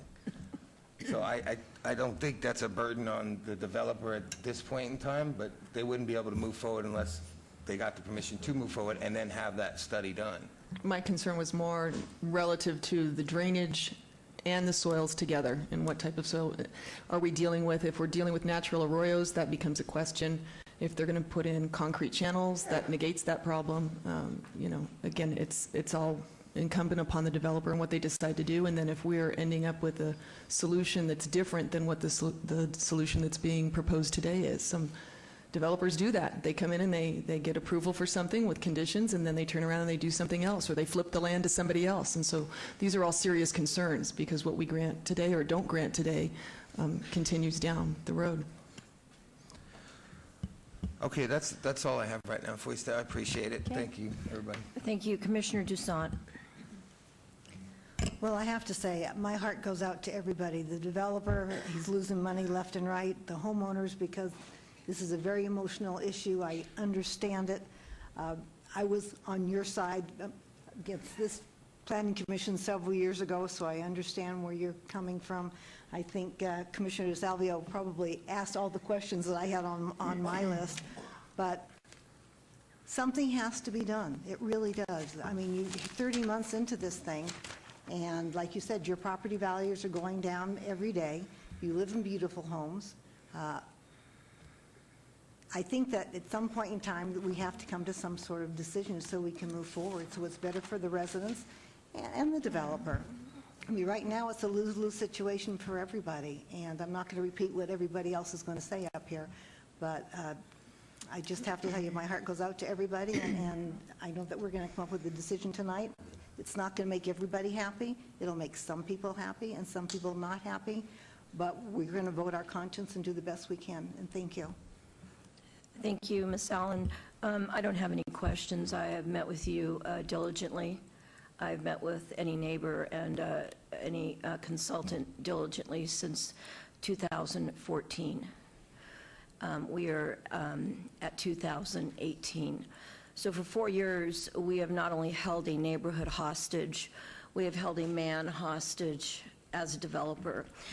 And I always think about things, and I'm not a real book person, you know, and I think about things, and I say to myself, when my husband was building, churches and little things around town, nothing of this magnitude, I can hear the words of my old and very dear friend Chuck Ruthie, and he's deceased, but I can hear him saying to me, if I had $200 million and I went and bought a golf course and I bought the water, I think I would know before I wrote the check, Vicki, if I could build on it or not. And those words are strong with me tonight, and it's a very heart-wrenching thing that's happened here. Because the fact is, a man is not going to come over and buy a golf course and buy the water and then decide that he bought something he can't build on. I believe in my heart that you have 3 neighborhoods that are gated. We have single-family residences in every neighborhood. They're not apartments, and that's how these rumors grow. We went from, it's going to be 2,000 apartments by my friend Eva Thomas on Revelle Court. It's going to be 2,000 townhomes, and it's going to be this. These are 3 neighborhoods of single-family, custom, and semi-custom homes. Had we known 4 years earlier that the first plan was better than this plan, had we known, we probably wouldn't be here today. But what's in front of us, I feel, Ms. Allen, you have done more than due diligence to pull everything more than together. I know you've met with neighbors. I know you have, I have no doubt in my mind you have done your neighborhood due diligence. So with that being said, the only thing I'm going to ask, because I won't be crafting a motion tonight, but I will be supporting these motions tonight. I just hope that if this moves forward negatively, goes on to council, that's fine. And if it moves forward positively tonight, I believe that Mr. Johan, between now and city council, will even add more landscaping. I believe that it could be even a little bit more, me with my vines up the wall. And I think it's time to move this forward, either with a denial or an approval. And I appreciate you and your time, this neighborhood and its time, and you, sir, as the developer. Thank you. Commissioner Schlotman. Thank you, Chairwoman. I agree with everything that was stated up here. It's been a very frustrating process for both the homeowners and their representatives and the developer, and trying to pull everybody together when you're dealing with this many different neighborhoods. And I tried to not watch too many city council meetings because I didn't want my judgment skewed based on what city council was doing. One of the things that I asked in area number 1 of Ms. Allen, and I think it was stated tonight, it wasn't just about the consistency of the zoning between the parcel and the neighboring parcel behind it that is existing, but also wanted to see a little bit of consistency within the neighborhood. Because if this is depressed 30 feet down to, 10 feet or 50 feet lower, there needs to be some sort of compatibility within each of the areas. And I really didn't like the entrance with these 10 or 11, however many lots, with the huge lots across the street. So if I may, Chairwoman, ask Ms. Allen a question. Oh, absolutely. Okay. What's your intentions with those lots? And I know that you said that you would combine those lots and to half them out. Correct. So there's 10 lots here, and the reason they were the size they were was to be compatible with the Tudor Park lots, but you're right, they're depressed. So yeah, at your request, we're happy to make those 10 lots into 5 lots with a minimum square footage of 9,000 square feet each, so they're more consistent with the rest of the neighborhood. So, and I've provided that condition to your planning staff. Okay, thank you. And then a question for, I guess, I don't know if this would be for Mr. Pyatt or Mr. Lowenstein, but I know we spoke about the drainage study and if that changes something in the future and just a property line, that tentative map would have to come back to us, is that correct? If it start changing the property lines on, due to the box culverts? Through you, Chairwoman. So revisions to the tentative map, depending on the scope and the substantive change, have the potential of coming back before the Planning Commission, yes. Okay. And I've been through, I've built quite a few different projects here, and every project that I've ever built, we've always, it's always been a condition of approval for us to have a drainage study and a traffic study. And these drainage studies, and, well, not always a traffic study, but a drainage study at minimum. And we'll spend $20,000 putting together a drainage study. And on something like this, I couldn't even imagine $1 million, $500,000 putting together a drainage study. And if it doesn't work, it doesn't work. The Department of Public Works will tell me that I need to go back and revise my plans. I see people shaking their head no. Yes, they do. I just submitted my personal office, and the building department gave me a ton of comments back. I get no special treatment because I'm on the Planning Commission. So, you know, this is going to be something that will have to be reviewed by Public Works, by planning, by a lot of people. I like the preserve better, but that's not in front of us anymore. I do understand the GPA, and the GPA is there to clean up the inconsistency with the code. But hearing about the septic tanks aren't allowed by SNHD any longer if you're within 180 or 220 feet of a public sewer. And so a lot of these things, we're looking at things other than plan and related matters. We're not here as attorneys. We're not here as Public Works and everything else. We're here as a plan committee. And so what we need to be looking at is what could be built, and is this harmonious and compatible with the actual neighborhood. And whether or not this is in court or not in court doesn't make a difference, in my opinion, because I'm not going to let the court sit there and make up my decision. Thank you.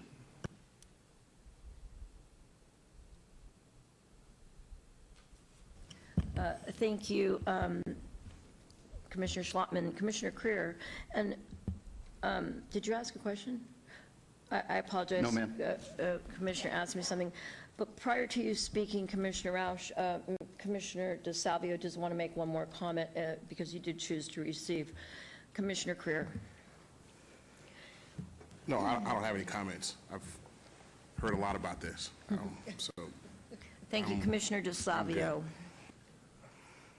The one question I have, because it keeps coming up, and I'm glad it came up so I can ask it. I thought we had the septic tank issue worked out to where now you're able to, you have the easements and what you need in order to tie in to where everybody here knows now that's off the table. We do, and I actually can submit it into the record. We found a deed actually on the property that we've submitted to your city attorney and to Public Works, and they're reviewing it, that shows that we have legal access to tie in for every single lot. So I'll submit that into the record. And then just to address the box culvert keeps coming up, those will be in the streets just like most other developments. So we won't have an issue of homes on top of drainage culverts. Those will go in the street sections. Thank you. Anything else, sir? Thank you. Commissioner Roush. Thank you. I'd like to pull this out of the weeds a little bit and take it back up to a broader level. I'm appreciative of what Commissioner Schlottman said. This is a planning decision. This is a land use board, and that's what we're here to decide tonight. I want to address something that was importantly brought up by Commissioner DeSalvio. The property is zoned RPD 7, but I'm not sure everyone understands what RPD 7 means, and I want to make sure that everybody does. RPD 7 is a district, a zoning vehicle that is for planned developments. RPD 7 does not mean 7 units to the acre. And I've done a lot of research on this, a ton of research. I've been at every meeting for probably the past year at Planning Commission and City Council. I've heard all of the testimony. My background is in commercial real estate. Many of you know that. I don't want to belabor the point, but I do want to make sure that it's very clear to people that from my research and from what my findings are, there is no buildable ability on this property. There is no zoning action that has taken place. I have gone through all of the records. I've gone down to the City Hall basement, if you will. I've gone back to 1990, and what I found is consistent with the fact that this golf course was dedicated as open space in exchange for the density that was awarded. Now, we can sit here and argue how many units are left, and if they're available to build, where do you put them? Well, then you would have to put them on the golf course or on the other available vacant lots that are still on the property. That's not what's before us today. We have a two-part decision. The first part is a general plan amendment to say, do we want to allow building on the golf course, taking away people's open space, their quiet enjoyment of their homes, the homes that they paid lot premiums for, that they have view corridors for? Do we want to allow that? I mean, that's a very monumental decision, and it's one that the entire city is watching right now to see what we do, because we're basically stripping away people's rights. And I think it's really important for you people to understand that this is not about he said, she said, or who's mad at who, because those horses are out of the barn. That is down the road now. We are so far, we are 30 months down the road. And my concern is that I think that this body, this commission, has lost sight of the fact that that's really what this decision is today, is to decide whether we're going to allow somebody to build on land that was designated as open space. I have a question for Mr. Lowenstein, and I would like a direct answer. In this application, we're going to vote on a GPA, a general plan amendment. When this property was originally zoned, what was the zoning on the property? RPD 7 or not? In ZC 1790, back in 1990, with the letter that was approved in 1991, the property was zoned what? I'd have to look that up for you. Would you give that to Mr. Lowenstein?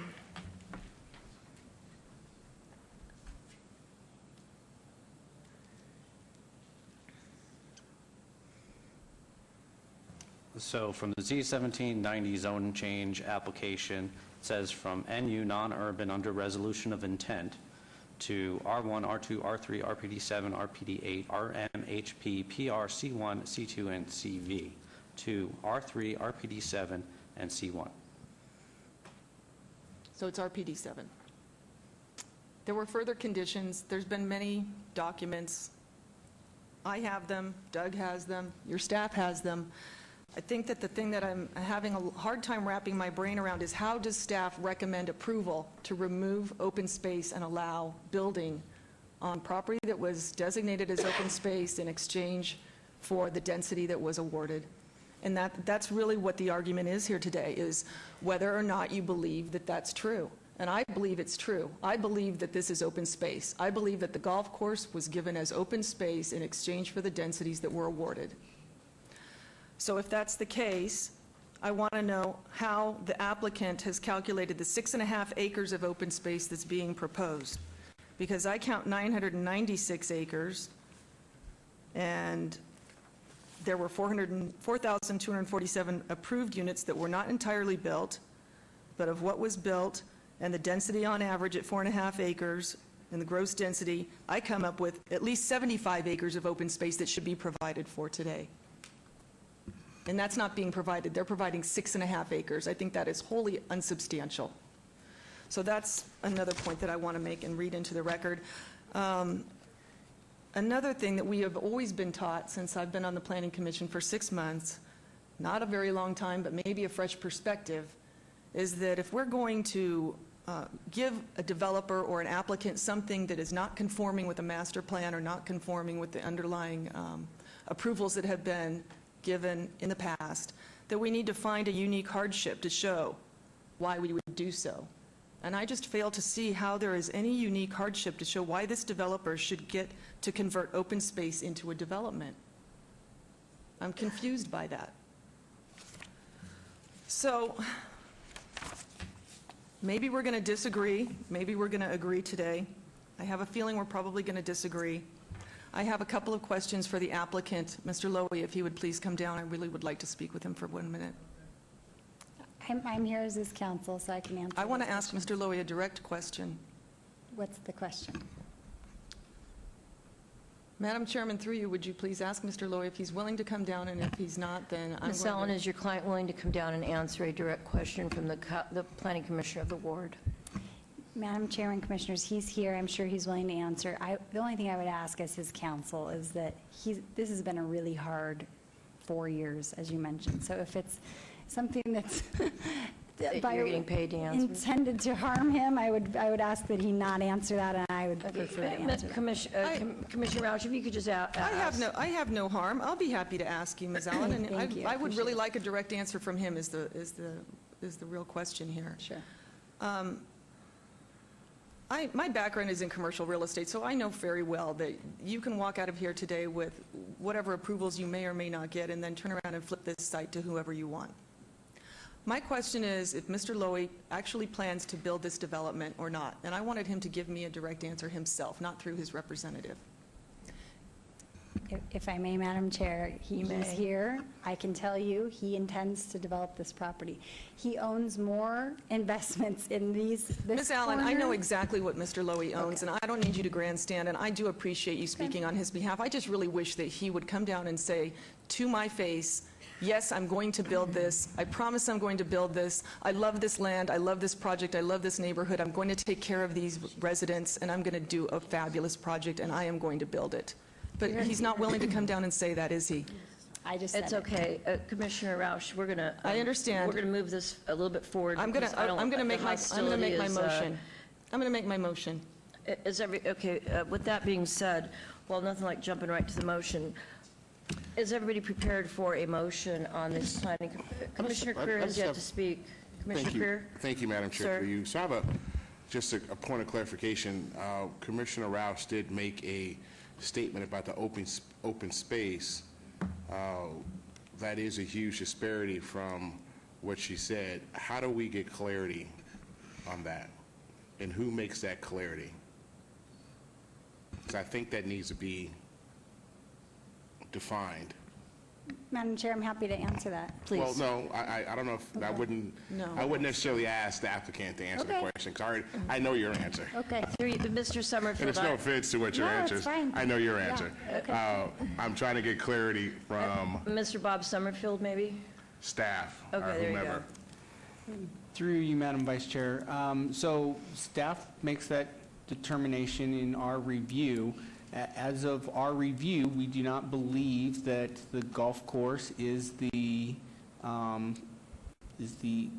all of the open space that I believe that the commissioner thinks that it is. We believe that there are outstanding units developable in this area, and that the proposal is within the density limits that have been established per the zoning case. So you're saying that the applicant's application is sufficient based off of, in relevance to open space, based off of what they've submitted in the GPA? Correct. They are meeting the required open space for the proposal that they have put forth within their development. Yes. Okay, thank you. Thank you, Commissioner Roush. You prepared For for your motion. clarification, the required open space based on what calculation, Mr. Summerfield? Based on recent calculations or based on the calculation when it was originally approved? Through you, Madam Vice Chair, I'm speaking to the required open space for the developments that are before you. I'm not versed in all of the numbers that you were talking about, so I can't speak. I would have to look at those more closely regarding that part of the history that you referenced. I'm only speaking about the applications that are before you today. They meet the requirement for the open space within the proposed development as it's proposed at the density and lots that are being requested. Thank you, Mr. Summerfield. Are you prepared for your motion, Commissioner Roush? I am. I've heard many times, I've heard it said that the developer has rights. Here are the facts. The zoning was determined years ago. I heard our own city attorney, Mr. Jerbick, say that the developer has the rights to ask, but they don't necessarily have the right to get the right to build on the property today. That's for us to decide. That's for this body to decide. As far as I'm concerned, this isn't helping the community. There's no unique hardship to show why the developer should remove open space from this community. It does matter what was approved in 1990. A community was built and people made decisions to buy homes and relied upon the city's pledge of open space and the condition of this property be open space. So, if the developer has the right to ask, but not a given right today to build, then that is what we're here to decide. Do we take away the open space of the people and give it to a developer? It's not our place to decide his economic benefit or how long he's been here before us, how much it's cost him. That's not for us to decide today. So after months of research and attending many, many meetings and council meetings and planning commission meetings for the past year, year and a half, my 30 years in commercial real estate, but most importantly, the testimony that I've heard today and from all of my fellow planning commissioners, I find that the golf course represents open space that was and always has been a condition of the housing and towers on Queens Ridge community today.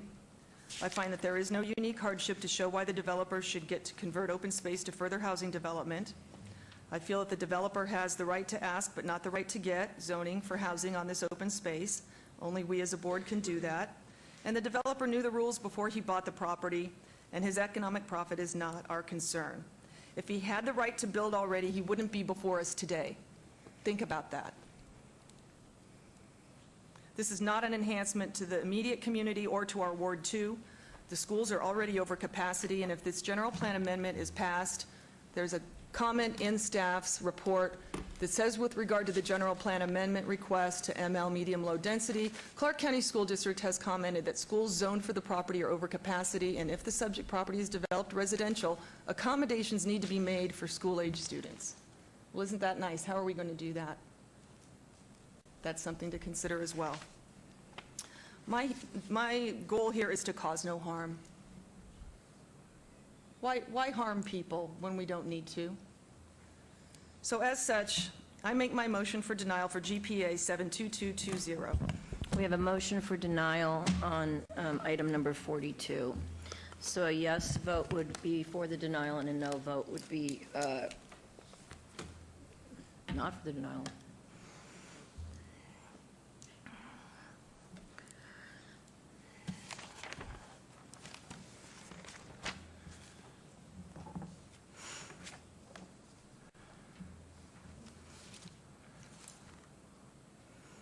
I think our machines broke down. I talked for too long. Well, you know, don't let me answer that up here. Please, please don't have me answer that up here. But seriously, we're not showing the vote. Oh, thank you. I did vote. Oh, I have to do it? Oh.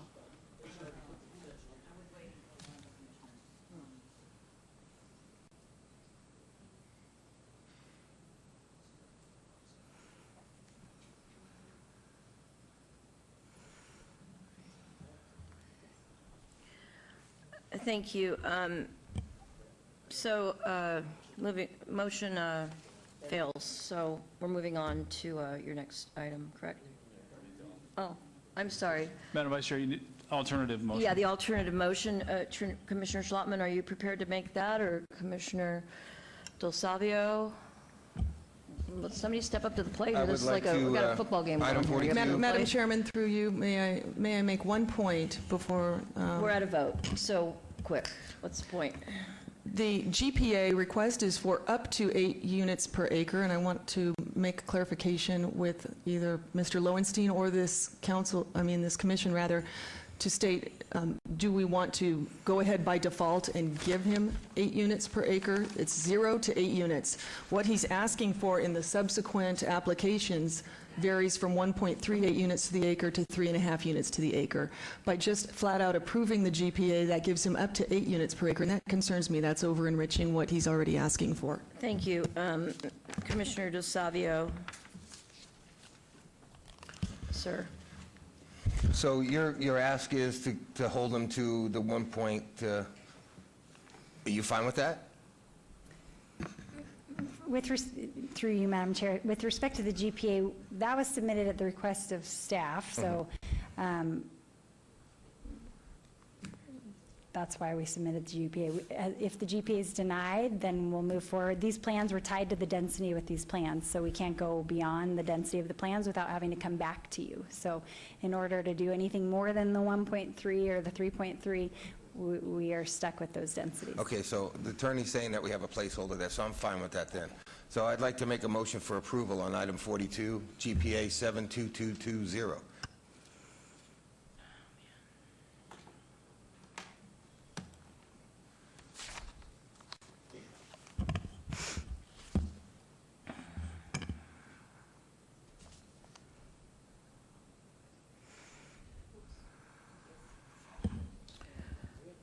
Thank you. Moving on to item number 40.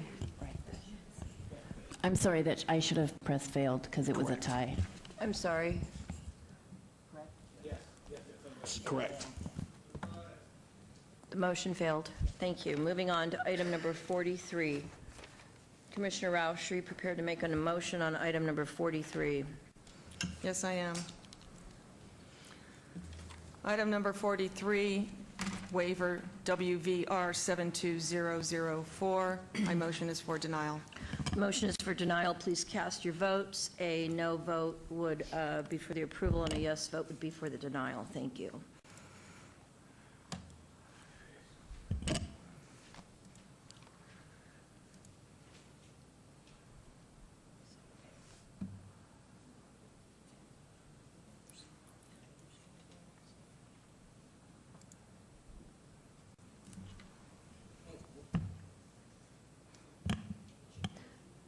Motion carries. Correct? No, I'm sorry. The motion failed. Motion fails. We need a motion. Lou. Item 43, WVR 72004, motion to approve.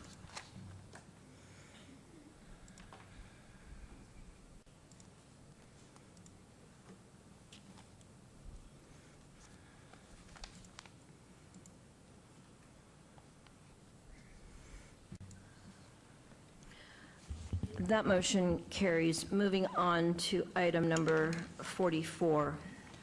Item number 44, SDR 72005, motion is for denial. Please cast your votes.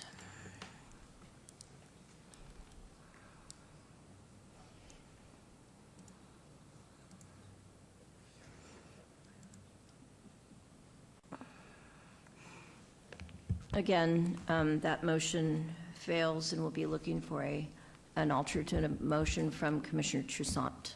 Thank you. I make a motion on item 44, SDR 72005, for approval.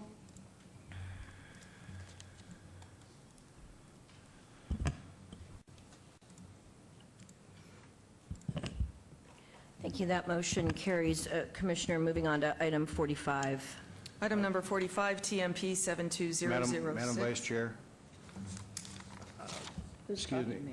Oh, sorry. Steve. On item 44, I was trying to catch the voting on the denial. On the approval, we did have some condition changes that should have been read into the record. Thank you. Is it too late to read them now? You'll need to reconsider. Motion to reconsider Reconsider the vote? and rescind the vote. Rescind the vote. You have to rescind the vote in order to add additional conditions. You'll need to rescind the vote. Okay. And then revote. That's what you're doing. Mr. Chairman. Mr. Chairman, I'd like to make a motion to rescind item 44, advance item SDR 72005. Thank you, Commissioner Schlotman.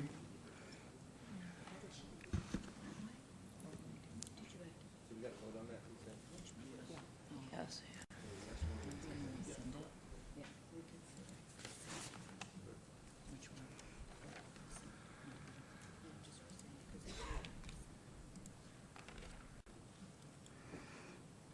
Thank you.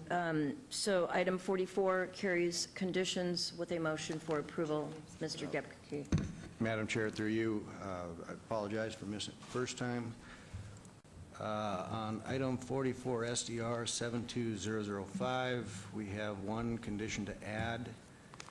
That's the condition that lots 1 through 10 shall be combined into a total of 5 lots with a minimum lot size of 9,000 square feet. And then we have one condition to amend, and that is condition number 6 in the development standards table for building heights. On the floors for lots greater than 20,000 square feet, it should be amended to read 3 stories on slab over basement on lots greater than 35,000 square feet. Otherwise, 2 stories on slab over basement. That would just bring it into consistent wording with the other entries in that table. Thank you. Those are the conditions for item number 44. I accept. I'm sorry, I should have caught that as well, so sorry about that. Thank you. There's a lot of motion. Madam Chair, on item 44, SDR 72005, I make a motion to accept with staff's recommendations and conditions.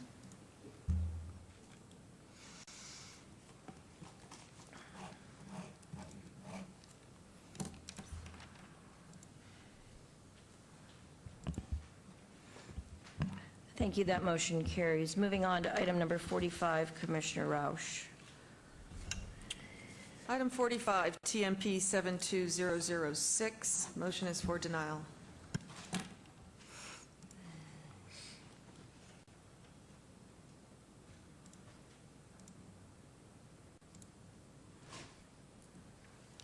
Thank you. That motion does not pass. We will look for a motion to go the other way. Thank And you. Madam Chair, through you, there is a condition change on that one. Thank you, and could you please read that into the record, Mr. Gepkaki? For item 45, TMP 72006, once again, we add the condition lots 1 through 10 shall be combined into a total of 5 lots with a minimum lot size of 9,000 square feet. Thank you, Commissioner Del Savio. Ms. Allen, you agree to that? Yes, sir. Okay, with that said, a motion, please, for approval on item 45 TPM 72006 with conditions.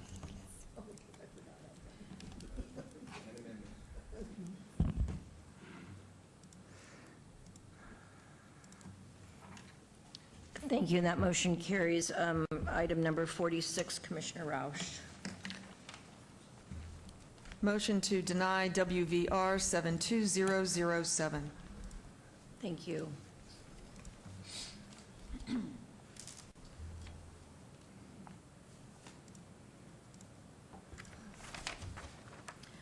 Thank you, and that motion does not carry with the approval. Is there anything we need to throw in there, Mr. Gepkaki? This No. one has no condition change. Thank you. Sir.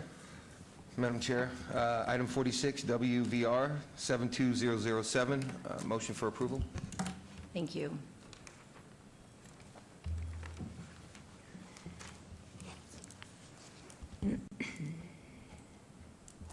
And that motion carries, and we move on to item number 47, Commissioner Rausch. Item number 47 for denial, SDR 72008.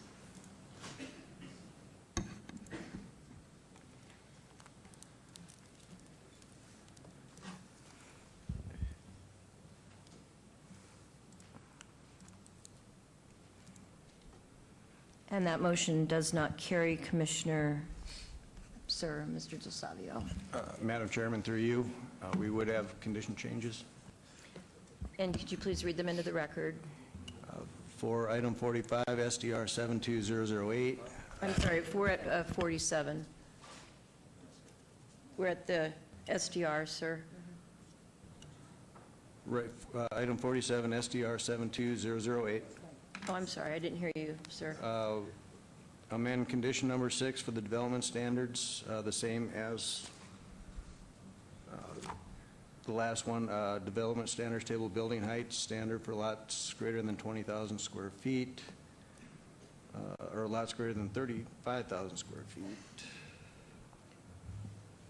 Sir. Oh. And adjusting the floors, row of that to 3 stories on slab over basement on lots greater than 35,000 square feet, otherwise 2 stories on slab over basement. Once again, to make it consistent with the other rows. And then amend condition number 16.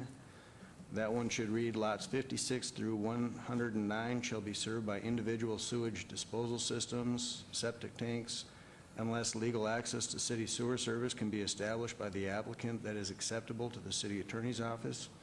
For Southern Nevada Health District SNHD standards, lot sizes shall meet the requirements of the SNHD if applicable. And Madam Chairwoman, I just noticed this, actually, the TED map is clear on this, but it's lots 56 through 91 and not 109. So the correction is lots 56 through 91 will not have this, the septic, they will be carried through the city sewer system. Correct. Sir. If needed, right. Well, the condition was also read by Mr. Summerfield at the beginning of his presentation. Yes. I wanted to just amend that to change it from 56 through 109 to 56 through 91. 91. Thank you, sir. Ms. Allen, do you agree with the amendments and the conditions? Yes, sir. With that said, I would ask for a motion for item number 47. Excuse me, I'm sorry. Through you, Chairwoman, did we just approve that it's okay to have septic, or did we say that the condition was septic would not be allowed? We're sitting here on this end having trouble hearing. Mr. Gepke, could you please read that to her one more time? It's... Madam Chairwoman? Yes, Madam Chairman. Madam Chairman, through you. It's a condition by the city. Basically, the condition was that the lots have septic service because the sewer was not available. Based on the documents that have been submitted, that the applicant claims gives them the ability to connect to sewer. This adjustment of the condition would just give the city the right to review those, determine if they do have legal access, and then allow them to connect to sewer. If they cannot connect to sewer, then they would be required to do a septic system per the Southern Nevada Health District. So why? Excuse me, we're not going to redraft a condition or a motion at this level. It's been stated through the staff. We have a motion prepared on the table.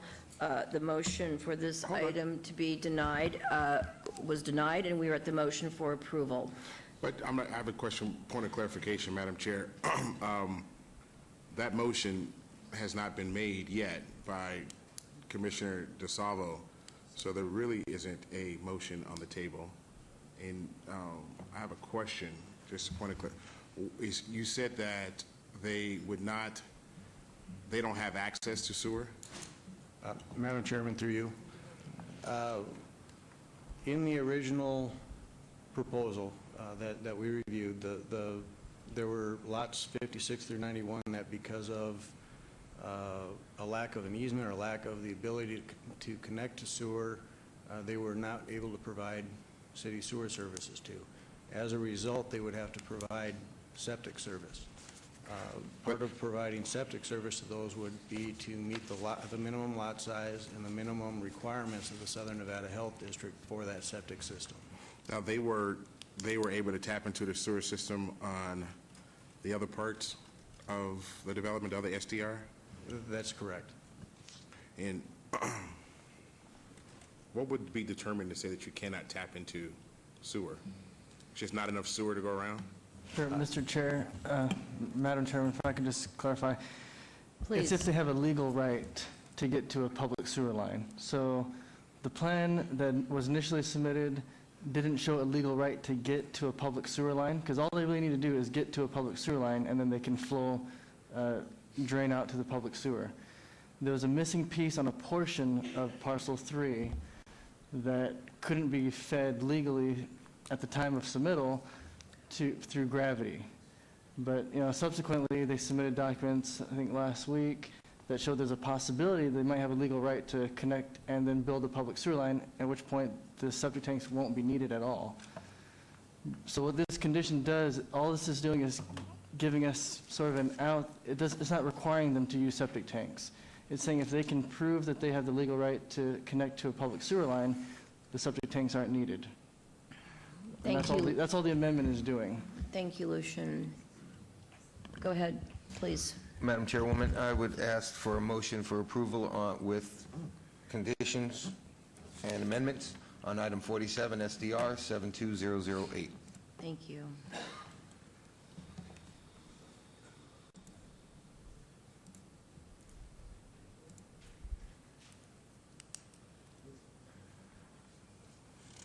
Thank you. That motion passes. Moving on to item number 48.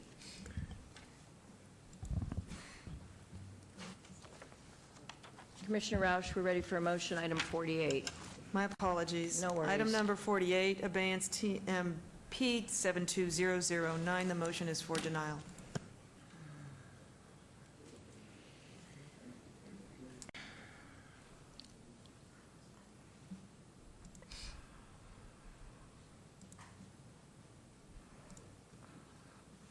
And that motion fails. Commissioner, sir, thank you. I can Madam proceed. Chairman, or Madam Chair, Ready. we do have a condition change on that one. Let's see here. 48, TMP 72009, we would need to amend condition number 12, and that's to lots 56 through 91 shall be served by individual sewage disposal systems, septic tanks, unless legal access to city sewer service can be established by the applicant that is acceptable to the city attorney's office. Per Southern Nevada Health District SNHD standards, lot sizes shall meet the requirements of the SNHD if applicable. Thank you. Sir. Ms. Hill, you accept the amendment? Yes, sir. Okay, with that said, please entertain a motion for approval on item 48, TMP 72009.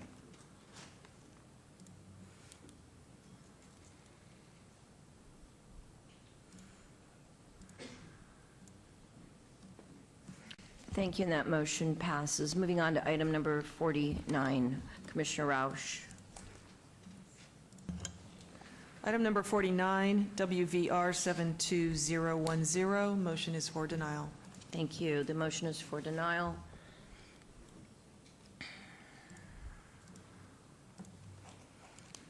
That motion fails. Moving on with a conditioned item, sir, of item number 49 with a yes vote, please. Madam Vice Chair, there are no condition changes on this. Okay, I didn't want to miss it. Actually, Sir. through you, Madam Chair, if I Yes. may, this was the map where we did offer the condition for the corner element, so if we wanted to add that If on. you could please. Oh, sorry, that's 50 and 51, sorry. Yeah, I was going Okay. to ask them, but I thought it was down a bit further. Sir. Madam Chair, I would ask for a motion for approval on item 49, WVR 72010.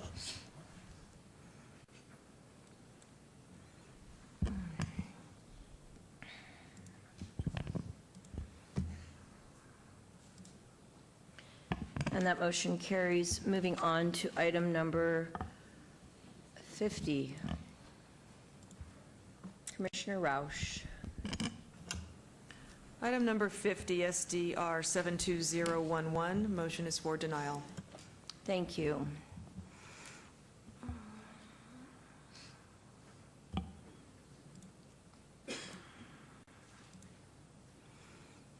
And that motion fails.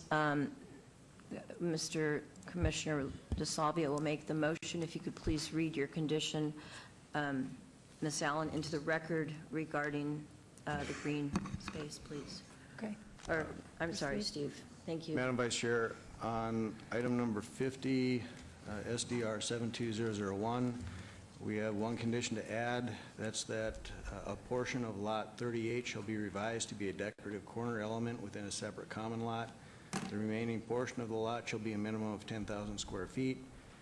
And then we would amend condition number 6 to the development standards table, the building height standards for lots greater than 20,000 square feet. The floors entry amended to 3 stories on slab over basement on lots greater than 35,000 square feet, otherwise 2 stories on slab over basement to be consistent with the other entries. Thank you. And your client agrees with those Yes, conditions? yes. Thank you. Thank you. Sir. Okay, with that said, with the agreement, please entertain a motion for approval on item 50, SDR 72001.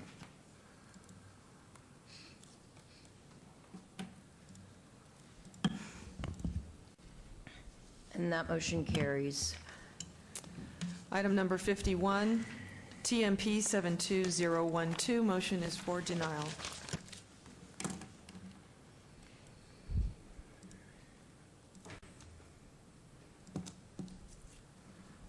And that motion fails. Commissioner Liu will be making the motion for approval with the condition added. Sir. Madam Vice Chair, through you, added condition is a portion of Lot 38 shall be revised to be a decorative corner element within a separate common lot. The remaining portion of the lot shall be a minimum of 10,000 square feet. Thank you. Ms. Allen, you agree with the condition? Yes, sir. Okay, with that said, motion for approval on item 51, TMP 72012. The motion is for approval. Please cast your votes.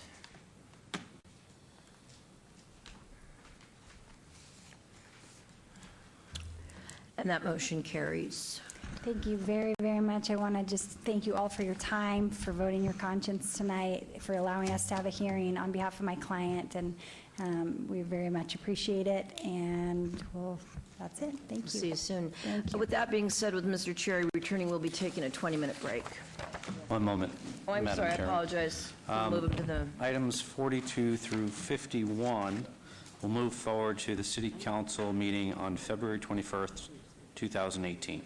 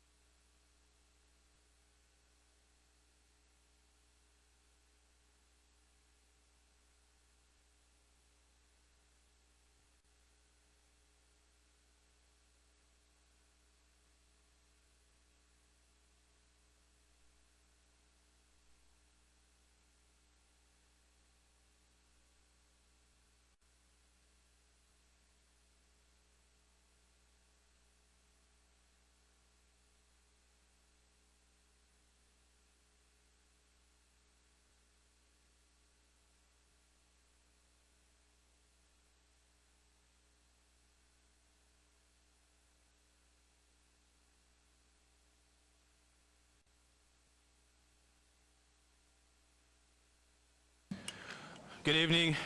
We're ready to bring this meeting back to order and continue on at 11:24.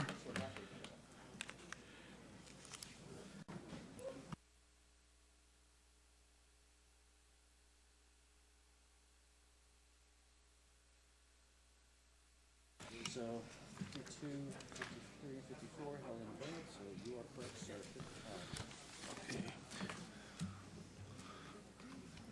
Item number 55, abeyance item SUP 71959, applicant owner Steve Settlage for possible action on a special use permit for proposed short-term residential rental with a waiver to allow 79-foot distance separation from a similar use where 660 feet is required at 308 South 10th Street, Building 1, Ward 3. Staff recommends denial.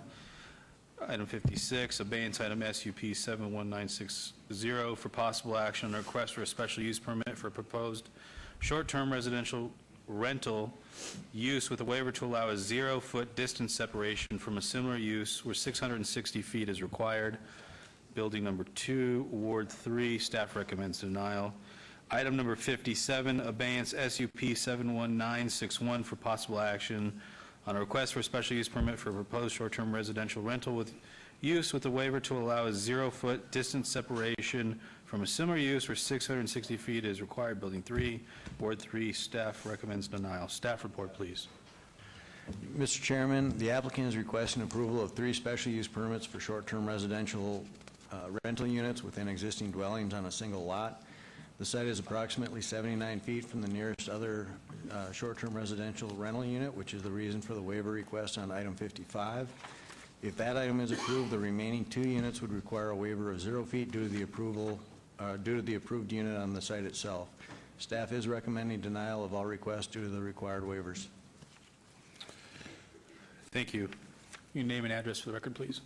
Mr. Chairman, Commissioners, Nathan Taylor, 8414 West Farm Road, representing the applicant here today. I'm going to be extremely brief. I've already spoken with, this is in Commissioner Slotman's area. We've had a discussion about this application already. I appreciate his time. Let me discuss this with him. Just a clarification here. When we first started doing this application, because it's the same property, it's the same assessor's parcel number, we assumed when we initially made application that we would only need to submit 1 application. There's 3 units on this parcel. They're extremely small units. Commissioner Schlotman is familiar with the area. The unit that faces 10th Street is a 1-bedroom unit, extremely small. There are 2 other units. One is another one's a 1-bedroom, and the other one's like a studio. So if someone were to come downtown for an event, or business people were coming into downtown and they wanted to rent a short-term rental here at this property, the reality is you could maybe get 3-4 people here, probably 5 max. So it's not like we're asking for 3 short-term rentals. We're asking for a short-term rental that has 3 dwellings on the same property. So I just wanted to clarify that. The only other thing I would mention is that I gave you guys a handout here today. This property owner has a vested interest in the community, has been investing in property in the community for many years. He spent $170,000 renovating this property. He's going to have Noise Aware, which you guys are now familiar with because some of the other applications I've had before you on the property. He's going to have security cameras, 24 hours, property management. He's also going to have the party squasher. And with that, I'm here to answer any questions. Thank you. This was noticed as a public hearing. Anyone from the public like to be heard? Seeing no one from the public, I'll close that portion and turn it over for the commission for discussion. Commissioner DeSalvio. I got a question for you, Nathan. So you're saying that these 3 dwellings share the same parcel number? Yes, sir. Do they also share the same address? Yes, sir. Okay, thank you. Commissioner Schlotman. Yes, I did speak with Mr. Taylor. Didn't give him any indication of how I was going to vote because I wanted to see if anybody was going to come out talking about short-term rentals in the past. It's very sensitive in certain neighborhoods, and I've always said that this neighborhood has more multifamily and has turned into a lot of professional office spaces and things of the sort. So I wouldn't have any problem supporting this. However, I would like a 1-year administrative review just to make sure there's not going to be any issues arising. Thank you. Thank you, Commissioner. I would like to add to that while I really have had issue with short-term rentals and large multifamily projects and been extremely sensitive and, quite honestly, against short-term rentals in areas, neighborhoods such as John S. Park and Scotch 80s and a variety of other neighborhoods. I think this area, which we have approved something in the past because I think there is a fit for it, so I also will be supporting the application. Commissioner Creer? Thank you, Mr. Chair. Through you, how come you have to have 3 separate applications if it's on one site, and why don't you just do one? And one address. And with, you have a dwelling, and are you renting them out separately? Are they listed separately? Are they? Through you, Mr. Chairman, is that a question for me to answer? Yes, please. Okay, well, when we initially were doing that application, we went down for the pre-application conference. That's when we were informed that we couldn't just do one special use permit for all 3 dwellings. So we're essentially asking for distance waivers for our own dwellings on our own property. Right. But that's per planning. That's not the way we did our application. Somebody help me understand that. And I'm not trying to deny it or not. I don't understand. Mr. Chairman, through you, in the description for the short-term residential rental use, at the end of the description, it very specifically says, in the case of a single parcel containing more than one dwelling unit, each dwelling unit constitutes a separate short-term residential rental use. Now, are we able to know as a whole at this 308 South 10th Street if there is another STR within 660 feet of this address? Yes, there is. There is one. There is one located at 1001 Bridger. Yeah. So that would be within the 660 feet? Correct. It's Correct. approximately That's 79 feet. And then, like I said, so the first waiver would be the 79 feet from the one off premise. And then if the first unit gets approved, each subsequent unit would be asking for a waiver from the approved one on the property. All right. Well, I do think that if we're going to do this, this is the appropriate place to do it. So I'll be in support. Commissioner Rausch? I don't have anything that's materially that different to say, other than I just want to say that I'm very familiar with this area, and I'm very familiar with downtown, as you guys know. And, I think if there was any place, it would be here. And this is a very commercial street. It's a very commercial area, so I'll be in support of it. Thank you. Seeing anyone else, is there a motion? Commissioner Schlotman? Yes, Chairman, on item 55, Abeyance SUP 71959, I would move to approve based on testimony today with a added condition that there will be a 1-year administrative review. Mr. Chairman, for clarification, that would read, an administrative or required review shall be conducted with 1 year from the issuance of a business license. Is the applicant okay with that? That's fine. Okay with that Thank you. condition? Thank you. There's a motion on the floor. Please cast your vote.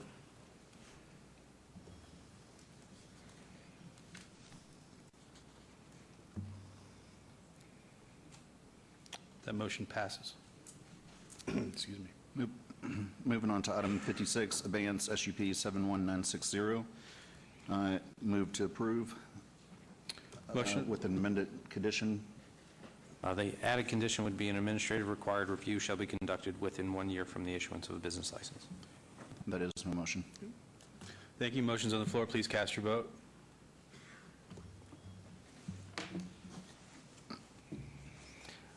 That motion carries. And finally, item 57, Abeyance SUP 71961, special use permit. A move to approve, subject to staff's conditions. The added condition would be, an administrative required review shall be conducted within 1 year from the issuance of a business license. Thank you. Motion's on the floor. Please cast your votes. That motion carries. Thank you, Commissioners. Have a good night. Mr. Chairman, items 55, 56, and 57 will be moved forward to City Council on February 21st, 2018. Thank you. Moving on to item number 58, GPA 72179, applicant Justin Zane, owner Charleston Boulevard and Pecos Road LLC, For possible action, a request for general plan amendment from Service Commercial and Light Industry Research to Light Industry Research on the east side of Pecos, north of Charleston, Ward 3. Staff recommends approval. Item number 59, ZON 72180, for possible action, request for rezoning from CM Commercial Industrial to C1 Limited Commercial and R2 Medium Low Density Residential to CM Commercial Industrial, Ward 3. Staff recommends approval. Item number 60, VAR 72234, for possible action, a request for variance to allow an 8-foot tall wall with 2 feet of barbed wire where 8 feet is the maximum height allowed, Ward 3. Staff recommends denial. Item number 61, SDR 72183, for possible action, request for site development plan review for proposed motor vehicle sales, automobile repossession agency, with waivers to allow a 0-foot landscape buffer along the northeast and portion of the south and west property lines where 8 feet is required, to allow a 9-foot landscape buffer along the west property line where 15 feet is required, and to allow all sides of the building to not be coherently designed and treated where such is required. Staff recommends approval. Staff report, please. Mr. Chairman, the applicant is requesting to develop a vacant site as an automobile repossession agency. The subject site is a single lot with multiple use designations and zoning districts associated with it. The general plan amendment and rezoning would allow consistent land use and zoning for the entire site, and staff is recommending approval of both. The variance requested would allow a 10-foot tall wall around the site consisting of 8 feet of solid block and 2 feet of barbed wire. There is no unusual or extraordinary circumstance to support the request, and staff recommends denial. Although the applicant is proposing to develop the site for an automotive repossession agency, Title 19.12 only allows storage up to 2 vehicles. Beyond 2 vehicles, it requires that the use be treated as if it were motor vehicle sales. The proposed site does meet the conditional use regulations for the motor vehicle sales use in the CM district. Existing site constraints, including a drainage easement along the east side of the site, have necessitated requests for landscape waivers. Staff is supporting those requests as the applicant has met the requirements to the extent possible. Staff recommends approval of the site development plan review. Please note that there is an additional letter of protest since publication. Thank you. Please state your name and address for the record. Sure. Robert Cunningham with Tanny Engineering, 6030 South Jones Boulevard. With me tonight is Justin Zane. He is the owner. He's flown in from Reno to be able to answer any questions for the operation side of it. Thank you for the staff report and recommending approval of everything but the variance for the walls. I'd like to go over that a little bit. This is kind of a unique site. All the perimeter walls, except for the north wall, splitting us from the adjacent property, already constructed. It was a site that was already built for industrial use at one point for storage. There's an 8-foot CMU wall around 90% of the entire perimeter, and we're asking just to put barbed wire angled on the inside of the wall. And I kind of have a picture of one that of another facility that's allowed in the city, or that was in the city. Let's see if I don't know if you can zoom in. This is like a water district facility that's in the city, but this is a similar type thing. You can see barely see it on here, but the barbed wire's angled in on the wall top on the inside, so it's not really achieving the total 10 foot in height.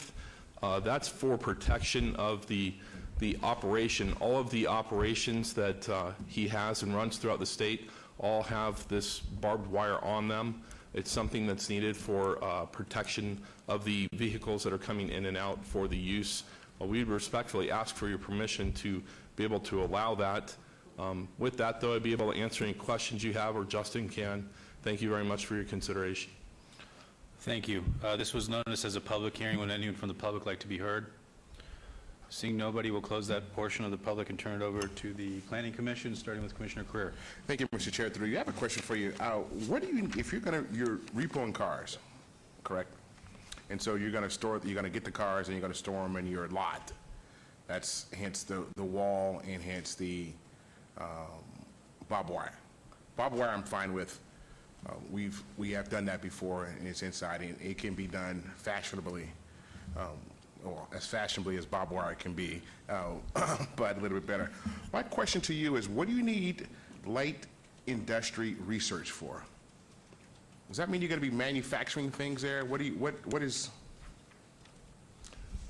that?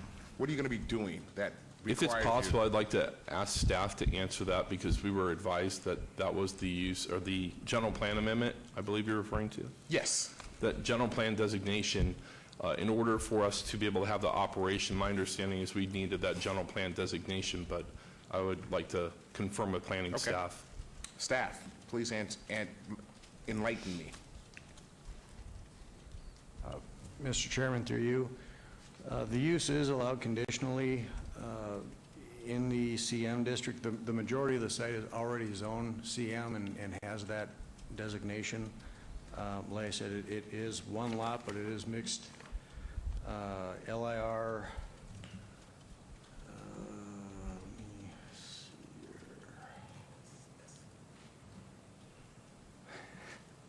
here. It's mixed LIR, SC, which is service commercial, and then there's a portion of it that does have a residential component. The SC and the residential are all frontage on Charleston, but the majority of it in the back is already LIR. So Chairman, through you, Chairman, Commissioner, there's 3 zoning districts that compose this one parcel and 2 general plan designations. And then as the planning department requests items to be consistent, as well as if the use is to be operated on other zoning districts, those zoning districts have to permit the use. So the CM is the zoning district which would allow for the auto sales versus the C1 zoning district and the RCL that is also located in this parcel. So it's a bit of housekeeping as well. Sounds like you made it more confusing.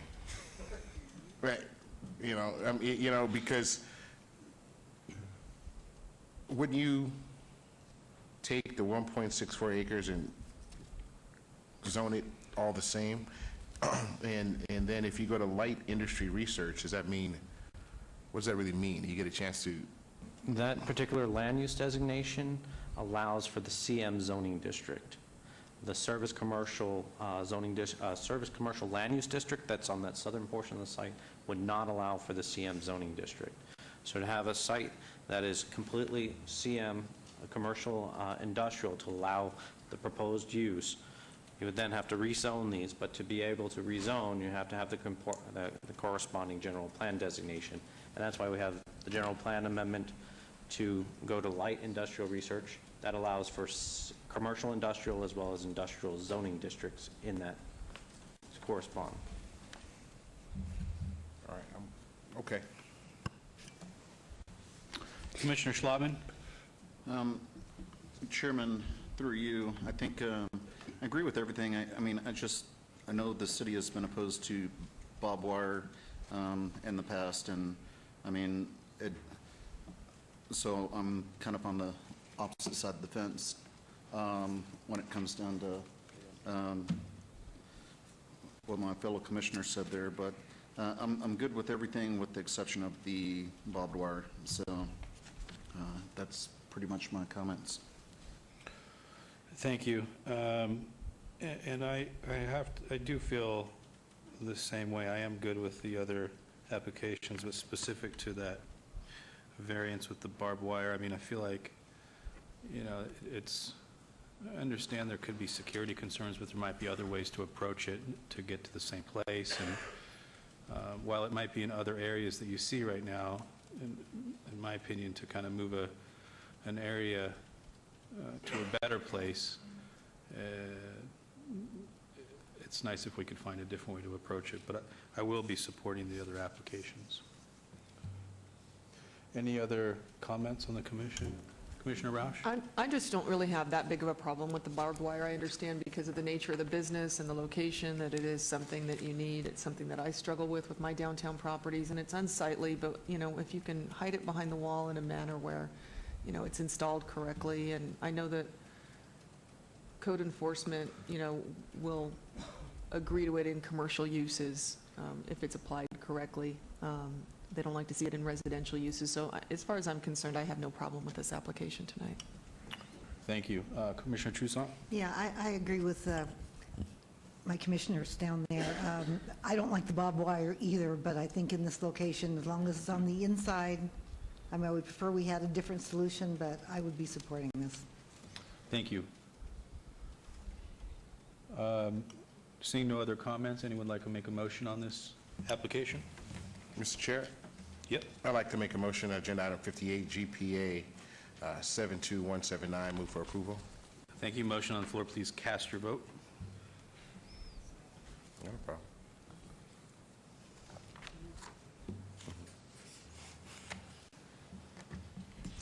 That motion carries. Thank you. Item 59, ZON 72180, make motion for approval. Motion's on the floor. Please cast your vote.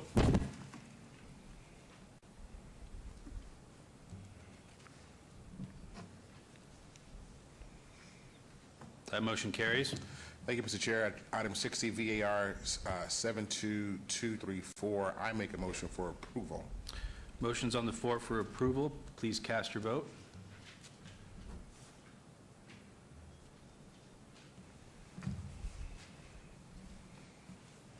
That motion carries.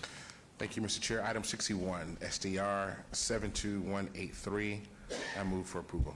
Motion's on the floor. Please cast your vote.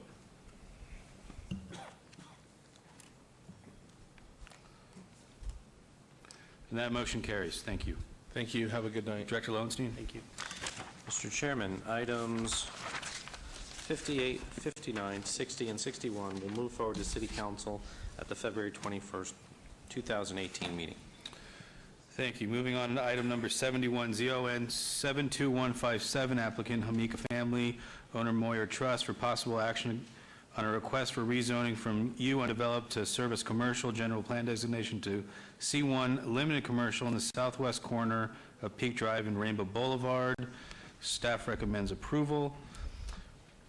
Item number 72, VAR 72158, for possible action on a request for a variance to allow a 5-foot rear setback where 20 feet is required. Ward 5, staff recommends denial. Item number 73, SUP 72159, for possible action on a request for a special use permit for proposed 3,200 square foot beer wine cooler off-sale establishment use. Ward 5, staff recommends denial. Item number 74, SDR 72160, for possible action request for a site development plan review for proposed 3,200 square foot general retail use convenience store with fuel pumps and a 3,800 square foot general retail building with waivers to allow a 6-foot wide landscape buffer along the south property line and a 5-foot landscape buffer along the west property line where 8 is required, and to allow a 10-foot wide landscape buffer along a portion of the north property line where 15 feet is required. Ward 5, staff recommends denial. Staff report, please. Mr. Chairman, the applicant has requested to construct a convenience store with fuel pumps and general retail building on the subject site. The subject site is currently zoned U undeveloped with a service commercial general plan designation. The U undeveloped zoning district functions as a temporary classification to be used until property is ready for development for a more intense permanent use. In this instance, the applicant has proposed the C1 limited commercial zoning district, which conforms to the general plan designation. Staff supports this request. However, staff does not support the request for a variance to allow a 5-foot rear yard setback where 20 feet is required, or the special use permit for the beer wine cooler off-sale establishment, as the site is surrounded by residential uses. As evidenced by the variance and waiver request, the proposed site is overdeveloped with a reduced rear yard setback, reduced landscape buffers, and landscape materials that would shield the adjacent neighbors from the errant sounds and lighting of a commercial site. Therefore, staff recommends denial of the applicant's request. Please note that additional letters of protest and support have been received since publication. Thank you. Thank you. Good evening. Can I get your name and address for the record? Good evening. Laura Drea, 520 South 4th Street, here on behalf of the Hamika family. Since receiving the staff report, we've added a handful of trees to meet the city's calculated requirements for interior and perimeter landscaping. We've been able to add another 2 feet for the southern landscape buffer to meet code, and thereby are withdrawing that waiver. The only variance we asked for is this western building placement, where we've asked for 5 feet setback where 20 is needed. The building is a front-loaded building, and it's 164 feet from the nearest detached home. This building is nearest to a covered garage as well as parking. This covered parking garage, as well as our building, acts as a mitigator to the fueling stations, lights, movements, noises associated with filling up cars and gas stations and the canopy lights. As for the use permit, please note that it complies with all the parameters of this specific off-sale use permit, and we ask for your approval. Thank you. This was noticed as a public hearing. From anyone from the public like to be heard? Seeing no one, I'll turn it over to the commission for discussion, starting with Commissioner Creer. Thank you, Mr. Chair, through you. I've reviewed this property, driven by, taken a look, been briefed by the applicant, and I don't have a problem with it. I think that, Rainbow is such a commercial street now, and it's not what it used to be, so I think that this is appropriate, and I'll be supporting it. Thank you. Thank you. Any other comments in the commission? I do have a comment and question. When you say handful of trees are added, what does that mean? Correct. The staff report was saying that we had 27 perimeter trees. We had designed them all to be 20 feet on center, which we thought was adequate, and then staff calculated it differently, said we needed 33. So I found reasons. Some of them are closer than 20 feet on center, but we added those So you're now 6 back extra up. trees. You're now back up to 33 trees on the site. Yes. Okay, and you said that there's a 2-foot buffer on that retail building now? Correct. On the south side of the site, i.e. right next to this block wall and covered shading, we had originally just had a 6-foot landscape buffer and a 26-foot drive aisle where 24 is required. We had preferred that just for on-site circulation for the fuel drop trucks, as well as the people that would park along the side of the suite, or the site, but eventually we realized that staff has code for a reason, and if they want their 8-foot buffer adjacent to parking shade structures in the multifamily, we would do that. Thank you for the clarity. Commissioner DeSalvio? Just one question. Is there a way you could put also a condition on 72 for no rear lighting on the back of that building, so it's not a nuisance to the adjacent neighbor? I'd accept that. That's what we intend. Thank you, Commissioner DeSalvio. Commissioner Creer? Thank you. If there's no more discussion, agenda item 71, ZON 72157, I move for approval. Motion's on the floor. Please cast your vote. That motion carries. Thank you, Mr. Chair. Through you, VAR 72158, I also move for approval. Motion's on the floor. Please cast your vote. But with the added condition recommended by That'll be Commissioner DeSalvo. Mr. Chair, through you, that condition would probably better fit on the site review. On the SDR. On which one? On 74. Okay.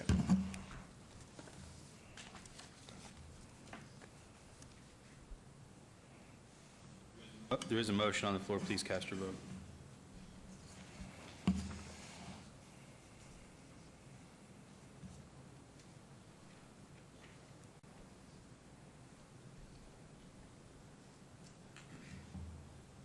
Mr. Chair? That motion carries, excuse me. Thank you. Item 73, SUP 72159, I move for approval. There's a motion on the floor. Please cast your vote.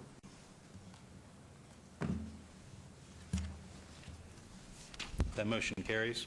Thank you, Mr. Chair. Item 74, STR 72160, I move for approval with the added condition of no lights in the back of the building. Commissioner, if I can Please. provide you. You can have something better to say than I just said? No lights in the back of the building? Director Lowenstein, before you do, Commissioner Creer, would you be open to adding that they will add the additional 6 trees into the site plan? Yes, I think that was already amended, but I think we should clarify that. Thank you.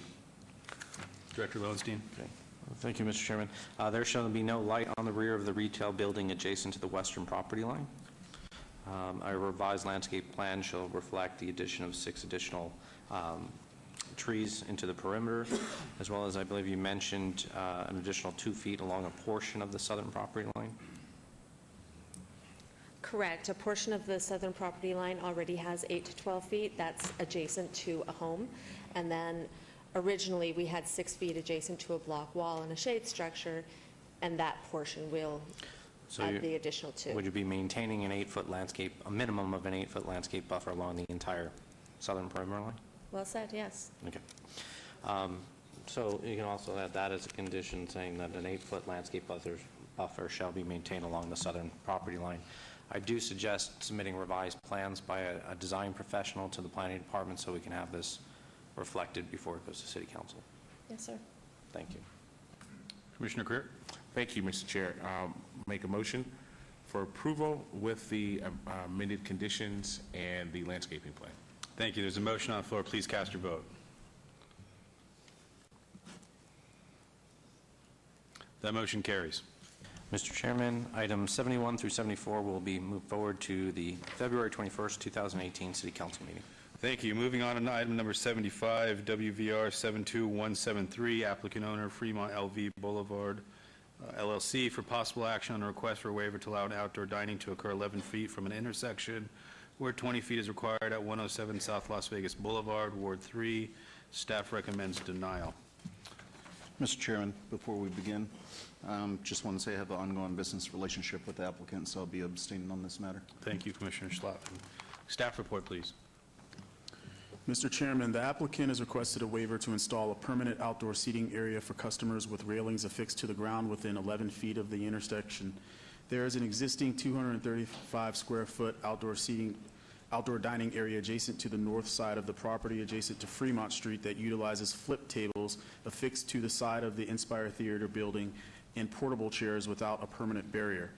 The southeast corner of Fremont Street and Las Vegas Boulevard is a heavily traveled pedestrian corridor acting as one half of the pedestrian gateway to the Fremont East Entertainment District from the Fremont Street experience.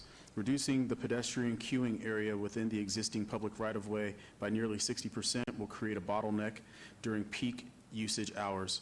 As this request for a waiver is detrimental to the pedestrian realm, staff recommends denial of this request. Please note that additional letters of protest and support have been received since publication. Thank you. Thank you. Name and address for the record, please. Good evening, John Curran, 701 East Bridger Avenue, here on behalf of the applicant to briefly describe the project and answer any questions you might have. Inspire Theater has operated successfully here on the corner of Fremont and Las Vegas Boulevard for a number of years. We have approvals for a temporary outdoor seating area, but we have, for a number of reasons, we want to convert this to a permanent outdoor seating area with the railings affixed to the ground, similar to our neighbors on East Fremont. Problem is, there's a requirement of 20 feet from the intersection, and we are here requesting for a waiver of that requirement for 11 feet and 11 inches. In closing, that, making that permanent railing helps us operationally control the door, helps us from a security perspective, and will help sort of promote and encourage that sort of sidewalk cafe culture that you see sprouting up and down East Fremont Street. With that being said, I respectfully request your vote for approval, and I'm happy to answer any questions you might have. Thank you. This has been noticed as a public hearing. Would anyone from the public like to be heard? Seeing no one, we'll close the public hearing and turn it over to the Planning Commission for discussion, starting with Commissioner Creer. Thank you, Mr. Chair. I have a question. Is this, you already have a balcony, correct? Is this for a balcony? We do have a second floor balcony. This would be for the ground floor, though. Right, so this would be actually on the sidewalk? That's correct. Look, I understand what you're trying to do. I really do. I'm a partner in a restaurant on the Strip, and we added a patio as well, and one of the main concerns was the pinch point, it's called, at least the county calls them pinch points when people are walking and stopping. As we create more density downtown, we're going to drive more people downtown. As we're going to drive more people downtown, we're going to drive more work, walk, life environment. And I just can't see taking up that much of the sidewalk with seating and tables. I wish there was another way that you can come up with something that makes better sense, but to take the majority of the sidewalk just doesn't seem to make sense to me, unfortunately. But I wish I could support it, but I just can't because I think it takes away too much of the sidewalk. Thanks. Thank you, Commissioner DeSalvio. I'd have to say that I concur with the Commissioner. Let me ask you, though, what is the width of that sidewalk from the face of your building to the edge of that curb? What is that width right now? I believe, that, and perhaps planning staff can correct me, I believe it's a 15-foot sidewalk. We'd allow a minimum of 7.5 feet pedestrian clearance at all places, and nobody wants more pedestrian energy on that corridor than us. We just think this, and this is actually more narrow than what some of our neighbors have. We're not requesting as wide of a seating area as others. We're just, out of respect for that needed pedestrian clearance.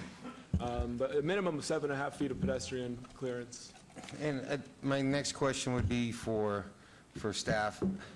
Is there any intent to do what the county's doing with the bollards downtown to protect the pedestrians? Because if so, how much more sidewalk is that going to eat up?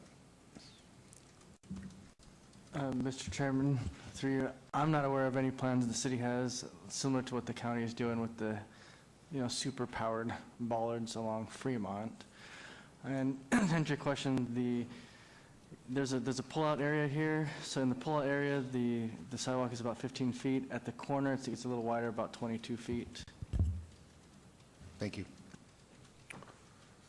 Any other comments from the commission? Commissioner Creer? Thank you. And also, people queue on the corner to go across Las Vegas Boulevard. So I haven't been there Friday. Well, I was there the other night. But Friday, Saturday nights, I got to imagine it gets a little busier and people queuing to get across the street. So that's going to create even more of a bottleneck when people are queuing. Unfortunately. Thanks. I do hear and understand the concerns of my commissioners, and I can't say, I do know the neighbors do have sidewalks like that. I've been in many cities where you're in that environment that New Orleans is one that I've been into recently where you're walking around and there's bar after bar, and you're lucky that you get the 5 feet that you get as you walk by all these bars and nightclubs, and this is an entertainment district. But there is a valid concern about, even though the majority of the traffic, vehicular traffic, is going north and south on Las Vegas Boulevard, how many people go to that corner on peak nights? But that's a tough one. Well, I'd like to entertain a motion if there's anyone that's, or Commissioner Roush, I see you with your I'm light sorry, I on. had a quick comment or question. I'm looking at the photographs and the renderings, and I'm trying to understand in the staff analysis and the comments it talked about the fact that you were going to be putting railings in. Are they temporary railings, semi-permanent? So the actual photo you see of the railing on the second On the floor, second floor, it would be that's- similar to that on the Okay. ground floor. And it would be more permanently affixed to the ground. And if I can also provide some context, sort of some of our motivation behind this, we have ground floor windows, and patrons sit on the inside of our establishment sometimes, and there's tables in front of there. We found operationally there's some people who will grab drinks and run, and putting these permanent railings up will help us control the door.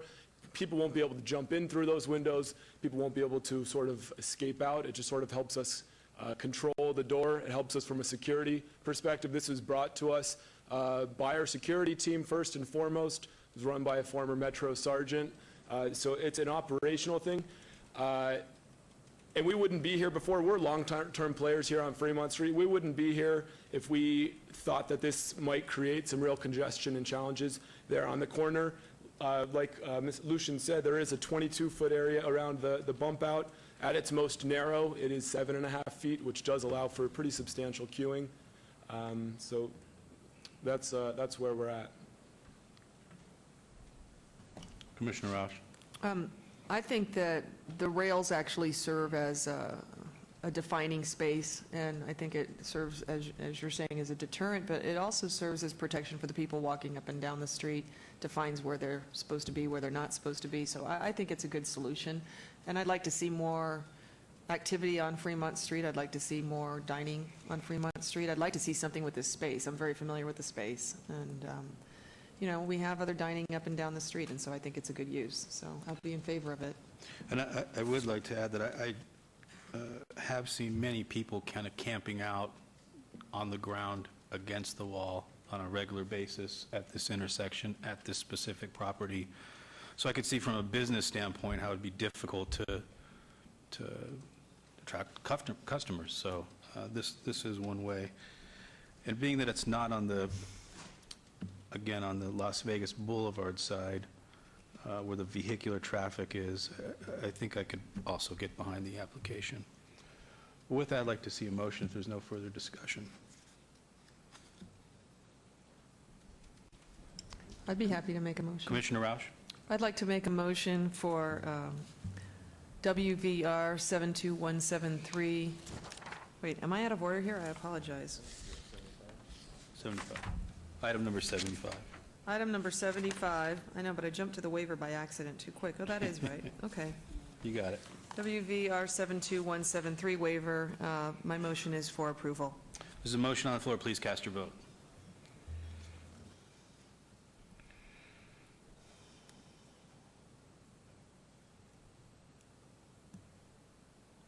That motion carries. Director Lowenstein? Mr. Chairman, this item will be going forward to City Council on the February 21st, 2018 City Council meeting.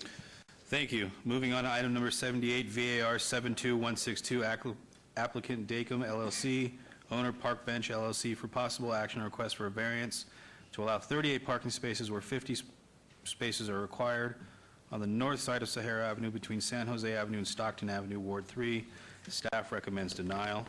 Item number 79, VAR 72163, for possible action request for a variance to allow a 35-foot residential adjacency setback from the north property line where 50 feet is required for the proposed trash enclosure on the north side of Sahara Avenue between San Jose and Stockton Avenue, Ward 3.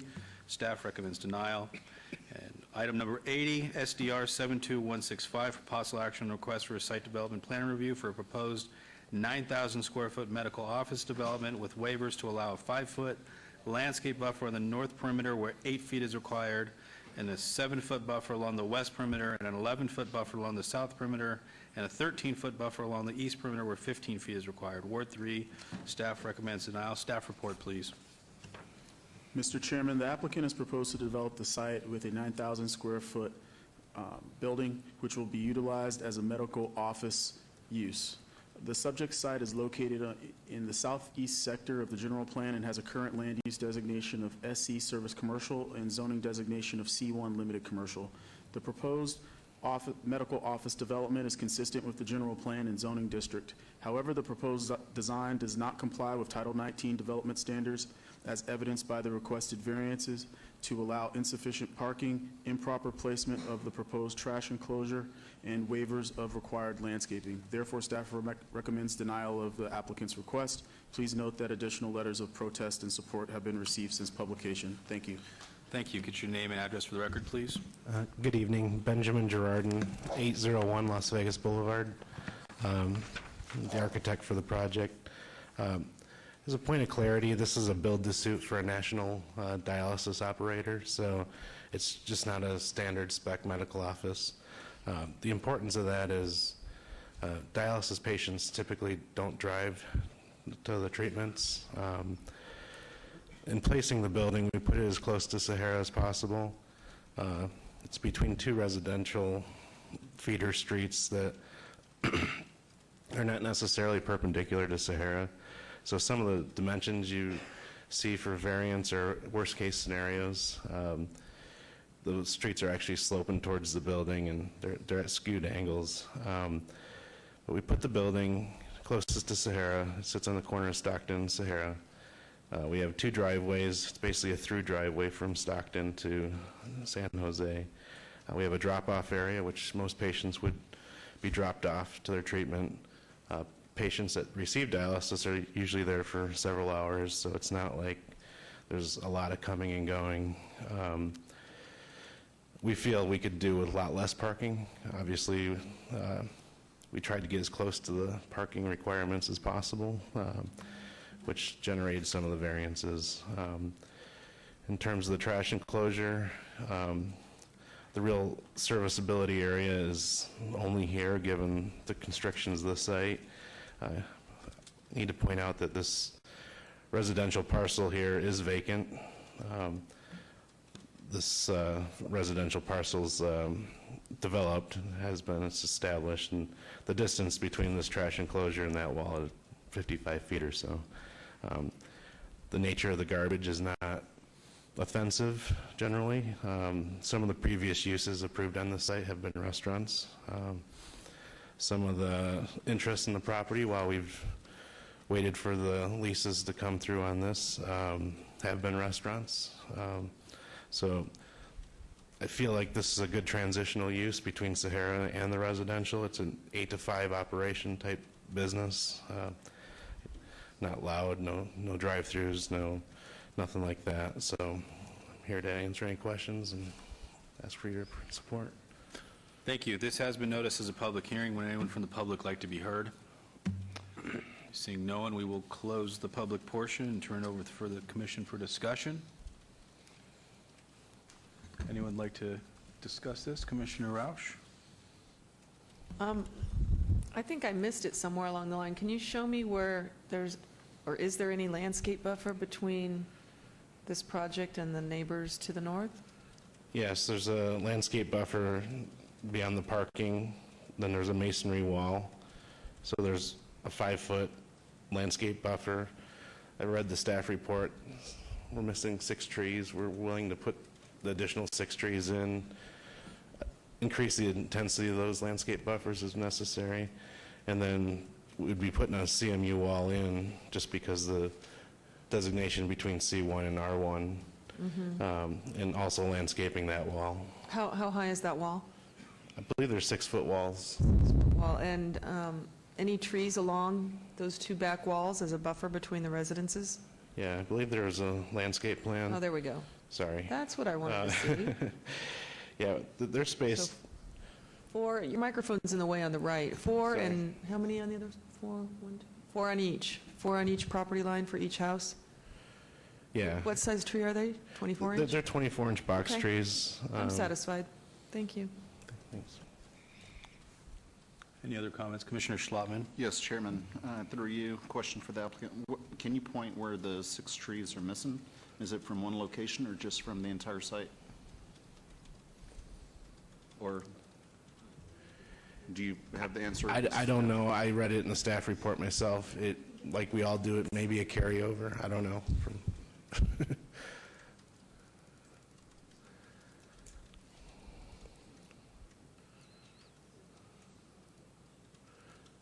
I heard somebody earlier was missing 6 trees. I don't know if it was a carryover from that report. I mean, we're all guilty of it. This particular report here is saying the applicant has requested an exception to allow 6 trees where 12 trees should be required within parking lot islands or at the end of a row or parking spaces.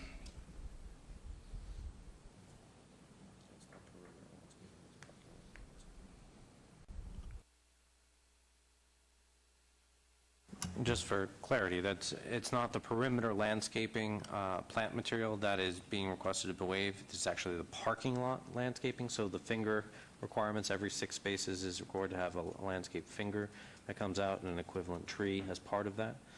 So the parking layout here is deficient, the number of trees there. So it's not really the perimeter in question. Commissioner Schlottman? Thank you for that clarification. Is there any further discussion? Can I entertain a motion?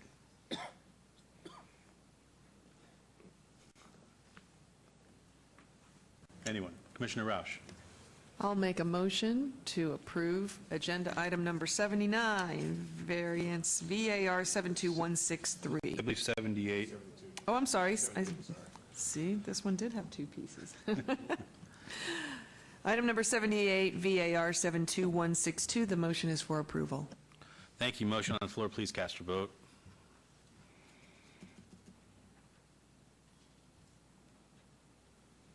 That motion carries. Item number 79, VAR 72163. Motion to approve. Motion's on the floor. Please cast your vote.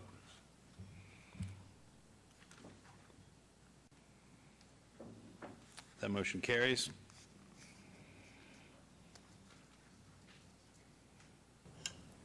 Item number 80, SDR 72165, motion to approve. Motion on the floor, please cast your vote.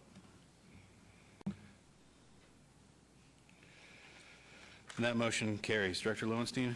Mr. Chairman, items 78, 79, and 80 will move forward to the February 21st, 2018 City Council meeting. Thank you.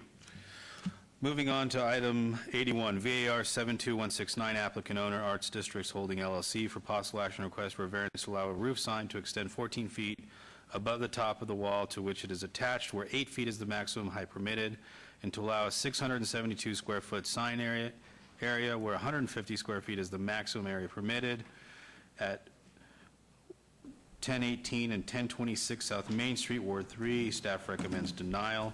Number 82, SUP 72170 for possible action request for a special use permit for proposed 11,664 square foot liquor establishment, tavern, use with a 5,052 square foot patio at 1018 and 1026 South Main Street, Ward 3. Staff recommends denial. Item number 83, SUP 72171 for possible action request for a special use permit for proposed 11,660 square foot, 64 square foot nightclub use with a 5,052 square foot patio, Ward 3. Staff recommends denial.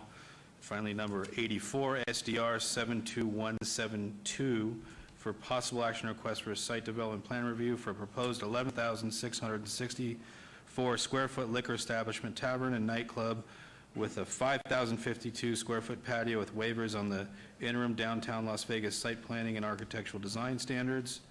Staff, Ward 3, staff recommends denial. Can I get the staff report, please? Before we start, Chairman? Yes.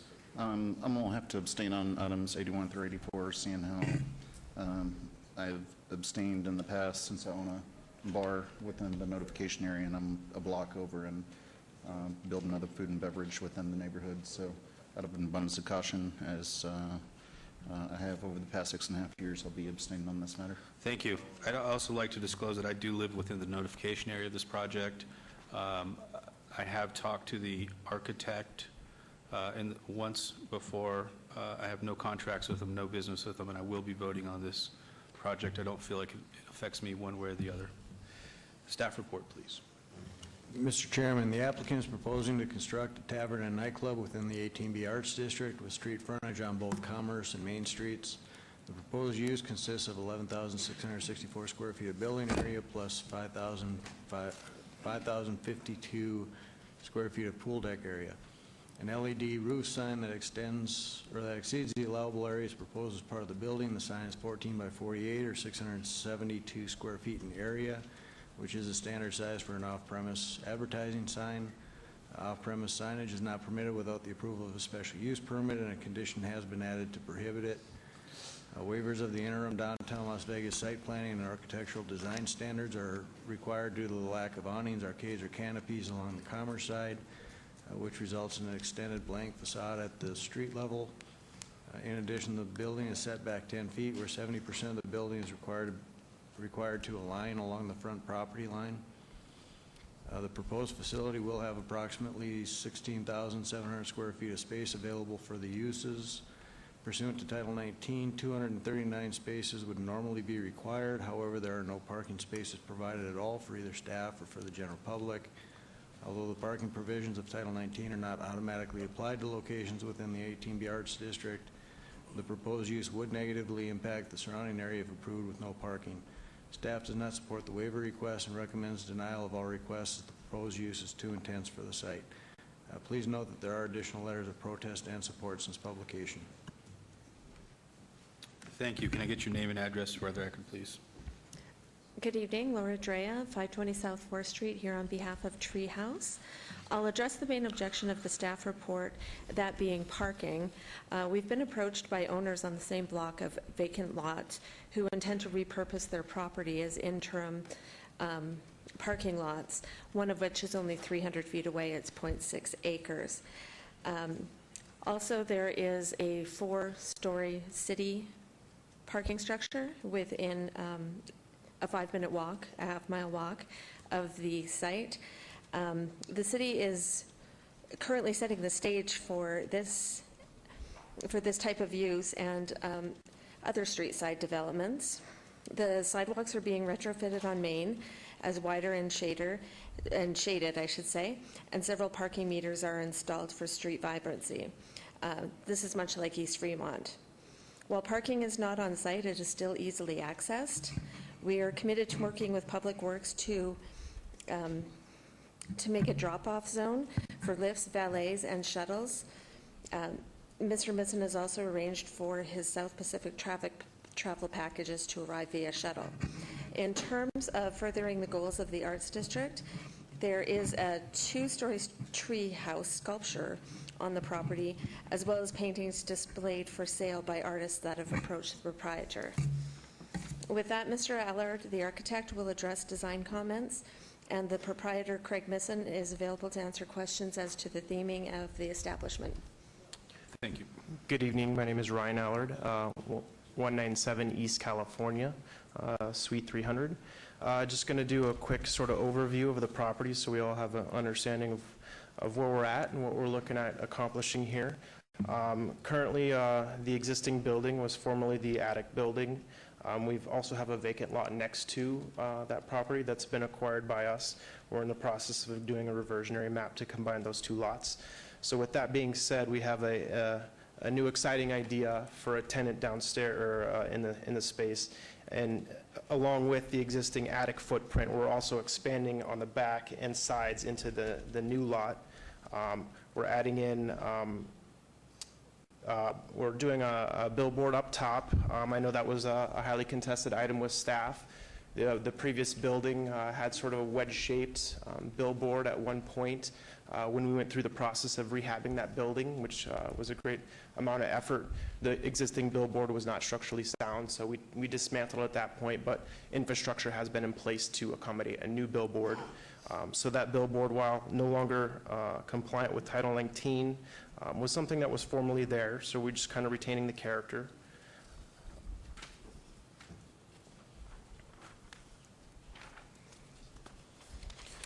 This here is the floor plan and just sort of a quick overview of the space. This is really, the new proposal really encompass various mix of uses. You know, it's described as a restaurant, a bar, a lounge, an event space with a pool use and also some gaming. We're very fortunate to be in one of the areas where we're allowed to have a tavern license. So this property is obviously very desirable and very lucrative for a lot of various uses.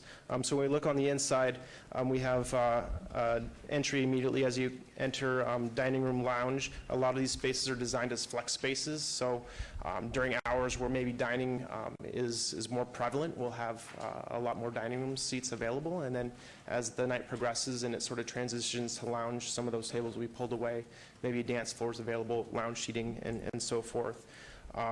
We also have a speakeasy in the space and several other bars located indoors and outdoors.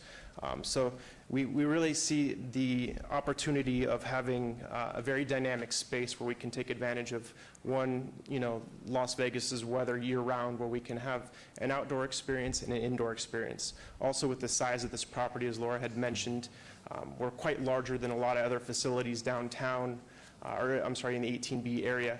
So we see an opportunity for sort of conventions and people leasing out the whole space. We've actually been contacted already with several interests in that sort of manner.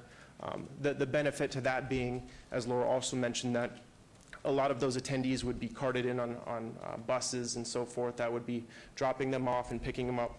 And sort of what Laura was mentioning was maybe with Public Works we can work on an agreement where we designate a front area and a back area as unloading and loading zones to promote people to take Ubers, taxis, other forms of transportation and so forth.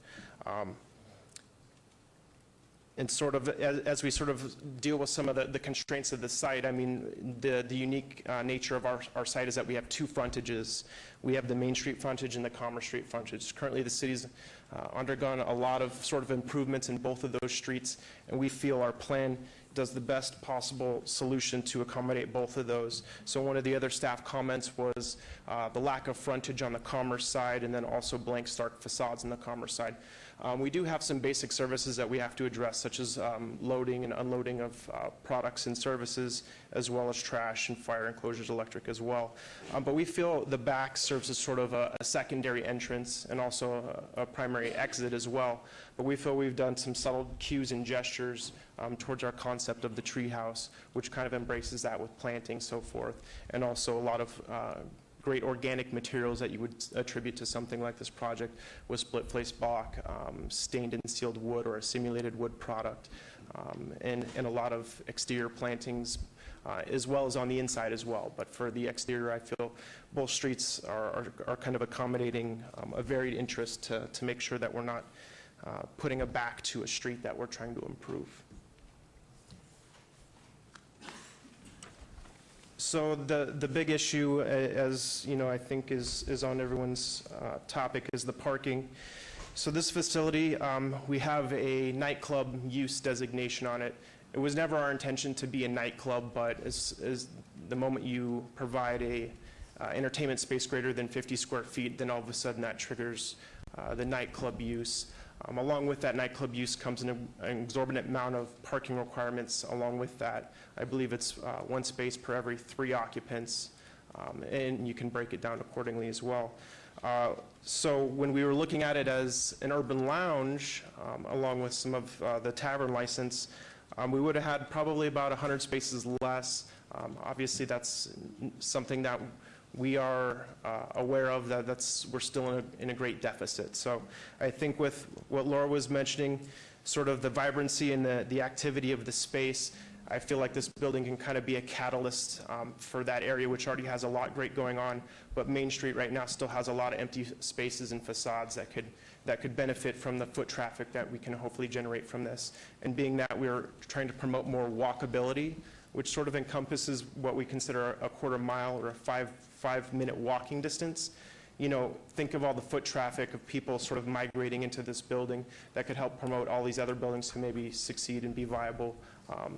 So with that, I'll go ahead and open it up to any questions or any concerns you guys have of either myself, Laura, or the owner. Thank you. This was noticed as a public hearing. Would anyone from the public like to be heard on this item? Seeing no one, I will turn it over to the commission for discussion. I will start by saying I live down the street at Soho Lofts, and I'm on the board there. For the Homeowners Association, we discuss applications that are in the area, and we discuss every issue that's in the area, and we welcome these things. I mean, we have retail, which I am a part of, at the bottom of our mixed-use building that doesn't have parking, and we've found solutions that tenants or businesses that we operate can function. And at some point, as that area kind of organically grows, there are going to have to be bigger solutions where either private developer or city participates in parking garages, and we have things to do. But these are, in my opinion, the type of businesses that are catalysts to get there. The one issue I had was with the billboard on top. Understand that there was something there for the attic before that would probably be considered non-conforming at that time, if not potentially non-conforming, and you're trying to come back with that look. I'm not quite sure where I fall with that yet, because it's something where it is a billboard, something that's a standard size of a billboard.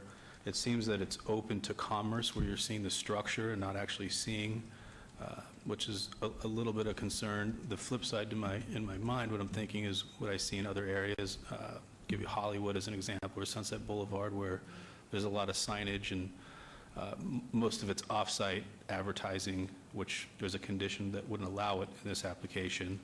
But that look and feel for this type of use, I think I'm understanding what it is. But those are my comments at the moment. I'll turn it over to the board. Commissioner Creer. Thank you, Mr. Chair. Through you, I'm a fan of this project. I think it's going to be great. Can't wait to visit and get it up and running. I think you got to be careful of this on your nomenclature in terms of your sign. I know we call it a billboard, but it's not a billboard because that means that you could advertise off-property messaging, and you would charge for that. This is really, and also there are regulations, other regulations that are geared for that. If this does go in front of the city, I know that that's been an issue before about billboards. So it's on-property signage that's on top of your building, and you're going to advertise strictly your property and what's going on there. And I think that's a big differentiation. But I welcome you to downtown, and I think it's a great project. And like I said, I look forward to seeing the development get open. Thank you. Thanks. Commissioner Toussaint? Well, I met with the applicant the other day, and when they told me they were going to be serving barramundi, which is one of my favorite things to eat, but I can only get it in Australia, they had me at hello. They really did. But, you know, as a little girl growing up downtown, I love downtown. I think this is a great addition to downtown. I get so excited every time I see something good going in downtown that you'll have my support on this, and the barramundi. Thank you. Commissioner Roush, do you have anything? Nothing else to add, other than I think it's wonderful, and I can't wait for you guys to get open. It's going to be a fabulous compliment to downtown, so thank you for believing in downtown Las Vegas. Wonderful. Can we get a motion on the item, please? Commissioner Roush? Sure. I'd love to make a motion. On item number 81, VAR 72169, my motion is for approval. Motion on the floor, please cast your vote. That motion carries. Item number 82, SUP 72170, motion is for approval. Motion's on the floor, please cast your vote. That motion carries. And item number 83, SUP 72171, the motion is for approval. Motion's on the floor, please cast your vote.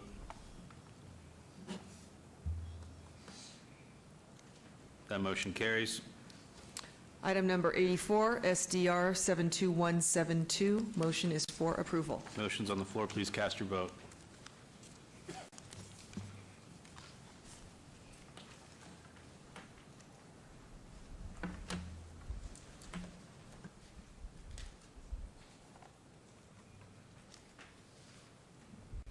That motion carries. Director Lowenstein?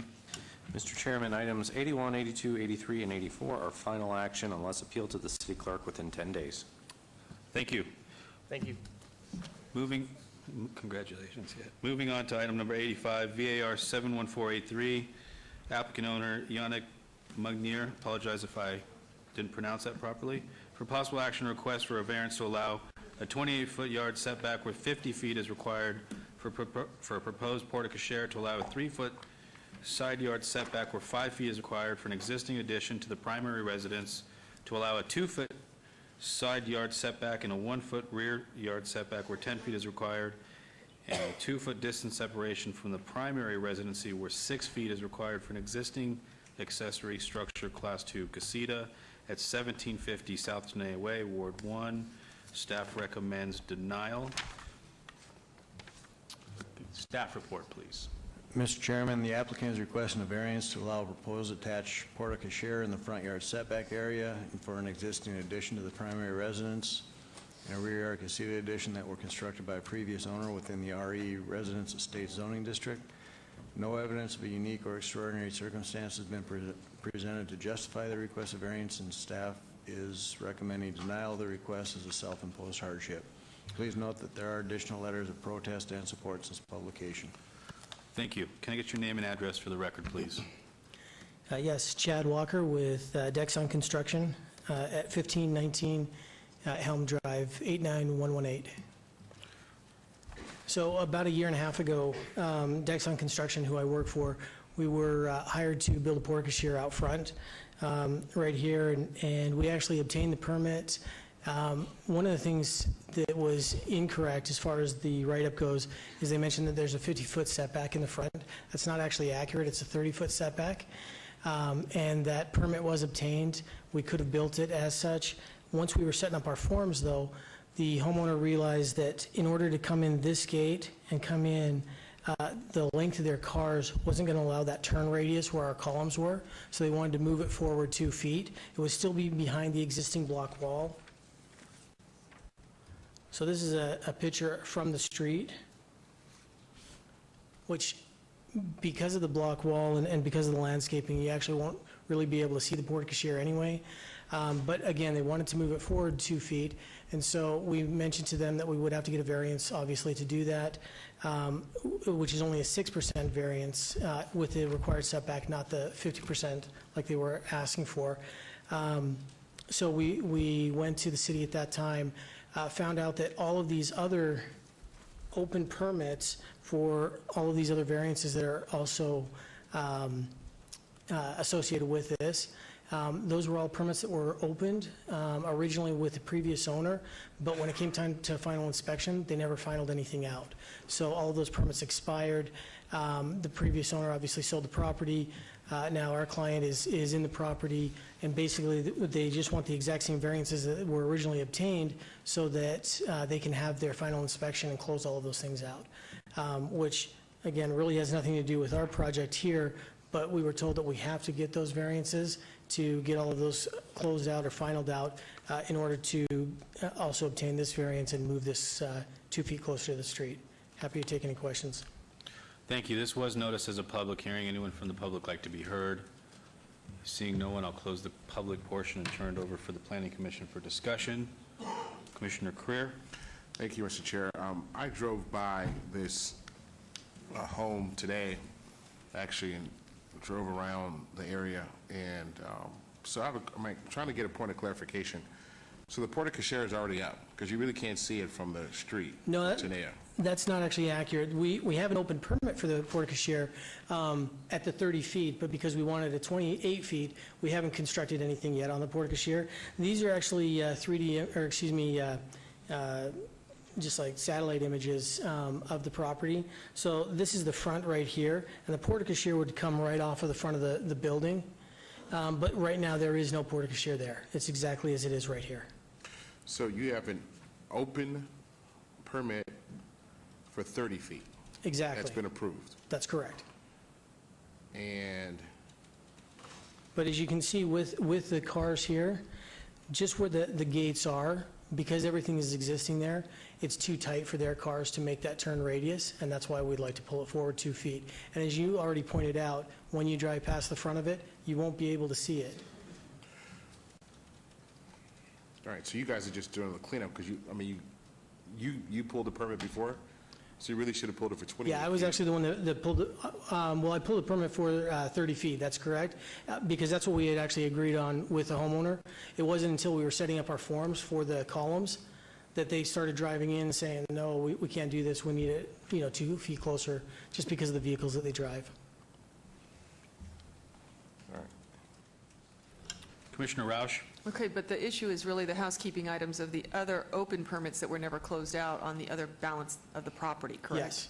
Okay, so can you please indicate again, I know you were doing it as you were giving your explanation, but it went a little quick, and I'm just trying to understand how many open permits are there and for what areas do they apply? So going back to the site plan here, most of them all revolve around this accessory structure that originally was a garage. It is too close to both the rear and the side property lines, as well as it's too close to the existing structure, to the existing single-family residence. So there were waivers on all of those things, as well.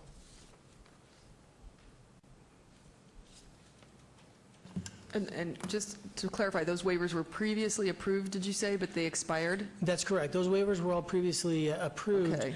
And that's the reason that it was actually So you able got to tagged begin for that when construction. you came in to try to do the porte cochere and do the variance on the No, porte that was the cochere? funny thing. We actually didn't. We were able to get the permit and everything was fine. It wasn't until we wanted the variance on the porte cochere, and that's when we actually got tagged for it, and that's why we're here.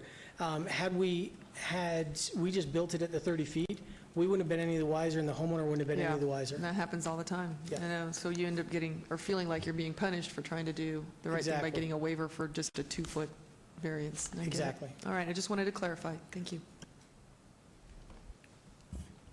Any other comments or discussion on the commission? Prepared to hear a motion, if anyone's prepared to make a motion. Commissioner Mr. Tucson. Chair. Great. On number 85, VAR 71483, I move for approval. There's a motion on the floor. Please cast your vote.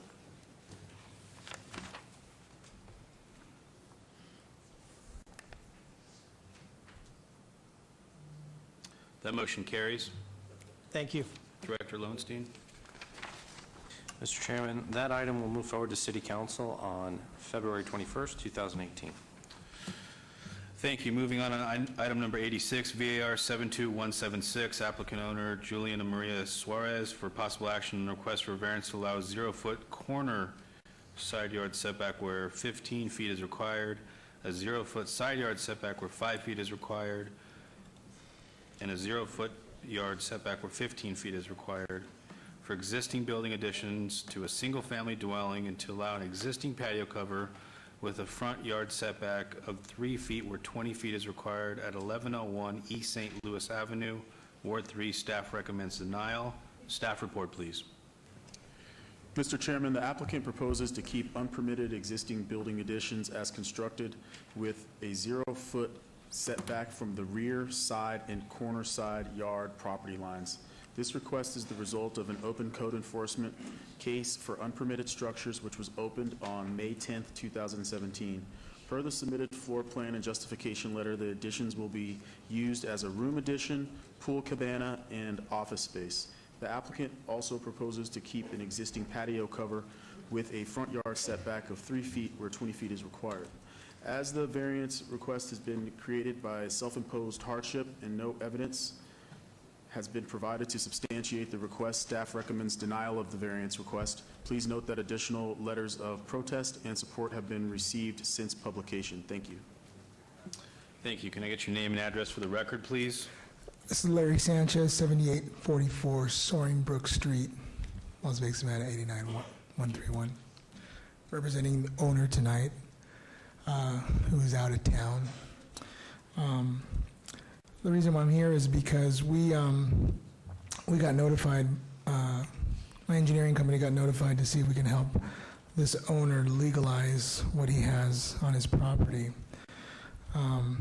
As you notice here to the south of this property, he's got an existing sidewalk right up against the property line. The justification for that would be to keep, to act like a buffer because he gets a lot of homeless that come through that area. I believe there's a church across the street off St. Louis. The owner did say, too, that he could provide some letters in support for having a 0 lot line up against the property line there towards the east. It's a parking lot for, I believe, some sort of law firm or commercial business in the back. As we go towards the north of the property, again, we have a 0 lot line effect here with the two property owners providing documentation to support that. Now, I've asked the owner to provide that for me at this meeting, but he had to leave town. But he assured me he can get me those letters from each individual owner. And one of the things that we wanted to do is not just have it as 0 lot line, but also make it a fire-rated wall to meet any sort of building code. As we move to the north, I told the owner that we have to have at least a 5-foot setback from the north side, and so I'm asking staff to allow us to do that as well. And then coming over here to the west, this it's a newly shade structure. It will be moved back 3 feet and fire rated as well. Keep in mind that there was code enforcement out there. There's notice of violations, so the homeowner, again, is trying to beautify his property, but unfortunately he doesn't realize that he needs to get permits for this stuff. So, Thank you. Any other comments you'd like to add? I know. Thank you. This was noticed as a public hearing. Would anyone for the public like to be heard on this item? Seeing no one, we'll turn this over to the commission. I would like to start by saying I'm looking at this, and I mean, I'm seeing a few things. One, it's just an eyesore visually in this neighborhood. I'm seeing some type of door that's a foot off the ground right up against the property line. You know, where something, and I'm looking at the backup going back to 2004. It starts with code enforcement, and it just keeps going every year with all sorts of issues. And I'm just, this is one that I just won't be able to support based on what I'm seeing out here today. Commissioner Schlotman? Yeah, so feel the same. I think it's overbuilt. And, I mean, no permit, so whatever was constructed's unpermitted. We don't know how it's constructed. Just for this neighborhood or any neighborhood, when you're building all the way up to the property line on 3 different sides, it's just really asking for too much. And I did see that door, but I didn't even think about it until you brought it up. The door's going to open up across the sidewalk and hit somebody.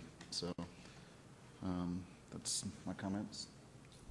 Thank you. Commissioner Toussaint? Well, I went by there on Saturday because I used to live at 1220 East St. Louis, and I'm sorry, you just can't have my support on this. I mean, I grew up in this neighborhood, and I went to that church and used to ride my bicycle up and down East St. Louis, and I think what they've done here is just dreadful. I mean, I don't even know how else to explain it. Thank you, Commissioner. Any other comments from any other commissioners? Can I entertain a motion from anyone? Mr. Chairman, I'll give you the motion. Commissioner DeSalvio? For item 86, VAR 72176, I would make a motion for denial. Thank you. I think it sounds like we do need to have some type of condition that talks about how, if this is denied, how it is brought into compliance, and I'll let Director Lowenstein comment on that, if it's needed. Thank you, Mr. Chairman. If the applications are denied, there's no added condition. It would be direction from the Planning Commission to the Planning Department for code enforcement for a time frame in which the structures would have to be removed. Thank you for the clarification. Commissioner DeSalvio? Okay, with those conditions, I move for a denial of this application on item 86, VAR 72176. There's a motion on the floor. Chairman, Please cast. before we cast Commissioner the Schlotman. Commissioner Del Savio, could we get a time frame? I mean, would you say 90 days? I would say 90 days is adequate. Thank you. Thank you. There's a motion on the floor. Please cast your vote.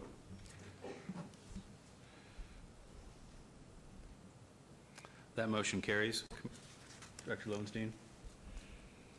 Mr. Chairman, that item is final action unless appealed to the city clerk within 10 days. Moving on to item number 87, SUP 72242, applicant Del Taco, owner Brixton Alto Rainbow LLC, for possible action request for a special use permit for proposed drive-through use at 501 South Rainbow Boulevard, Ward 1. Staff recommends denial.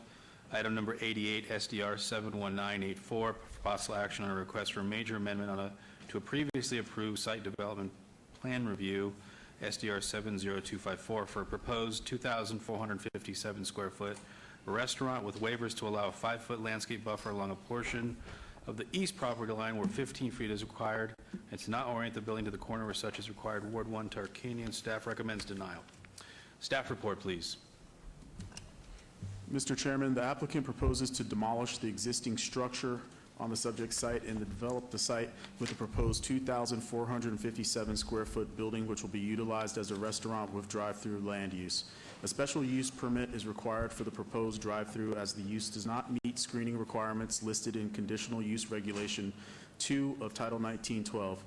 In addition, the applicant has requested waivers to not orient the building to the corner where such is required and to allow a 5-foot landscape buffer along a portion of the east perimeter where 15 feet is required.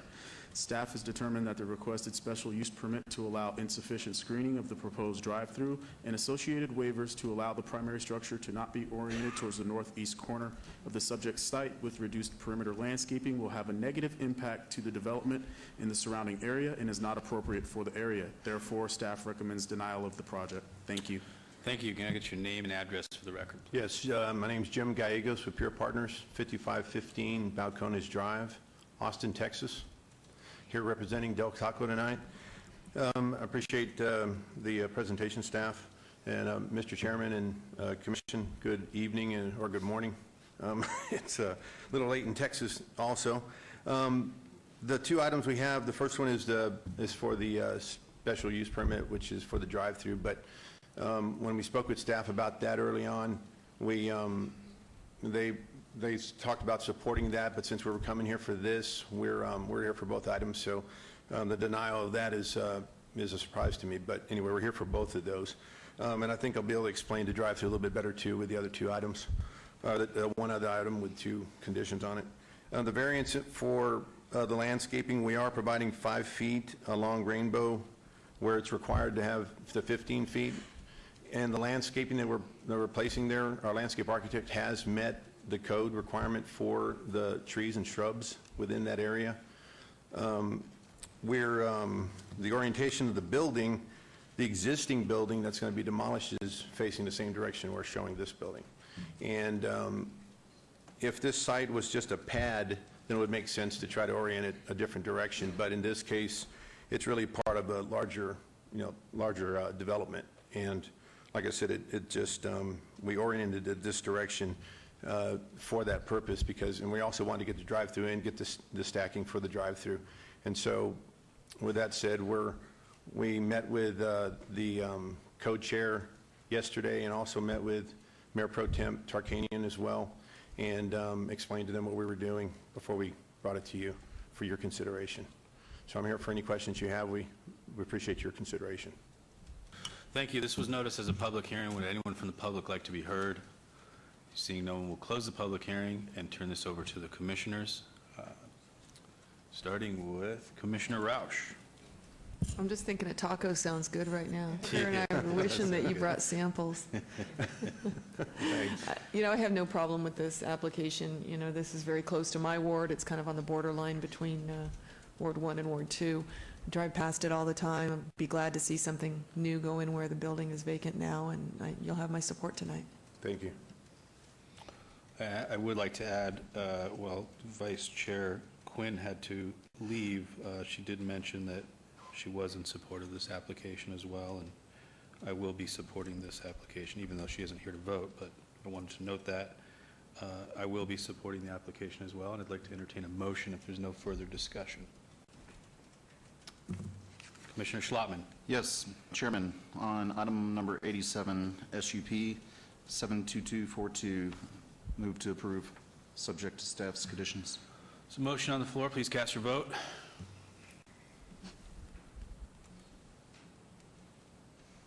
That motion carries. All right, and Mr. Chairman, item number 88, SDR 71984, move to approve, subject to staff's conditions. There's a motion on the floor. Please cast your vote.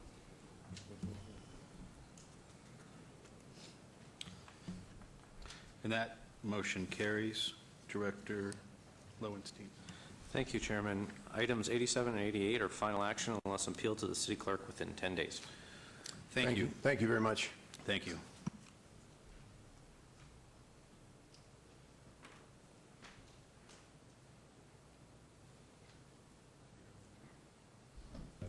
Yeah, let's do another one. Item number 89, SUP 72207, applicant Zia Record Exchange, owner 1200 Rainbow Boulevard LLC, for possible action on request for a special use permit for proposed 10,333 square foot secondhand dealer use at 1216 South Rainbow, Ward 1. Staff recommends approval. Staff report, please. Mr. Chairman, the applicant proposes to establish a 10,333 square foot secondhand dealer use on the subject site. A special use permit is required to allow the 10,333 square foot area where 5,000 square feet is the maximum allowed within a C1 limited commercial and C2 general commercial zoning district. The subject site is located within an existing shopping center which can handle the intensity of the proposed use. It has been determined that the proposed secondhand dealer can be conducted in a manner that is compatible with the existing shopping center and surrounding land uses. Therefore, staff is recommending approval of the request. Please note that additional letters of protest and support have been received since publication. Thank you. Thank you. Name and address for the record, please. Matthew Evans, 8064 West Sahara, number 100, Las Vegas, Nevada, 89117, on behalf of the applicant, Zia Records. I'm here to answer any questions. Thank you. This was noticed as a public hearing. Would anyone from the public like to be heard? Seeing no one from the public, I'll turn it over to the Planning Commission for discussion, possible action. Any comments? Commissioner Schlottman. If there's no comments, I'd like to go ahead and make a motion. Thank you, Commissioner Schlottman. Please do. On item 89, SUP 72207, move to approve, subject to staff's conditions. There's a motion on the floor. Please cast your vote. That motion carries. Director Lowenstein. Mr. Chairman, that item will move forward to City Council on February 21st, 2018. Thank you. And we are looking at the last page, and it looks like we're going to push right through. Thank you, Council. Thank you. Item number 91, SUP 72099, applicant owner Ben Raffi for possible action on a request for special use permit for existing short-term residential rental use at 1124 Olvera Way, Ward 1. Staff recommends approval. Staff report, please.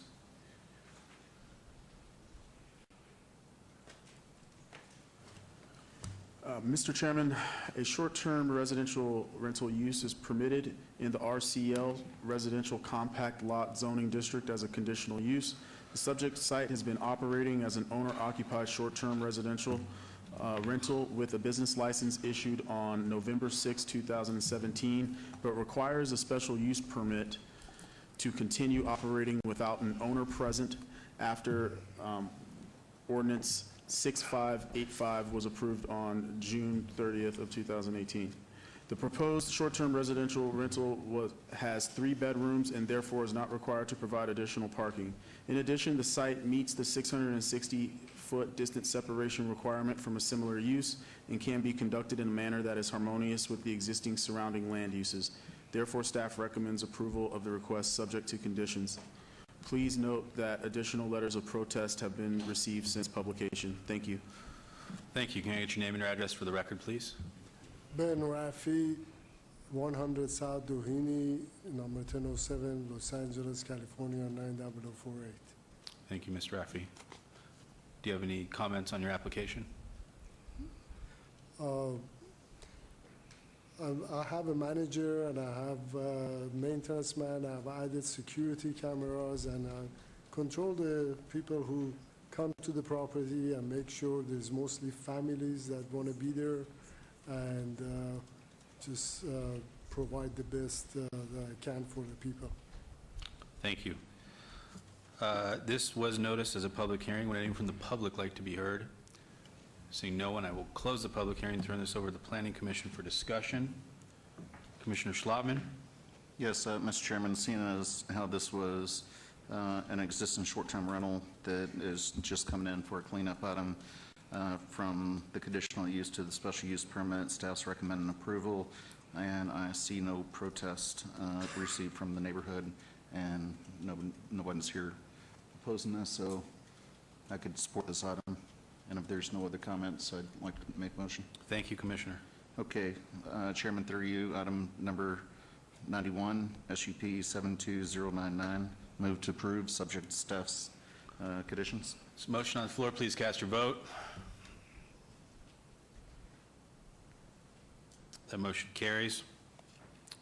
Director Lowenstein. Mr. Chairman, item 91 will be moving forward to City Council on the February 21st, 2018 meeting. Thank you. Thank you.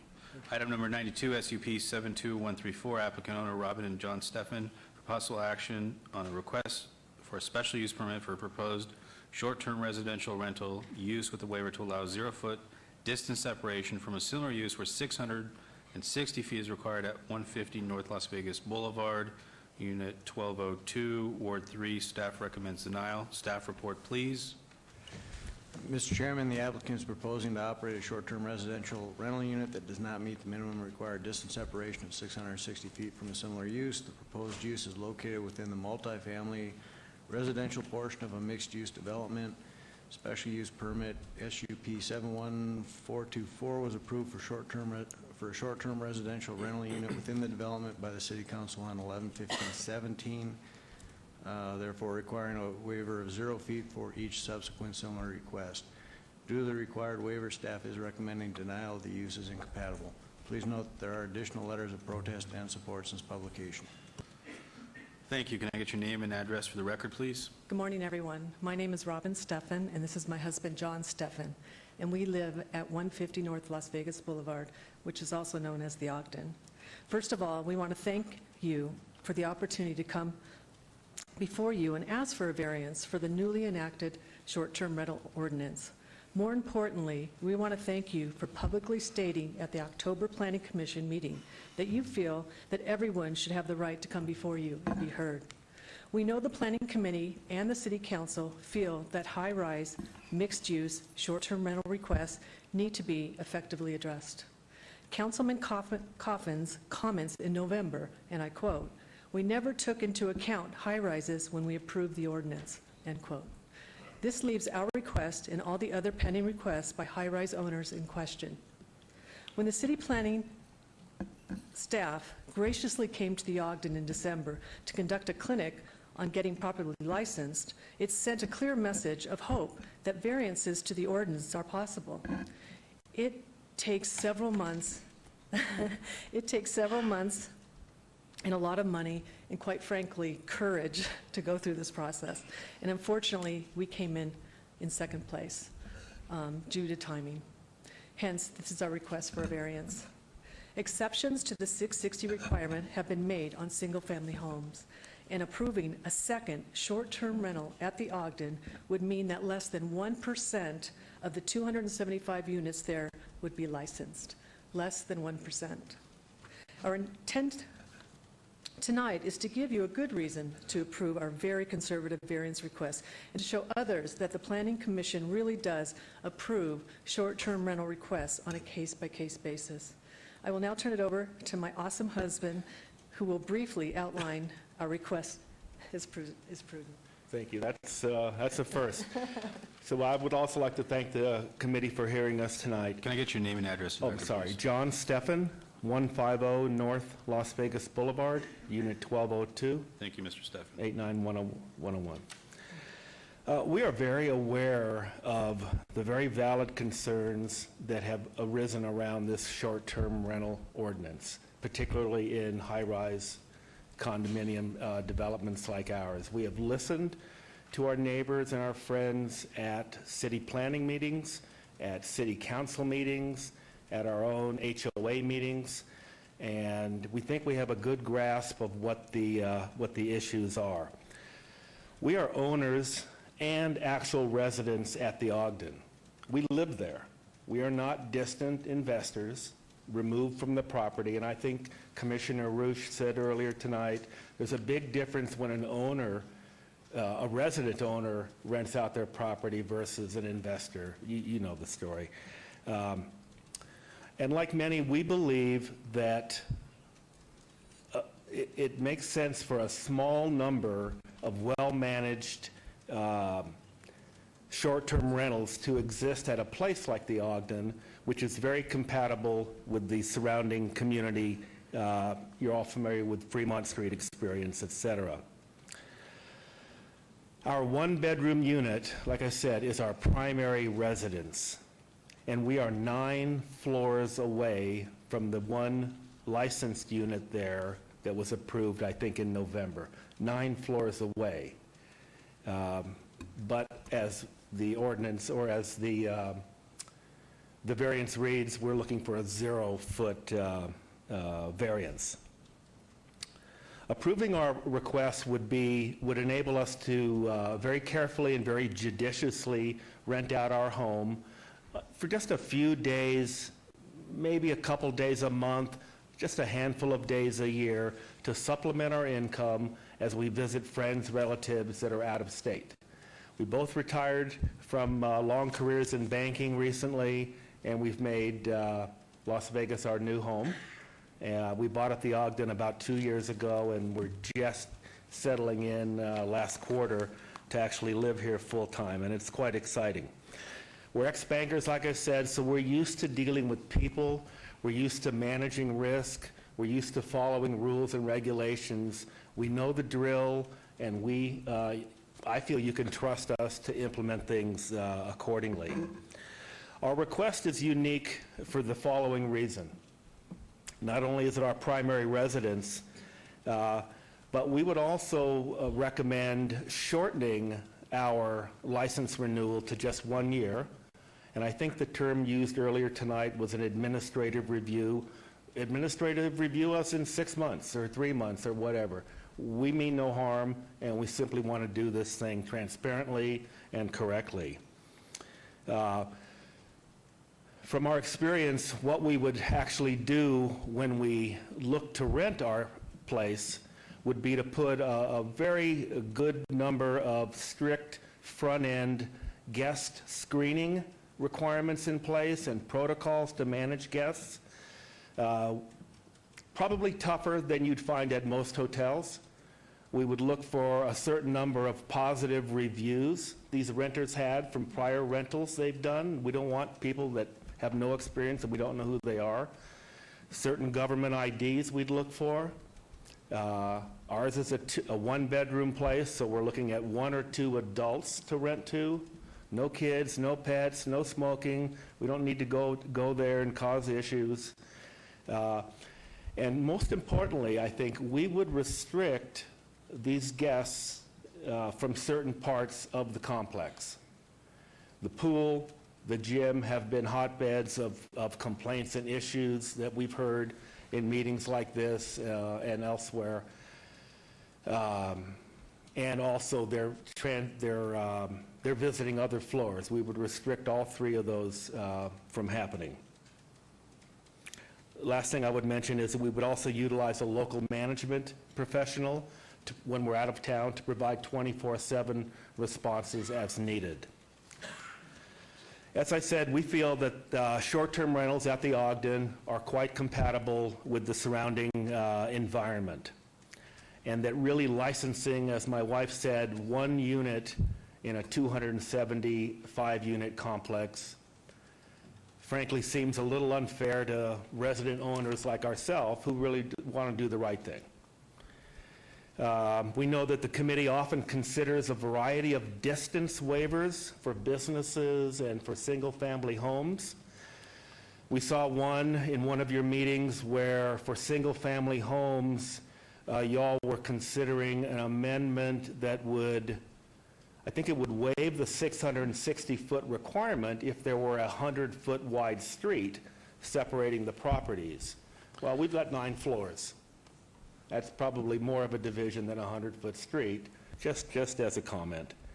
Let me conclude by saying that we honestly feel that you could not entertain a more conservative request, frankly, than ours. 2 retired professionals renting their 1-bedroom primary residence to 1 or 2 well-screened adults, no kids, no pets, giving only limited access to other parts of the building, 9 floors away from the other licensed unit in the building, and for a relatively few days a year. As was alluded to, everybody knows this whole condominium rental thing issue has to be resolved, and we would love the opportunity to be a great example for you all at the Ogden. Thank you very much. Thank you very much. This has been noticed as a public hearing. Anyone from the public like to be heard, please step up to the microphone. We do have 3 microphones. Please state your name and address for the record.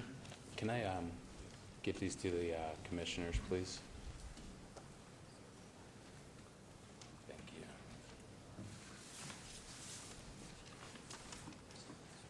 Good evening, commissioners. My name is Isaac Piccone. I live at 150 Las Vegas Boulevard at the Ogden, 1107. I've been here and talked with you guys a couple of times before. You know, there's some general opposition to allowing short-term rentals at the Ogden, but with the 2 presentations tonight, specifically, these applicants have told you that they are all about following the rules. They admittedly said that the city has come, they have explained the rules in our building. They are completely aware of the rules and continue to violate them and should not be awarded a permit, a special use or a variance, because they have blatantly violated the rule. If you guys wouldn't mind turning to page 3, you'll see at the top, Unit 1202, this is a notice from Officer McCoy, the city code enforcement officer, because they are actively renting out their unit. And I can also point to the Las Vegas city's rules. It says all short-term residential rentals must obtain a business license prior to operating. This has been clearly explained at our building. It's been explained through emails, and this proves that they are not in compliance with that. And then also, if you'll go to the slide below, you can also see that their most recent review was January of 2018, which also shows that while they're unlicensed, unpermitted, they're clearly aware of the rules. By their own admission, they continue to rent out. Granting them a variance is just rewarding the behavior that has put us in this Airbnb hell in the Ogden. It is incredibly difficult to identify Airbnb, unlicensed Airbnb rentals. However, through diligence and a growing network of people in the Ogden who are opposed to this, we have identified all of these units. Officer McCoy has been going door to door based off of these identified units and with his own research and the city's new research team, and has been posting these notice. And we are starting to finally get a small foothold and decrease the number of unlicensed rentals. But if we allow this variance, we all bought at the Ogden with the understanding, whether we knew it or not, we bought at the Ogden with the law in place allowing one short-term rental. We bought there as owners. They bought there as investors or wanting to rent it out. It is all our responsibility to know what the law was when we bought. So allowing these variances is going to undermine everything that we've done, everything that Officer McCoy has done, because the more variances we allow, the more difficult it's going to be able to identify these unlicensed rentals. These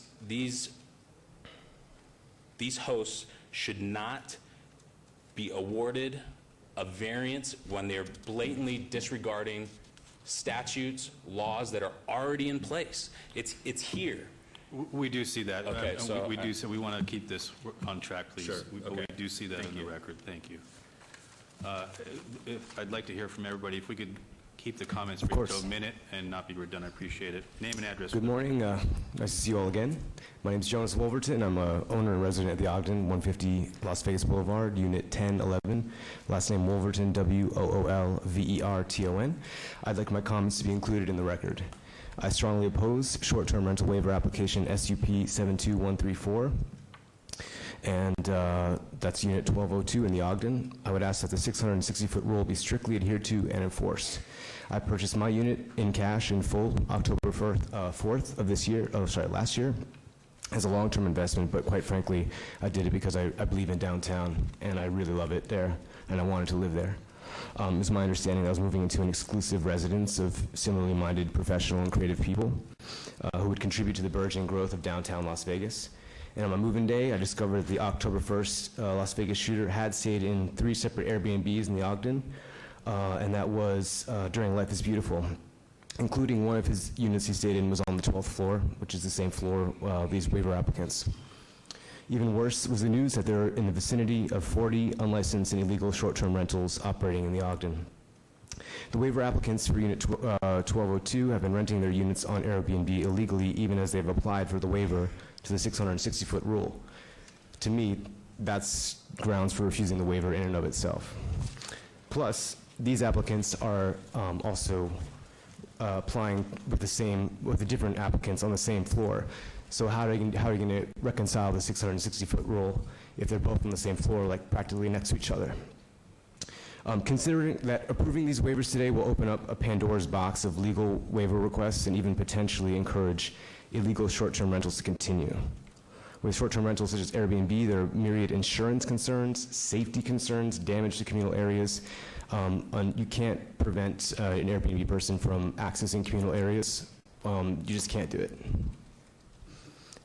So that's blatantly false. It also causes stress on our security and concierge infrastructure. On a personal note, I have a 4.5-year-old, and he's an awesome kid, and he lives with me. And with all the comings and goings of short-term renters who are mostly here to party, let's face it, I now fear for his and my own safety. And I've seen house parties, a few cases of possible prostitution, a couple Airbnbs in Ogden have even advertised themselves as marijuana crash pads at rates often cheaper than a night at the Gold Spike or Downtown Grand. So consider that. There are plenty of options for hotels in downtown. The continued long-term property value of units in the Ogden will only increase. And I'm from New York City. I know I've seen long-term growth of property values, mainly because there are owner residents occupying the building who will treat the property with respect. Thank you, Mr. So thank you very much. Thank you. And Mr. Piccone, so you know I wasn't discounting your comments or passion. It was well heard, so you know out there. I'll leave it at that. Can I get your name and address for the record? Yeah, my name is Larry Halquez, 150 North Las Vegas Boulevard, Unit 1101. Thank you for the opportunity to express our views in opposition to this proposal. I have a statement that I would like to read, but I also have one short statement that was sent in by a lady that actually lives on the 12th floor. Her name is Danielle Maxim. Mr. Marquez, as long as we're not adding or being redundant, we'd like to hear it, please. Thank you. Hers. I live in Unit 1209. I object to allowing short-term rentals in my home, the Ogden. 2 units have applied for a waiver to an existing law. The law is there for a reason. Short-term renters are messy, disrespectful to property, and noisy. A lot of them are here to party, but I live here. I take pride in ownership, which is being undermined by short-term renters. They ignore bylaws like no smoking and quiet times. The Ogden doesn't have the staff to control or clean up after the short-term renters like a hotel. This will result in increased HOA fees for myself and others that call the Ogden home. Please deny any and all requests for waivers. Thank you, Danielle Maxim, 150 Las Vegas Boulevard North, Unit 1209. Thank you, Mr. Marquez. Thank you.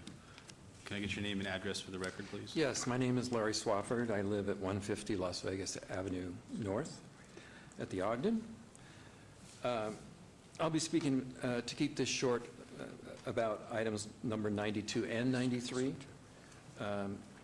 You've heard before about the Airbnb parties and trash at the Ogden. On New Year's Day, an Airbnb guest pulled the trash chute out of the wall because they didn't know how to work it. That's on my floor. We also had other trash problems in the building. The building, we're tracking about 30 units that are illegal, still operating. There has been some success in the notices given. A few of them, they've taken them off the website, but most of them are still renting units. These are high-risk customers that come to the city to party. That activity belongs in a hotel. The Ogden does not have hotel-grade security. There are no cameras in the residential floors or elevators, no pool security, no screening of guests, and usually only one security guard on duty that is really not a high-level security guard. The staff in the building cannot cope with the current revolving door of strangers. I live on the 16th floor. I have the biggest concentration of these people on my floor. I have 6 units to deal with. Once to twice a week, there's people coming in and out of there, and in between that, the units have to be cleaned. Now there's multiple maid services coming in and cleaning and clogging the halls.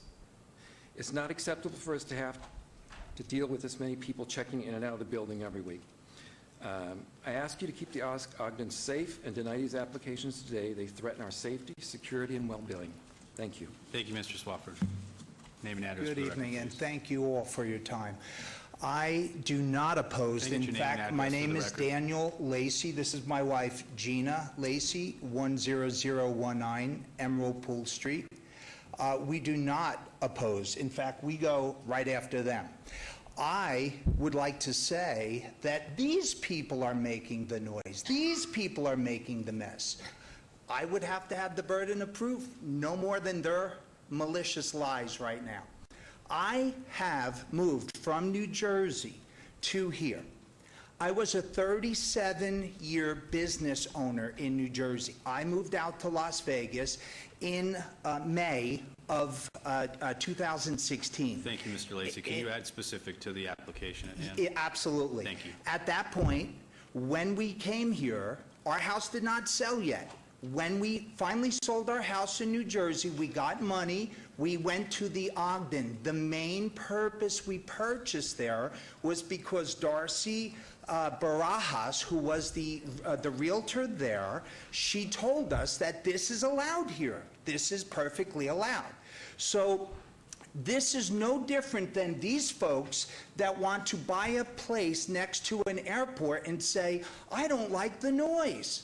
We're talking about 150 Las Vegas Boulevard. This is Fremont, corner of Fremont Street, corner of Ogden. This is the mecca of that area. We know where it's at, And Mr. these Lacy. folks, correct, and these folks are trying to say, at that time, last November 2016, my wife and I called everywhere. Because again, that's why I prefaced it by saying I was new to the city. We called everywhere. Planning sent us to zoning. Zoning sent us to here. We called, no one could give us an answer. Why? Because it was so new. So at that point, we did the only thing we knew what we could do. We got our business license, so we did do that. Mr. And Lacy, at that can we point, get back on this application specifically, correct. please? So this is why I am opposed to their lies that they are saying. I have done 70 people or so that I have done that have stayed with us. I have no complaints. I have nothing but great reviews, because the difference between what we do and the casinos is we're based on reviews. Anything you do is based on a review. If you have bad reviews, you go out of business, period. Thank you, Mr. Lacy. Thank you. Thank you. Can I- Mrs. Lacy, please. Hi, Name and I'm address, Gina please. Lacy. Thank you. 10019 Emerald Pool Street in Las Vegas, Nevada, 89178. We've been together 25 years. We're family people. We're looking for safety. I would never want to jeopardize the families that are living there, and I totally understand it. I've never had any party people in there. Nothing. There's no damage. I wish I had pictures to show you. We have business people that come that are away from their families. So, Mrs. Lacy, specific to the application, Okay. to the other applicant, you're for it. Could you please speak on that? Right, yes, Thank I you. am for it. I mean, just like them and ourselves and all the other 30 units that are there, we were sold this property in false contents. They told us we can do short-term rental. So it's not right. I mean, we're not there to hurt people. We want to do everything right. We're here to get our license, just like they are. We're not here, and you know what? There's got to be rules. We've had rules, and if there's got to be whatever procedures we have to follow, we will do that. Thank So you. I am support for that. Thank you for your comments. Okay, thank you. Anyone else for public comment? Seeing nobody, we will close the public comment. And would you like to have a rebuttal? Thank you very much. We'll keep it to a few minutes, please, on Okay. rebuttal. Thank you. As was just stated, we're trying to do the right thing. We are trying to do the right thing, follow the rules. I need to correct some of the half-truths that have been laid before you. That's best I can call it. We had rented our place, we had advertised it, and we shut it down when we became aware of the new ordinance. Now, these things don't come to you directly. You got to figure out what's going on. We shut our rental ad down in November. We had a family that booked with us that is in the States from Australia. They were the ones who left that January review, but we have not booked anybody since November, and that's where that came from. What was alluded to by these fine folks that spoke last is management of this process is the key. Front-end screening of who's in your place and how you set the stage, how you manage them, what you do let them do and not let them do. And another comment I'd like to make is it is very easy to reprogram a fob and prevent folks from access to the gym floor, the social room floor, the pool. So we can do it, and we will do it. Let me close with this. Again, our primary residence is at the Ogden. The other licensed unit is 9 floors away. We've laid out for you how we intend to manage and carefully control who's in our place as infrequently as we're going to rent it out. Ours is a very conservative request, we feel. And honestly, if for some reason you can't approve us tonight or give us your blessing to go to the city council or whatever the process is, we'd really just ask for 2 things. One, if you can't approve us, since this is such a hot and contentious and new issue, can we please go directly to the city council and present our materials to them, even if we're turned down here? And the second thing, I just give this food for thought. There's a bunch of, they were right, there's a bunch of people that are doing this under the radar, they think under the radar, and so forth, at the Ogden, and they may or may not come here looking for a variance. I think there's people queuing up. It's not cheap to come here. And honestly, if you can't see it to give us this conservative request, an approval to give it a try, then shut everybody down and let them save the $1,000, $1,300. But thank you for listening. We appreciate it very, very much. Thank you for your comments, and we will turn this over to the Planning Commission. I will start by saying thanks for both sides and the passion and comments on both sides.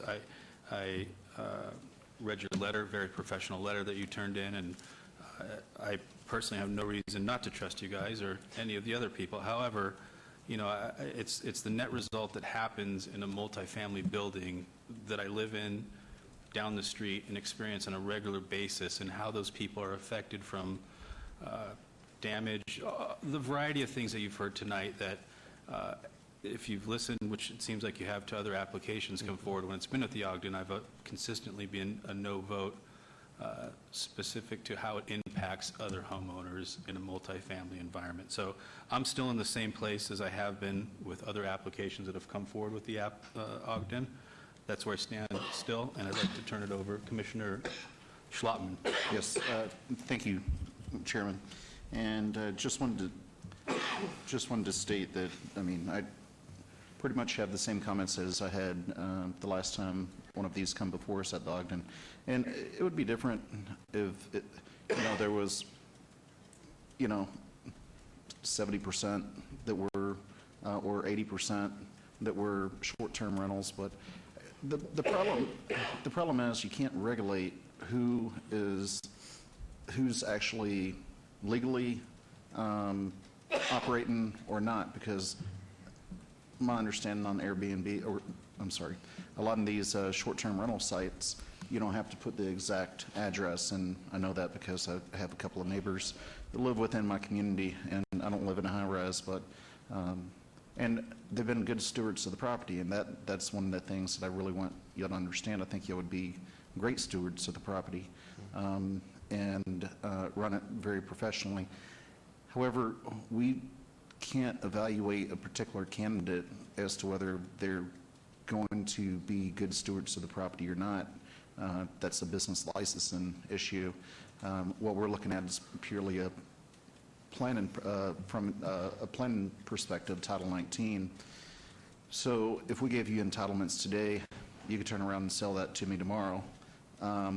And basically, I might not run the property as well as you could run the property. So it's difficult in these, in the high-rise. It's just due to the fact of, it takes me looking at the photos, trying to figure out which one of my homeowners did I see with that type of furniture, to figure out which one it is, so we can go tell them, no, you're operating illegally. And so, anyways, and then, believe me, I love staying at Airbnbs and short-term rentals when I go out in town. And I've stayed in high-rises myself, and I'm the perfect example of somebody that shouldn't be in a high-rise, because I was throwing down the garbage down the chute without reading the instructions that I needed to put it in a special bag and double bag it. So anyways, that's my comments. It's nothing against you or anyone else. It's just for those reasons, I don't think I could support it. Commissioner Toussaint? Well, my heart goes out to the people that live in the Ogden. I know how I would feel if I was living in the Ogden, and I know this is a very pricey process to go through and an exasperating process, but I think high-rises are different than single-family homes, and I think we have to take into consideration the people that live there 24/7, 365 days a year, and you will not have my support on this. I'm sorry. Thank you, Commissioner. Any other comments? Commissioner Roush? I'm going to say what I've heard Commissioner DeSalvio say in the past, and, you know, I applaud you for being here, because the reality is that it's almost like you get punished for showing up and trying to do the right thing, and then everybody that's doing the wrong thing goes unpunished and unnoticed.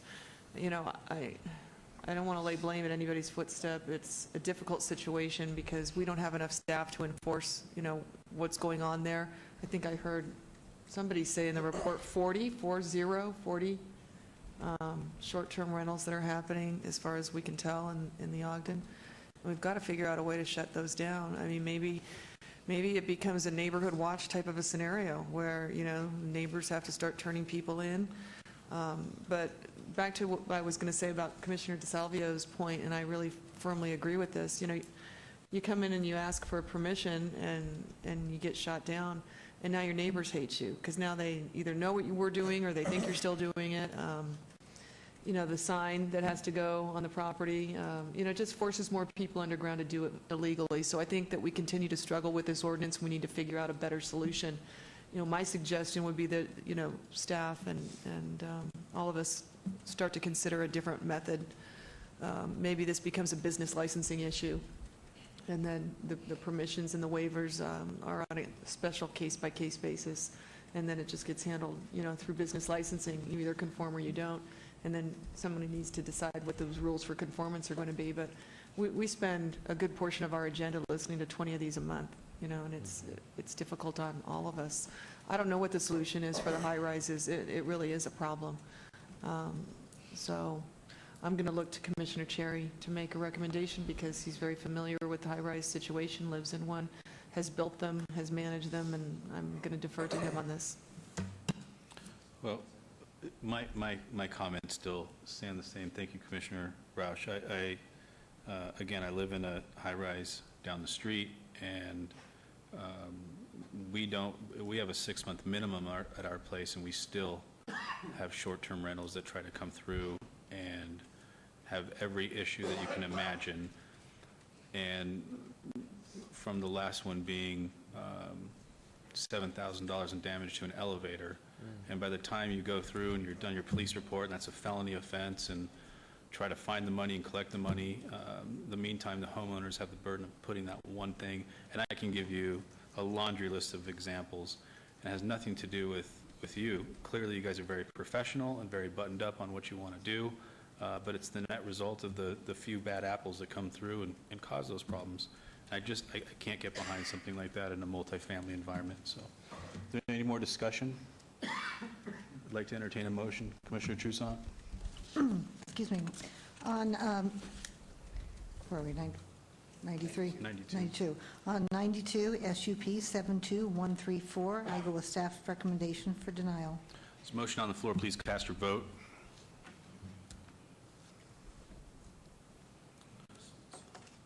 Yes votes for denial. That motion carries.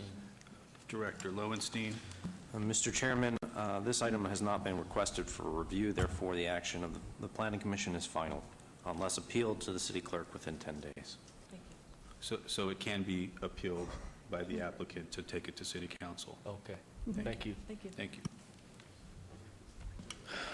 Item number 93, SUP 72161, applicant owner NJ2NV LLC, for possible action on a request for a special use permit for proposed short-term residential rental use with a waiver to allow a 0-foot distance separation from a similar use where 660 square feet is required. and 150 North Las Vegas Boulevard, Unit 1213, Ward 3. Staff recommends denial. Staff report, please. Mr. Chairman, the applicant is proposing to operate a short-term residential rental unit that does not meet the minimum required distance separation of 660 feet from a similar use. The proposed use is located within the multifamily residential portion of a mixed-use development. Special use permit SUP 71424 was approved for a short-term residential rental unit within the development by the City Council on 11/15/17, requiring a waiver of 0 feet for each subsequent similar request. Due to the required waiver, staff is recommending denial of the use as incompatible. Please note that there are additional letters of protest and support since publication. Thank you. Name and address for the record, please. Hello again. Dan Lacey, Gina Lacey, 10019 Emerald Pool Street, Las Vegas, Nevada. So, look, obviously, I've heard what everyone is saying, obviously. I want to tell you this story. Coming from New Jersey, we have an expression. We don't like nobody, we don't talk to nobody, we don't trust nobody. I came here to Las Vegas. I wasn't sure what I wanted to do, so my wife and I ended up, eventually, we opened up our own farmers insurance agency. But before that, I said, I got to do something. I can't just sit around a house. I might as well try this Uber Lyft thing. Let me try it. I don't know if I want these guys in my car. I don't know if I really want to deal with that. They're going to be disrespectful. They're going to be drinking. They're going to be throwing up in my vehicle. Let me tell you something. Over 700 rides later, I come to realize how shameful I felt coming from New Jersey with that attitude. There is a lot of good in this world. And I implore of you not to be afraid of change, technological breakthroughs. When we're talking about the damage that you had said, I have to assume that you know that it was from someone that was from a short-term rental. Are you aware that the likes of Airbnb or a HomeAway, they actually have insurance for that that's paid? And so at that point, unlike somebody that goes into a casino, what do they have? They make damage, right? So there's an answer for everything. When I get upset is when I hear the lies. I have proof of what we have done, and the people that we have seen, we haven't had these issues. This is a professional environment, and at that point, it's upsetting to me when I hear these things where we were specifically sold and told that you can do short-term rentals. This place doesn't do it, that place.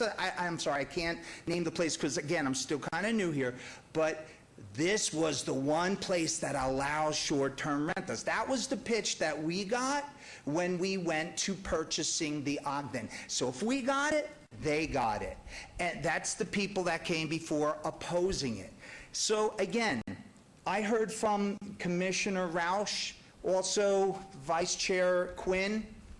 They said earlier, if you were to, buy at a golf course knowing that you can't build on it, well then why would these people want to live at an Ogden if they realize that, well, I don't want them to really do short-term rental? It's the same kind of thing, same premise. So why would you purchase a unit knowing that you can do short, because it's in the bylaws for the HOA. Why would you purchase a unit knowing that that can be done? Same thing. Why would, it's like the opposite, but it's the same thing. Why would you purchase a golf course if you know you can't build on it? Mr. Chair, I think we need to get so Mr. Chair, I think at we need that to get point, back on with regard to his particular unit. Yes, please, We're going a little Mr. far Lacey, afield. if we can get I'm back, sorry? if we can get back specific to your Yes. application, that'd be great. So, I'm just here to implore of everyone. I know it's getting late, but we have been patient as well. Yes, we have spent the money to do what we've been wanting to do to get to this point. Unlike others, we're not trying to hide it. We're not trying to lie about it. And basically, it's like I said, essentially, we have our business licensing. I mean, I know people won't complain when property values go up. If that becomes a place where it's going to be just for long-term rental or people that live there. Well, to my understanding, it's been that way for a long, long time. Why isn't it filled up? So at that point, I implore of you, if not for me, for the next person, don't be afraid of change.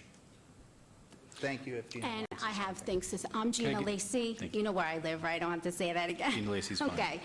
I just want to tell you, I was the first one to be very skeptical of doing Airbnb, because I don't trust anybody. I like my house nice. Mr. Chair, I think we just need to get back to their particular unit and how they're Okay, managing I their am, unit. but please, sir, we've been here a long time. Yeah, so have I. It is late. We spent a lot of money to get here. Okay, Ms. and- Lacey, please continue. Okay, and honestly, we were misled. We invested, we paid cash for our unit because we looked all over. My brother's a realtor. We did our homework. We wanted to make sure we did everything right. We got our business license, and they told us at the Ogden, you could do Airbnb. It was in there. That's why we bought it. So we're being punished for something that we thought, and that's what's been helping us get along here to start a whole new life. Nobody knows what it's like to move across the country. We got kids still in college. Ms. We're Lacey, helping them out. I need to keep it specific to the Okay, points of all why right. this I'm should just be saying approved. that we were misled. Okay. Okay, and we will do anything to follow the rules to keep it safe for the people that live there. But honestly, the people that rented it said there's more noise coming outside, that we had to get a sound machine for our guests. So we have a lot of business people that do come here. It's a loud area. Thank you. That outside is very, very loud. Okay. So thank you. Thank you for your presentation. Thank you. It's well heard. I'm going to open this up for public discussion. There's 3 microphones. If we could keep the comments brief and not be redundant, it would be much appreciated. State your name and address for the record. My name is Isaac Baconi. I live at 150 Las Vegas Boulevard. I'm going to try not to repeat anything that I said in the previous, but with regard to this specific applicant, this is another example of the type of situation that you're going to have in a building designed for a residential use. On their advertisement, they show 2 bedrooms, up to 7 guests, 5 beds, which is obviously outside of the city ordinance of 2 adult people, per room. And this is obviously not the only unit, that does that. And again, this is not against Airbnb. And I am not afraid of change. I actually look forward to it. That's why my wife and I moved downtown. I think downtown needs change, continuous change. It needs to continue to establish residences down there, which is why we're building residences down there. It has plenty of hotels. We need people invested in the community, invested in the master plan. The Ogden being used as an unlicensed hotel does not support that. We need residents down there and supporting this. So I'll keep it brief. Thank you. Thank you. Just name and address for the record. Jonas Wolverton, Ogden, Unit 1011. With regard to this specific unit, there was guests seen checking in on January 5th, and that to me seems to be while you're applying for a permit to allow people to check into your unit while it's not fully legal is probably not the best thing to do. And again, there's a lot of issues that I've already addressed regard to safety, insurance, what happens if a guest, sets fire to the building, who's responsible. So I have nothing against, Airbnb as well. I love Airbnb generally. I've stayed in Airbnbs, but I definitely will think next time I go to a city where Airbnb is an option about the people around me having gone through this. So thank you for your denying this. Thank you. Thank you. Mr. Marquez, your name and address for the record. Yeah, Larry Hawkes, 150 North Las Vegas Boulevard, Unit 1101. I'd like to read a brief statement. The risk factors to residents when there is an increase in paying customers on weekends and holidays are unknown. We do not know what the short-term rentals is confined area, the higher the risk. There are other residential issues to STR besides party house complaints. There is the emotional and stress of having to deal with strangers in our, excuse me, sir, I have to excuse myself. I'm very dry mouth right now. I'm very thirsty and it's very late. Okay, your comments are heard. Thank you, Mr. Marquez. Mr. Swafford, your name and address for the record. Yes, Larry Swafford. Again, I live at the Ogden. Just a couple of additional comments.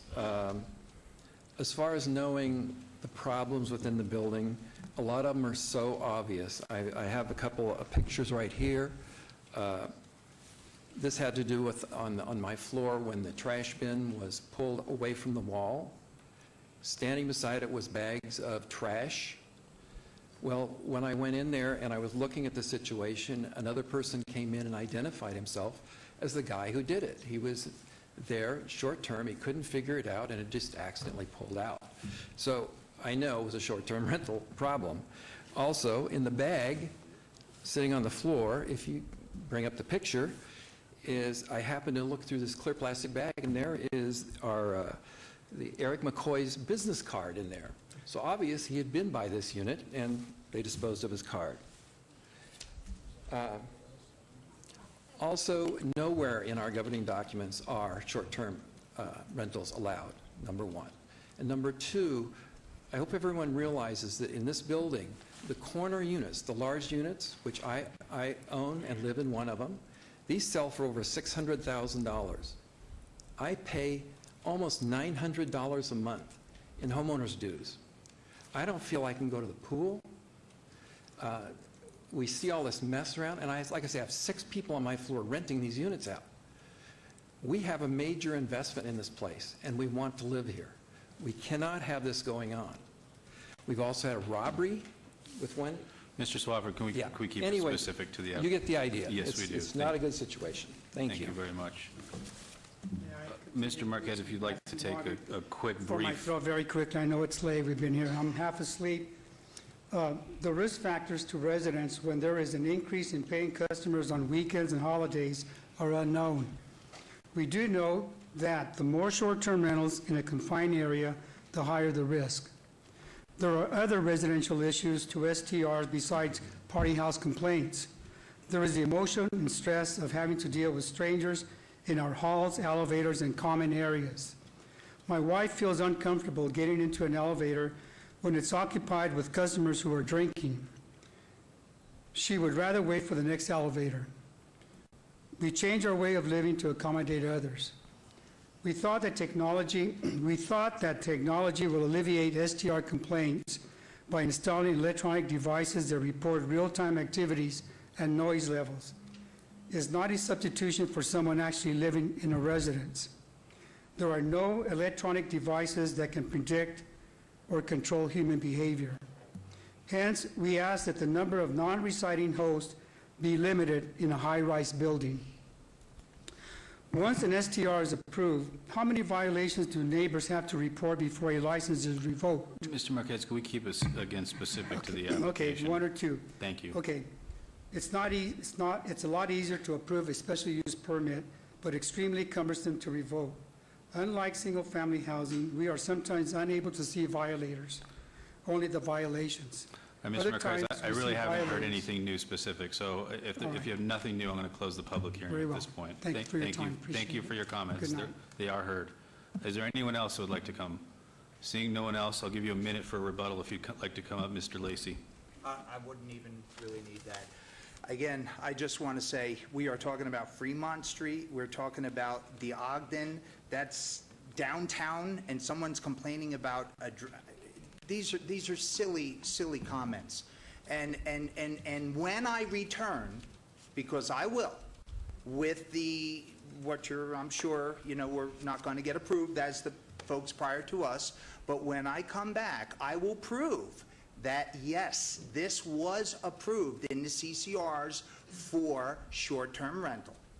And that's the main premise in which we purchased this unit. Thank you for your time.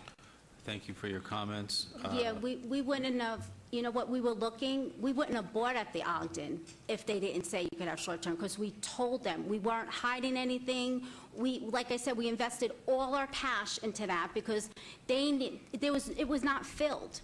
So I don't know if they were just telling people things to make you buy and pay cash because they had to get the Mrs. Lacey, Fannie Mae. I hear what you're saying, and I need to keep it specific to the point of the application that's here. We did hear that Right. multiple times about the move from New Jersey and totally understand.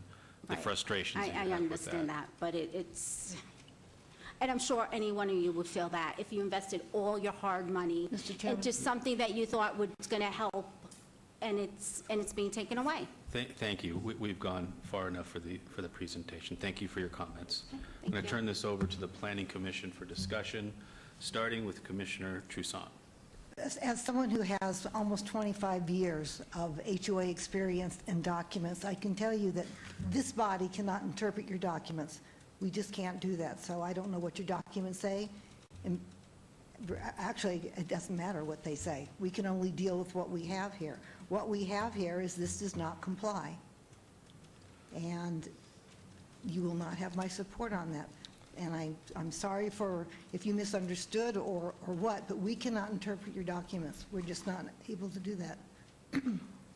Thank you. And I'll continue. I don't want to be redundant from my comments from the last application. I do feel the same way about short-term rentals in a high-rise. I appreciate the comment that you offered about the insurance.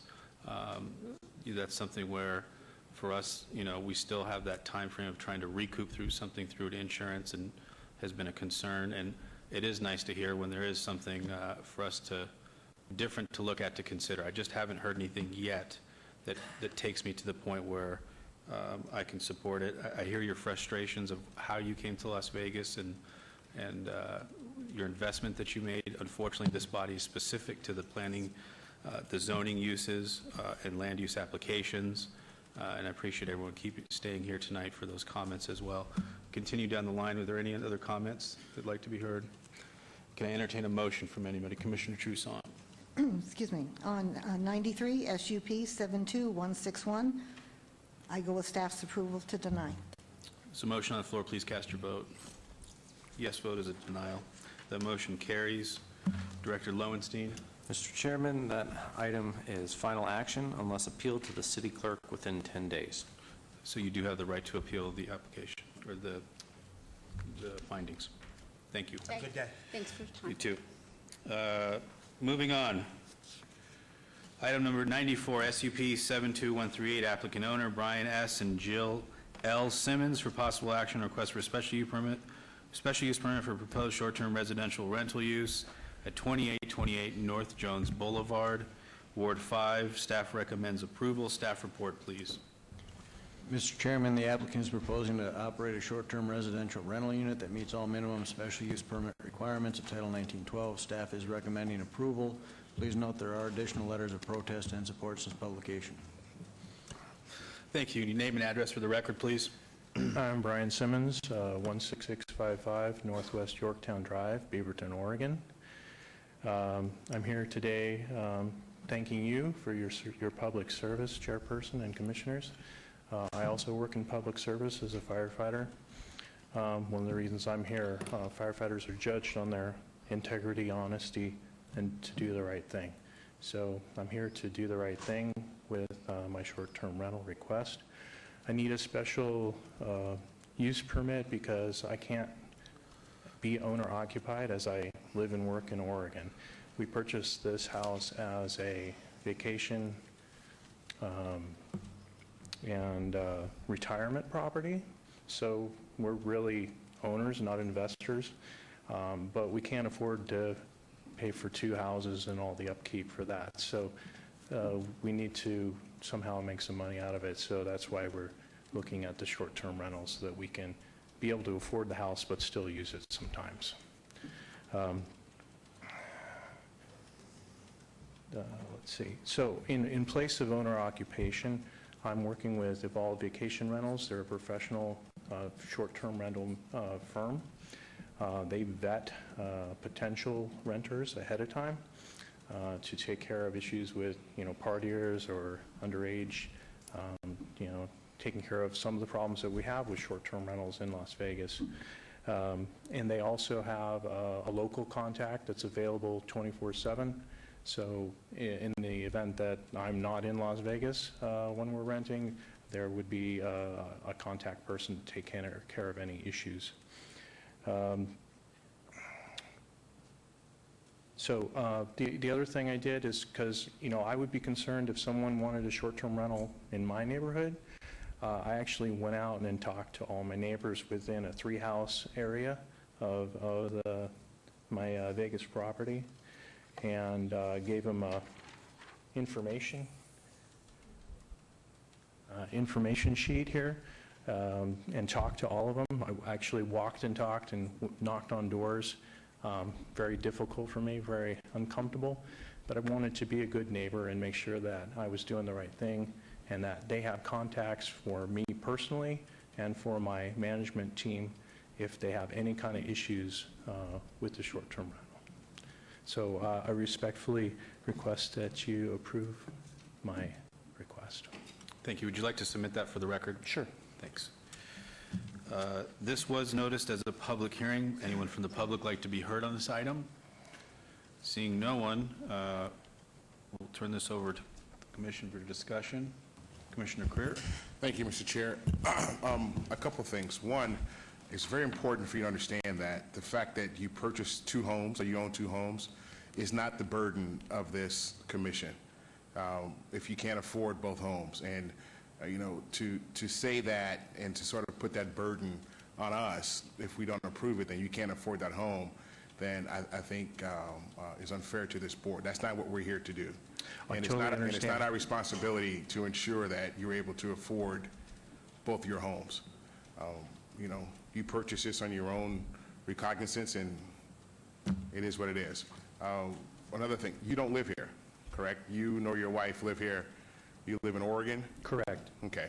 So the challenge that is being faced, like in all short-term rentals, is that if something goes on, you're in Oregon. And if your neighbors have issues, or if you rent to someone who does something and they are going on, what happens to the neighbors in the neighborhood? And it's tough, you know, to say the neighbors aren't here. You know, it's 2 o'clock in the morning, and you know, I don't see a lot of neighbors showing up at 2 o'clock in the morning for issues. How do you plan to deal with the fact that you are not here? Well, that's with my management company that I'm contracting with. They would have a local person here. She's available 24/7. She lives within 30 minutes of my property. Are you currently renting this property now as a short-term rental? I'm going to think about it. In the letter that you put up on the overhead, but we never did go to the overhead. So I didn't have a chance to see that. That was your neighbors on? Basically, it was just, hey, I'm your new neighbor. Here's what I'm planning to do with the short-term rental. Here's my contact information. Then on the back side, I gave them the justification letter that I provided to you, commissioners, as well. So they have all my information, all of my contact information for my management company. So if they have any kind of problems, they know who to call. And you hadn't had anybody in opposition to No, in fact, a number of my neighbors were like, yeah, go for it. Thanks for coming and meeting with me and talking about it. So they really appreciated that. Perfect. And I see in here you have no protest. So I think it fits because, I mean, it's within it's not within 660 feet of another short-term rental, and on top of that, you have no neighbors protesting, even sending in protest cards. So, but maybe it would be wise if it does go forward for administrative review. Thank you. I will say I do stand in the same place with Commissioner Schlottman, and then further understanding he does have a property management company that is there, even though he is living out of town, which is definitely a concern when that was stated. Commissioner Creer. Thank you, Mr. Chair. If there's no other discussion, through you, agenda item 94, SUP 72138, I move for approval with a 1-year administrative review. Motion on the floor. Please cast your vote. Chairman, just to clarify the condition, it would be an administrative required review shall be conducted within 1 year from the issuance of a business license. Thank you. Motion's on the floor. Please cast your vote.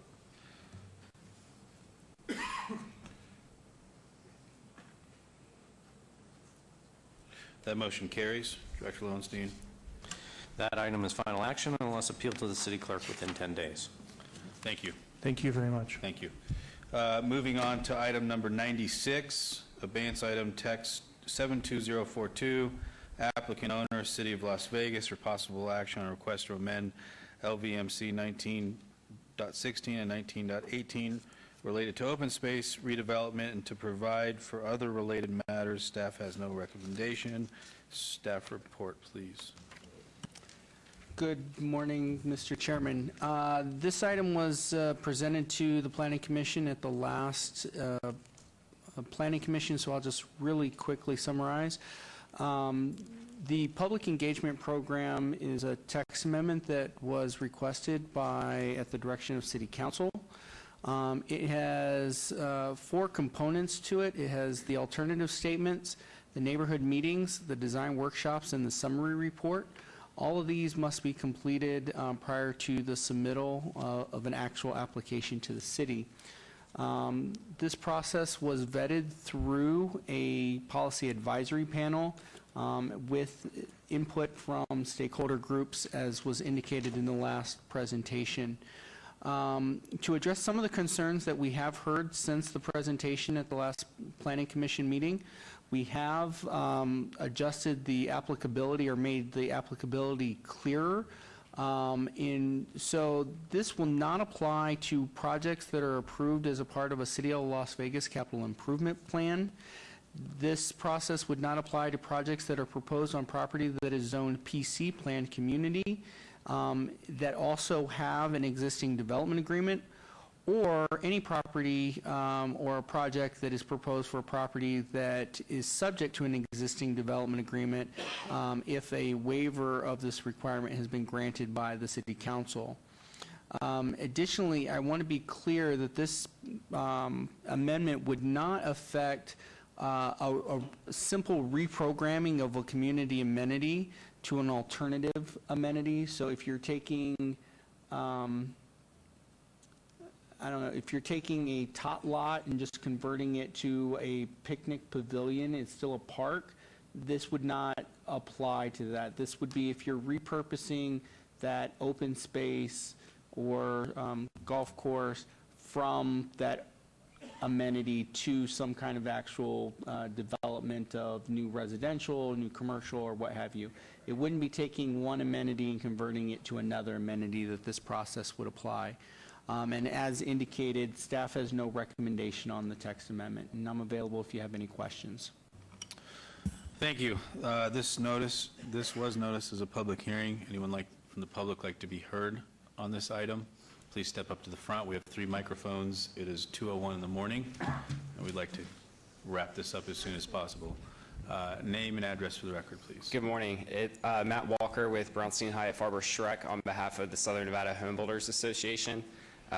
We were here before you on the 12th of last month asking for this item to be held so that we could get some additional clarification from staff and how this would apply to unbuilt open space and CC&Rs and development agreements that might contemplate some sort of repurposing or change in the location of a use. So I think that the text amendment read into the record tonight does provide some additional clarification, but because of 2 critical components of the text amendment itself, one, that you can't apply with the city until you've fulfilled this obligation, so you wouldn't even have a chance to necessarily get before this body to make your case if you felt it didn't apply to you. And then 2, because we anticipate some additional design criteria and additional limitations coming forward and, as this process moves forward in the next year, it's really, really critical that we get this right and that no property owner is left, or resident or HOA board member is left with a lack of clarity in how this is going to apply to their property. So while we appreciate the work of staff, we did receive this text amendment at 1 o'clock this afternoon. We still do have some remaining concerns and look forward to engaging with staff as it moves forward to City Council. Thank you. Name and address for the record, please. Good evening, John Lilu, 3773 Howard Hughes Parkway, here on behalf of NAIOP. I know it's 2 o'clock in the morning. I have 4 quick points that I need to make, and I'll get out of your hair. Please. As you all know, commercial development tends to follow the rooftops. Normally, this is not something that we would comment on. However, we felt that given the impact that such an ordinance could have on commercial development, is probably a wise idea to get our comments on the record. We have a good process. We've been operating within this process for my entire career, and the process works. The only complaint that NAIOP has is the process can take sometimes too long. And the process I'm talking about is the approval process. We apply for our land use and zoning, we apply for our permitting. That takes a long time. This ordinance could make things take a lot longer. And that's the issue, is when we are waiting to spec our land, when we're waiting to purchase our land that's going to be supporting this residential, we can't be waiting for this ordinance, for the developer of the residential to be jumping through the hoops of the ordinance. The process that is currently in place already allows for this body, the city council, staff, to ask a developer of residential property to go to stakeholder meetings, to have neighborhood meetings. We've heard about it all night tonight. The neighbors are actively involved, and this body can ask a developer to do that. There's no reason to codify that. We can already do it now. And so I really look at this ordinance as basically a solution without a problem. The next is precedent. NAIOP is fundamentally opposed to any type of regulation or law that is going to slow down development. NAIOP is very concerned that this ordinance, if passed, will lead to another ordinance, which will lead to another ordinance, which will all collectively slow down development. This ordinance will necessarily slow down development, and accordingly, NAIOP's going to be opposed to it. But the final point I need to make is Queensridge. NAIOP does not care about Queensridge. That is not our fight. There's an application, there's a series of applications that came before you, are going to go before the City Council. Those applications need to be processed and debated in due course. NAIOP is not going to get involved in that. However, NAIOP is concerned that this ordinance could be used to resolve that singular issue, and that is a problem. That makes this ordinance illegally proprietary. To the extent that this ordinance can apply to other projects outside of Queensridge, well, then NAIOP would oppose it for the same reasons that I enumerated earlier. So we are obviously always open to have the discussion, to work with staff, to work with you on these issues, but for these reasons and at this late hour, I'm just going to close up and say that NAIOP is going to respectfully oppose this ordinance at this time. Thank you. One quick question for you. Could you please define NAIOP for the record? I'd love to. However, NAIOP doesn't stand for anything anymore, so it's NAIOP. It used to stand for the National Association of Industrial and Office Properties. They've since just dashed that, and now it's just NAIOP. Thank you. I just have a quick question, Mr. Chair, for him, if you don't mind, through you. You're here in an official capacity of NAIOP, in representing NAIOP and their views? That's correct. Okay. Name and address for the record, please. Good morning, Mr. Chairman and Commissioners. My name's Bob Gronauer, 1980 Festival Plaza Drive. I'm here tonight representing mainly the developer, master developer for Sky Canyon, which is a master plan community that is located up in the Northwest. I also represent several other developers, including some home developers that want me to put some items on the record tonight, such as D.R. Horton. I'm going to mention there's about 3 things that I want to point out with the proposed text amendment that my clients do have some concerns with, and then I'll wrap up with some other comments also. Number 1, as a master plan developer, just to maybe educate you a little bit more, When you enter into a development agreement with the master plan community, it's a special agreement between the private developer and the city itself. As a matter of fact, these master plan communities, you invest, such as Sky Canyon, anywhere from $5 billion to $7 billion are being invested up in the Northwest as we speak. When you do these agreements, you have certain regulations that you already put in the agreement and certain reviews on changes that you make to the plans itself. Our concern is if you implement this type of text amendment, that when we come in the future to amend our development agreement, that this is going to have to be an additional item that we're going to have to try to carve out of our development agreement.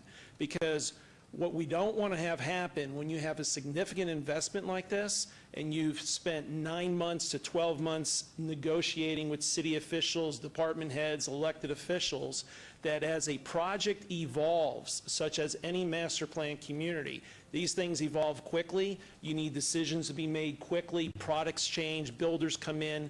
There's a lot of things that happen. We do not want to be slowed down for an additional 3 or 4 months to find out that we can't do anything until we do the process that you have outlined here. Now, for purposes on the record for Sky Canyon tonight, we are currently exempted from any new ordinances that are coming in by the city. But the fear is, and the city is aware of this, that we are going to be renegotiating a brand new development agreement for the development up there. We do not want to be a part of this. We will not accept this as we go forward with the development itself. It's just unfair, and it doesn't make sense to have a developer that makes a significant investment like that where we have other protocols such as minor amendments, major amendments, modifications in the development agreement where we don't need this stuff. So I just saw the language today. I know I spoke to staff yesterday, knew this language was coming through. So as far as Sky Canyon's concerned, we do not want to be a part of this. There should be an exception for master plan communities with development agreements today and in the future also. The second point that I want to make from a home builder standpoint, I represent many home builders out here, our firm does. I've been doing this for 21 years. I will tell you, people like D.R. Horton has invested tens of millions of dollars in the Northwest and the city of Las Vegas in general. The problem that you're going to run into with this ordinance is it's an unintended consequence here. The unintended consequence is someone like a home builder such as D.R. Horton is going to come in with a development. And in some developments, based on those circumstances, it's either the planning commission or the elected official that will say, put some open space in there, put a tot lot, put some other amenities in there, and we're okay with the development itself. And that's part of the process that you work with, or you work with the neighbors in the surrounding area. The problem that happens is the product changes so quickly and things change that a developer will have to come back and move some stuff around, some open space. Because of that, now the developer is not allowed to move forward with the site development plan review within the normal process. It's going to take an additional 3 or 4 more months for development. The last thing that I want to point out for a change that I've asked, because we had one stakeholder meeting, we haven't heard anything since then. One of the concerns we brought up is you should have a minimum acreage of what you're talking about instead of just keeping it as open space, because that means what we're talking about is 1 slice, 1 inch of open space that's going to get changed and be converted, that you got to go through this whole process. So logically, when you go through the codes and you rewrite text amendments such as this, you should have some type of minimum acreage requirement. So it gets to now the last bit of what I want to mention is, and John Lelu actually hit it on the head, okay? His presentation was perfect. Outside, if I didn't have to represent Sky Canyon, I'd just say I did everything he says. Because the fact of the matter is if you really look in the mirror, this is only really dealing with Queensridge, because the fact of the matter is I don't want to be a part of this. My builders that I represent don't want to be a part of this. The sad thing is we're all casualties of this ordinance, and there's unintended consequences where you're going to stop development. And what's going to happen here in closing, this is anti-development. If anything, it's anti-business. And as a business person, this is over-regulation. Because John has mentioned, which is actually perfect from a practical standpoint, I told you I've had hundreds and hundreds of neighborhood meetings over the years. I've stood before this commission. I've stood in other jurisdictions. The process works. It works the way it is today. I do it every day. My firm does it. We have neighborhood meetings every week with HOAs, with certain areas of the projects of wherever we are. The fact of the matter is, use practicality tonight. Deny the ordinance as a whole if you don't want to make those changes, and let us do what we do on a normal daily business. So with that, I thank you for your time, and I'm here to answer any other questions. Thank you very much. Can I get your name and address for the record, please? Thank you, Mr. Chairman. Commissioner Stephanie Allen, 1980 Festival Plaza, here on behalf of the applicant and owner for the former Badlands Golf Course. We were here, and we appreciate you holding it, so it gave us some time to look into this ordinance a little bit more from the last Planning Commission hearing. Again, I guess the first point is I think when we read this ordinance, there's a chance that maybe it doesn't apply to us at all, although I think it's intended for us. I think that's kind of been the undertone of this ordinance from the beginning, from when the moratorium was first proposed and has morphed into this ordinance. In looking at, I know there's a broad net that was cast in this ordinance, and there's discussion tonight about maybe narrowing it. The more you narrow it, the more it gets directed only at, I believe, the former Badlands Golf Course. If I could direct your attention to the overhead, we did a little bit of research on the other golf courses in the city of Las Vegas. And although some of them, if I could show you on the overhead, some of them have residential zoning on the property, we have some distinct characteristics because our property is probably the only actual developable property. It's not showing up. Okay. I know, it's late, I'll be short, I'm sorry. It's the only property that has zero restrictions from CC&R standpoint and does not have a development agreement on the property. You can see here we've highlighted it's developable, it's privately owned with residential zoning and no restrictive covenants.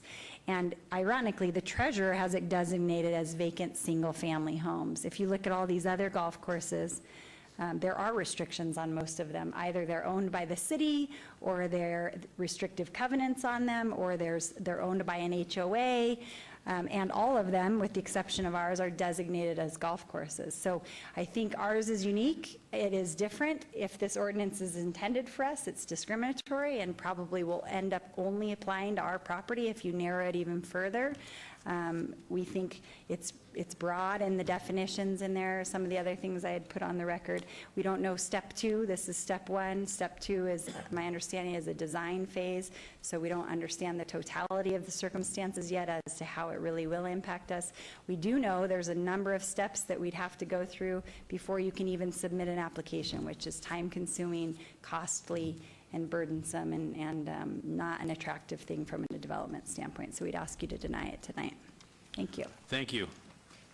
Seeing no one else, I'll turn this over for discussion with the Planning Commission.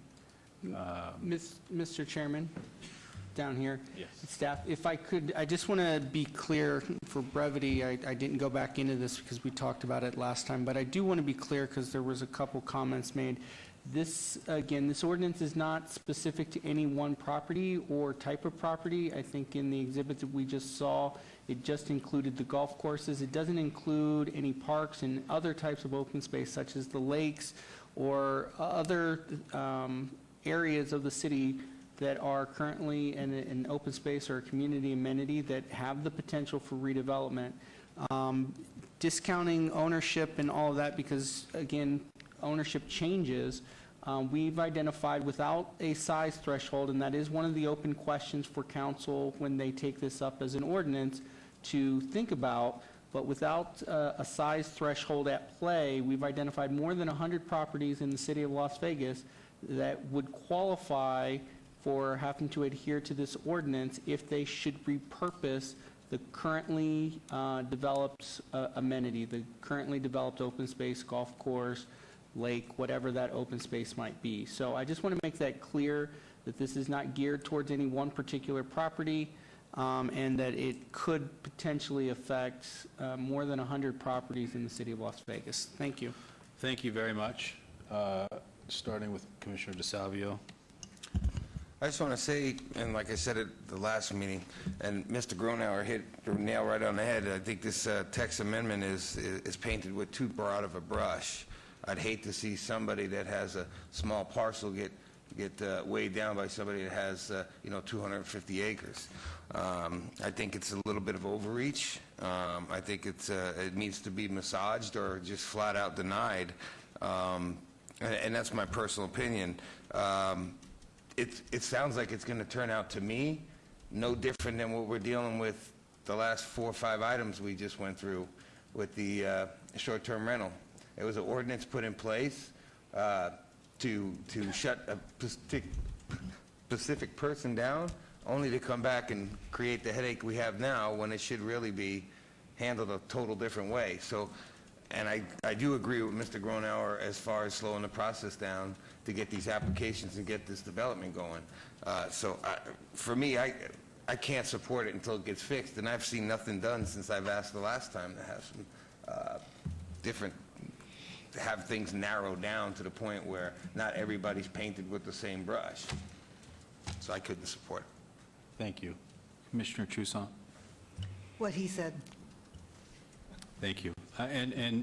I'll add in where, it has been stated over and over again that this wasn't specific to one parcel.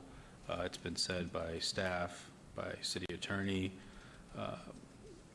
and I've heard nothing but that. However, I will say I can understand the one specific application where it doesn't feel right because of the timing, but I will say for the record that it has been over and over again made clear that it is not for one specific parcel, regardless of how I feel. But I will say that that's not where my issue is. It started with me. I was on this committee. I went to the first meeting. There was a great intention, I think, to understand transparency and to have transparency and to have some organization for these larger projects and open spaces that come forward. I feel we really, and I wasn't able to attend the second meeting, but I feel after hearing it at the last commission and Commissioner DeSalvio's comments about size and all the different things that were opened up, we really kind of got off track with what the intention of this was supposed to be. In the briefing, I was hoping that we would get back on track. We were looking at the same thing, and I just opened up a lot more questions that were really echoed with the comments that were across the board put forward on effects that could happen with the development community, and or comments about there needs to be more substance to what's there if something's going to happen. And I'm not, I can't say that I'm in support of this. I am in support of something in the future, and maybe that's something that's post-application that has, very clear outline that addresses these open spaces. But as it sits right now, I won't be supporting this text amendment. I do feel we have great measures in place of how we need to get to an approval or a denial, and that's where I stand at the moment. Commissioner Schlotman. Yes, Chairman, through you. Yes, Mr. Gronauer and DeSalvio stole my entire speech. So, and plus I agree with everything you said. I think there's quite a bit of language in this new text amendment, and it's going to be fairly complex to go through this whole, the design workshops and creating the statements and everything else. And one thing that you said was, and everybody's saying is, painting it with one broad stroke. This is something that I feel should go on to an application, do this, this, and this, and then the planning department can change it as they see fit, or they can make up the rules as they see fit for that particular size of a project, if it's a 2-acre parcel versus a 200-acre parcel versus a 10-acre parcel, and they can determine what the requirements really should be. I can't support this because, if it's changing something that's 1 acre in size on a 10-acre parcel, then you're going through a very complex and expensive process. So that's all the comments that I have. And I think there should be something, and something could be figured out, but to make this smoother, for converting golf courses and open space. So there is something out there. I just don't think we're there yet. Thank you. Commissioner Creer or Commissioner Roush? Commissioner Creer? No, I don't have much to say. I think my peers have said everything I want to say. Thank you. Commissioner Roush? We're all tired and bleary-eyed, but I do want to go on the record with a couple of things. I'd want to dispel a couple of myths or rumors. First of all, this was designed for existing projects, not for new development. So, Mr. Gronauer, with all due respect to your inflammatory comments about it being hindering development in the future, and Mr. Lelu with NAIOP, I was on NAIOP's board for many years. I've been in commercial real estate 30 years. This has nothing to do with commercial real estate whatsoever, only to the extent that somebody wanted to propose commercial on an existing open space or golf course. This is to protect residents. This is to protect open space. This is to prevent our map from filling in with complete development and no open space. And the 2020 master plan calls for open space, and it calls for community connectivity, and we don't really have a way of dealing with this. The reason that the ordinance was created was because when we have something that's brought before us that we've never seen before, which is the conversion of a golf course or land that was designated as open space, we need some guidelines to fall back on as to how that should be done. Now, you might say that maybe this process has been done backwards. I have my own comments about that. Maybe staff shouldn't have broken the process into 3 segments. Maybe we should have tried to eat the elephant all at once so we could have brought forth before the Planning Commission a complete solution. Because what we're dealing with today is simply the public engagement portion of it. We haven't even gotten to the development standards yet or anything else that you brought up today. That's not what this is about right now. Right now, all we're voting on today is how to treat the public when there is an application that affects their open space or their adjacency. And that's it. That's all it is. So I think we've made kind of a mountain out of a molehill, to be honest, in terms of the public comments here tonight, because it's premature. Now, I understand where you're coming from, and I respect that. But this is not the night for that. That night's going to come in another month or 2.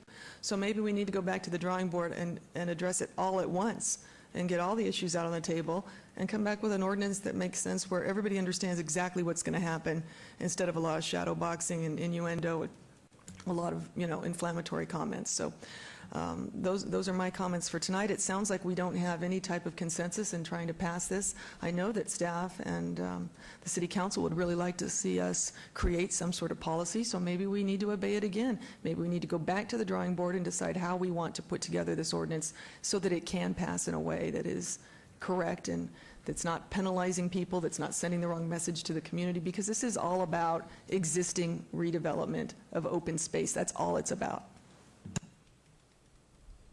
Thank you for your comments, Commissioner. If there's no other comments, I'd like to entertain a motion with any. Commissioner DeSalvio? I would make a motion to deny text amendment 72042. Commissioner DeSalvio, maybe we would consider adding that we recommend City Council, if this does pass as denial, to look at the ordinance again and maybe give direction on bringing something back as a whole as well, because we just... I would amend my motion to that suggestion. Thank you. There is a motion on the floor. Please cast your vote. What was the amended motion? Motion was, well, go ahead, Mr. Chairman. Just as a recommendation from this recommending body that the Planning Commission does recognize that there are issues and this needs to be relooked at and reconsidered if this does pass as a denial. Motions. That's what their pleasure is. Yeah. There is a motion on the floor. Please cast your vote. Motion carries. Mr. Chairman, this item will be forwarded to City Council in ordinance form. Thank you. Moving on to citizens participation, number 97, citizens participation. Public comment during this portion of the agenda must be limited to matters within the jurisdiction of the Planning Commission. No subject may be acted upon by the Planning Commission unless that the subject is on the agenda and scheduled for an action. If you wish to be heard, come to the podium, give your name for the record. The amount of discussion of any single subject, as well as the amount of time any single speaker is allowed, may be limited. Seeing nobody, thank you, staff, for hanging in there through the long haul here. Meeting is adjourned.